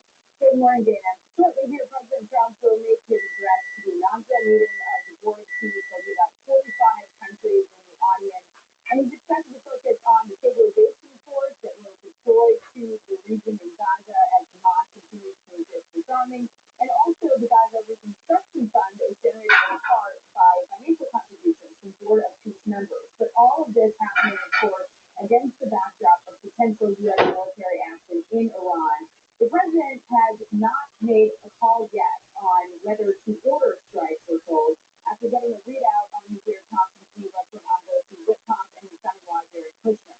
But yesterday, top officials held in the Situation Room storing conflicting reports about when these strikes could happen. CBS is reporting as soon as this weekend. Reuters saying U.S. forces will be ready by mid-March and indicating Secretary of State Marco Rubio will first meet with Israeli Prime Minister Benjamin Netanyahu in Israel next weekend. Ramadan also started yesterday, which may or may not be a factor for consideration. Axios reports show a U.S. military operation in Iran would likely be a massive, week-long campaign that would look more like a full-fledged war than last month's pinpoint operation in Venezuela, they say. Already, the world's largest aircraft carrier Cyprus, USS Gerald Ford, is headed to the region. It will arrive in the coming days. The Wall Street Journal characterized it as the largest buildup of U.S. air power in the region since the 2003 invasion of Iraq. Still, the White House is urging Iran to agree to deal. There's many reasons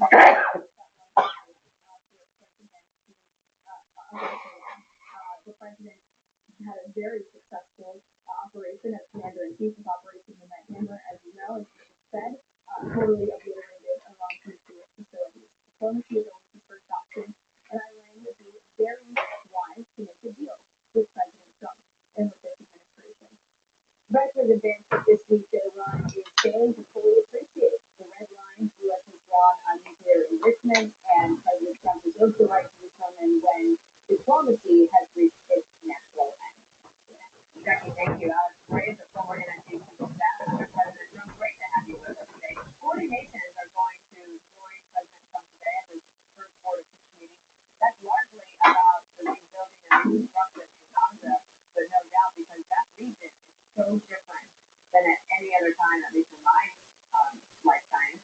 And I don't know if Iran fully appreciates that. How do you think? Well, thanks, Dana. I agree completely. This is a really historic day. I would really compare it to the 1945 establishment of the UN. The difference here being that we, for the first time, have an international organization whose goal is not to undermine the interests of the United States and not to support our adversaries against us. And frankly, now we have an organization, the President's Board of Peace, that is designed to push an American-led agenda of global stability backed by the might and the power of the United States. That has the potential to rewrite the global system in really profound ways. And I think the Iranians, the Chinese, the Russians are going to have to start looking at this and saying, well, this isn't just President Trump making some minor changes to the global order. This could be a fundamental redo of how we organize ourselves on the global stage. Alex, I'm going to show everybody here a map of the military assets we've had that are either there or moving towards the Middle East. The yellow dots there are ships. The red is basically a base that has aircraft. In addition to that, these are a couple headlines. Wall Street Journal, U.S. gathers the most air power in the Middle East since the 2003 Iraq invasion, and New York Times. U.S. military uses the place for possible strikes in Iran. The leader in Iran posted this on Tuesday, that the fact that nuclear energy is our undeniable right has been also included in the guidelines of the IAEA. That is, all countries have the right to own nuclear and enrichment installations. This is among a nation's rights. Why does the U.S. interfere? With a question mark and an exclamation point. again, I feel like they don't realize that the world has changed while they are there. Their philosophies are gone. Their military was largely, at least our aircraft, completely devastated. And then the United States comes in right behind and makes sure that they shut back the nuclear ambitions of that country. Yeah, I almost feel like the Ayatollahs didn't realize that Barack Obama and Joe Biden weren't sitting behind the resolute desk anymore. I mean, there's still this sense that they can play games, they can pull these negotiations on indefinitely, and they can string the United States on with no consequence. And that's obviously not the case. And I think what the president's doing by having this extraordinary show of force is he's making it clear to the Ayatollahs that, look, you can't predict what I'm going to do. You can't predict not only will I strike, but you can't predict the duration and type of strike that I might engage in. It could be a regime change strike. The president is giving himself every option, and if the Ayatollahs have any sense of proportion and any sense of where the global order is heading, they will calibrate accordingly. This is not a president who is going to, this kind of president who's going to go about this in with a half-hearted way, and he's not going to go about this without clear strategy in mind. But sorry, I just want to jump in and ask you one last question. You can read on about 30 seconds. Dave Vance said the other day, and I think I just repeated it, that the president will recognize the moment that the diplomatic talks have reached their natural end. How will the public know that? I mean, maybe the president will just decide, yes or no, they have, and they will move forward, but how will we all recognize this particular moment that happened? I think they'll recognize it because President Trump will see it first, his team will see it first, and they're going to take decisive action if that's what they see as the right move. I'm not sure it's going to be visible to the average person, but it may not be visible until longer than this. Alex, Greg, please stay in touch. We appreciate you being on the show today. Thank you, David. Well, Dana, breaking this morning, Reagan's former Prince Andrew has been arrested on suspicion of misconduct in public office. He's facing accusations of sending confidential government documents to Jeffrey Epstein. Eric Sean is going to reply with what we know on the matter. Hi, Bill. Well, it is a stunning arrest. Former Prince Andrew taken into custody on suspicion of misconduct in public office. Kent Valley police showed up at his Norfolk residence this morning and arrested him. Police investigating 50 sent confidential government reports to Epstein. The revelations coming from the release of the Epstein files here in the United States. Police say Andrew's cell just has a bed and a toilet in it, and he will be interviewed about the allegations. If he is eventually charged and convicted at trial, he faces life in prison.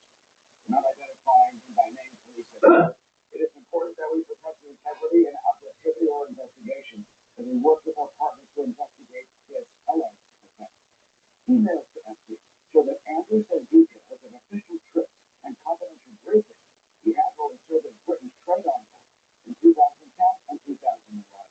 He has also been long accused of sexual misconduct with underage girls. He has always denied that. Epstein victim Virginia Giuffre, who Epstein trafficked her to Andrew in the Jewish race on 3 occasions. Her lawsuit against him was settled.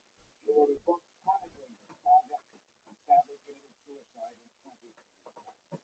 Her family reacting to the arrest of Andrew by saying, quote, today our broken hearts have been lifted at the news that no one is above the law, not even royalty.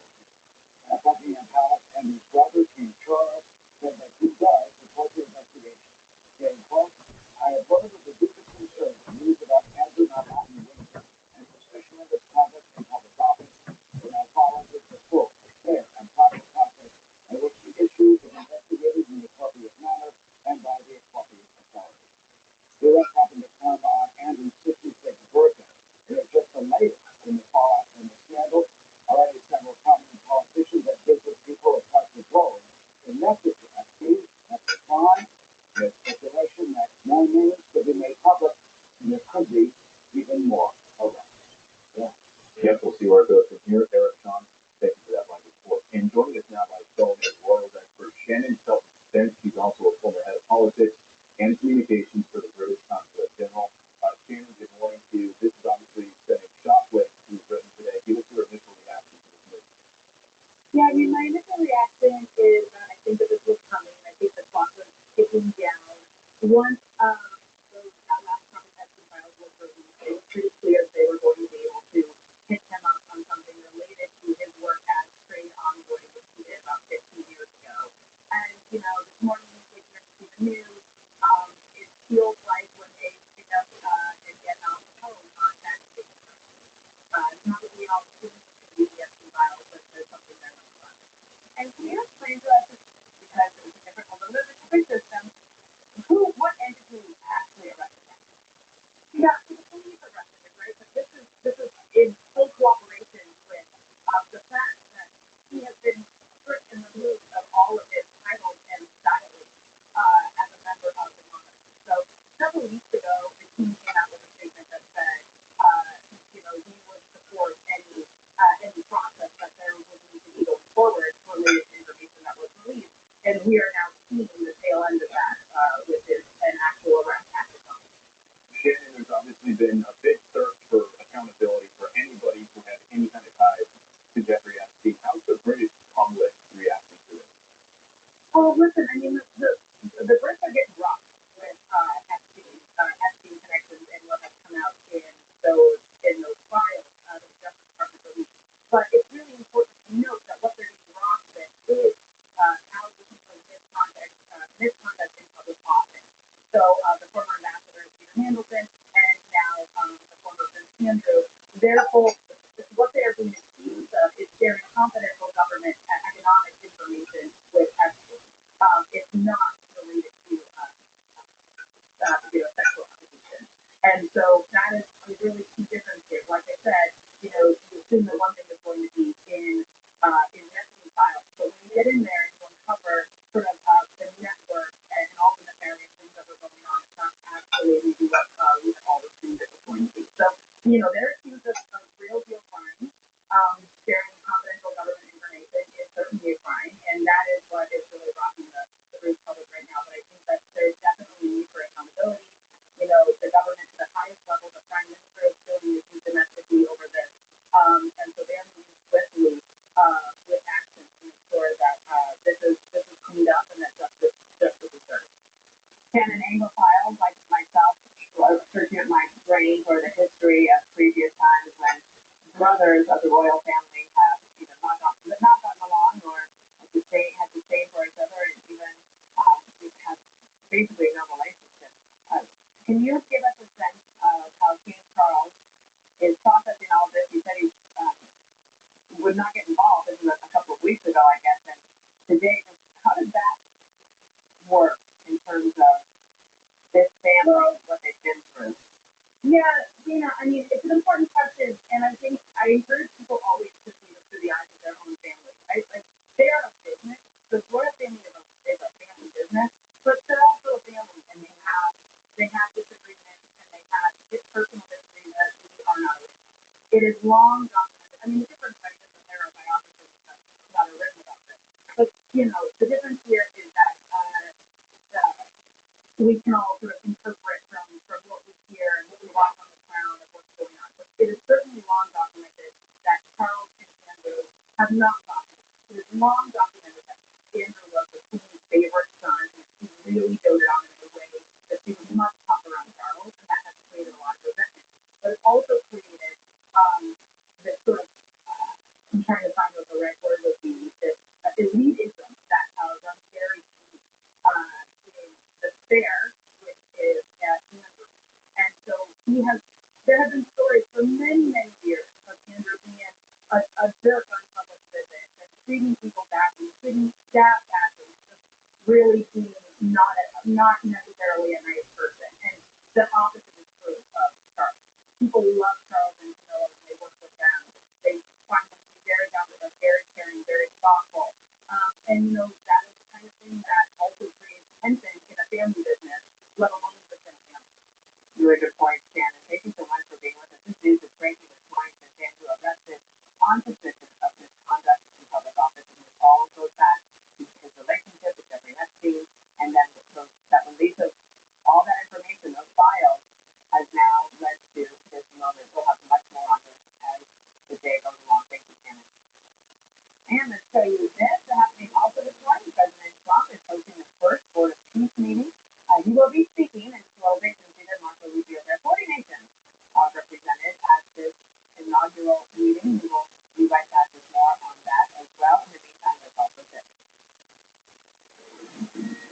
Any suggestion at all that Nancy Guthrie might have been taken across the border into Mexico? We know where Mexico is in relationship to this, and certainly it's a possibility, but no, I think there's a good time. Another search for Nancy Guthrie is now on day 19. A private genealogy company could help break the case. Plus, a major hospital ending its transgender youth program was prompted officials to pull the plug on all of this searching. And we are learning more about a deadly pediatric who is a toddler with dangerous conditions that search teams are facing now. They were able to locate the six survivors. They were sheltered, again, extreme conditions. The two of the six were not mobile. They could not walk because of the injuries they sustained during the avalanche. How amazing will this be time from generation to generation. Satan feels that there are things that try to break.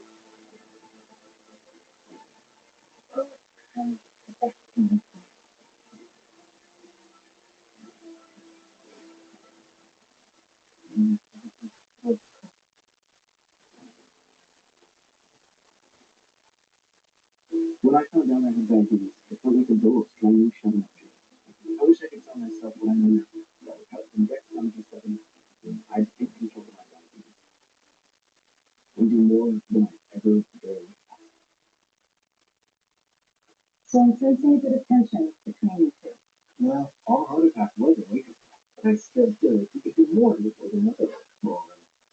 I started eating pale, and I took sadness. Right? And we were eating the kid. I'm worried it's not enough. I just wanted to ask for a doctor. And normally I don't look at it. But this is a thing. The packet of the statin dramatically lowers LDL-C by 62%. And drops the risk of having a heart attack by 27%. You know, paper packets are allergic to it. Serious allergic reactions can occur. Get medical help right away to have trouble breathing and swallowing. Swelling of the face, lips, tongue, throat, or arms. Healthy out there or not. Pretty slippery out there this morning. Back pain, high blood sugar, and restless pain with losing of the injection site.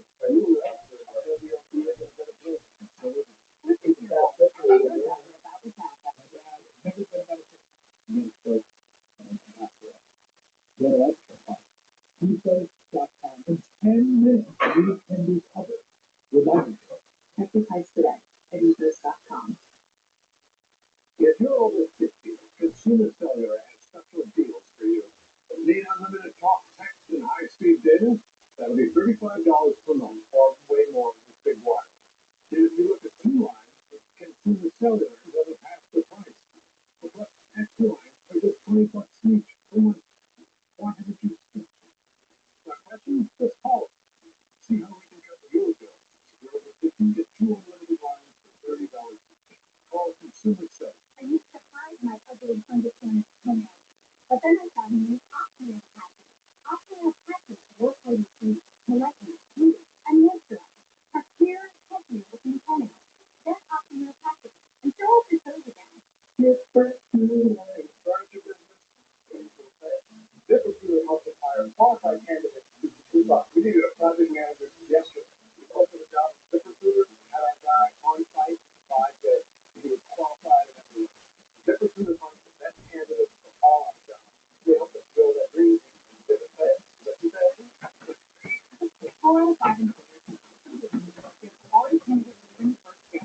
Try it for free at ZipRecruiter.com/talk. Source Factor Hair Growth Accelerator promotes thicker, fuller, healthier hair in just 3 weeks.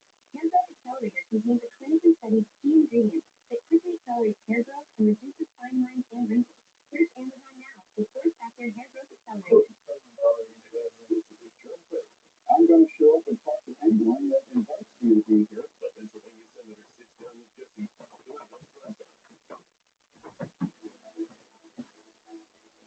Ready for relief? I just want relief. I need it. You just want relief. But you just want it to go away. You need to signal relief now. We all do, whether it's our neck, back, knees, or shoulders. Pain keeps you from doing the things that matter most. In a recent study, 85% of people felt relief. As a surgeon, I put it on and I can't explain why it works. I can just tell you it does. I couldn't be looking for the switch in my head, but I know that it works. It's working. The signal relief patch for me offered up independence. The signal relief patch for me actually was pain relief. With favorite patch, I've been able to sleep, walk, and work. And that's what the signal patch gave me. It was phenomenal. Why aren't more people trying this? Join the thousands who have experienced relief, and it comes with a money-back guarantee. Get your patch today. When you receive free online, what do they find? Positive search results or attacks against your character? Reputation Defender has helped thousands of customers improve their online reputation. We help defend your business by getting rid of or burying negative search results so you can make the best first impression. Don't let bad search results define you. Search your name today and let Reputation Defender help you rise to the top. Authors alert us that Nancy Guthrie first dragged on without a breakthrough. Investigators are using genetic genealogy in hopes of identifying a suspect in the disappearance. It's been used successfully in past cases and could potentially solve the tragic case. Has been advised to one outside of Nancy Guthrie's house. It's an update. Hi, Matt.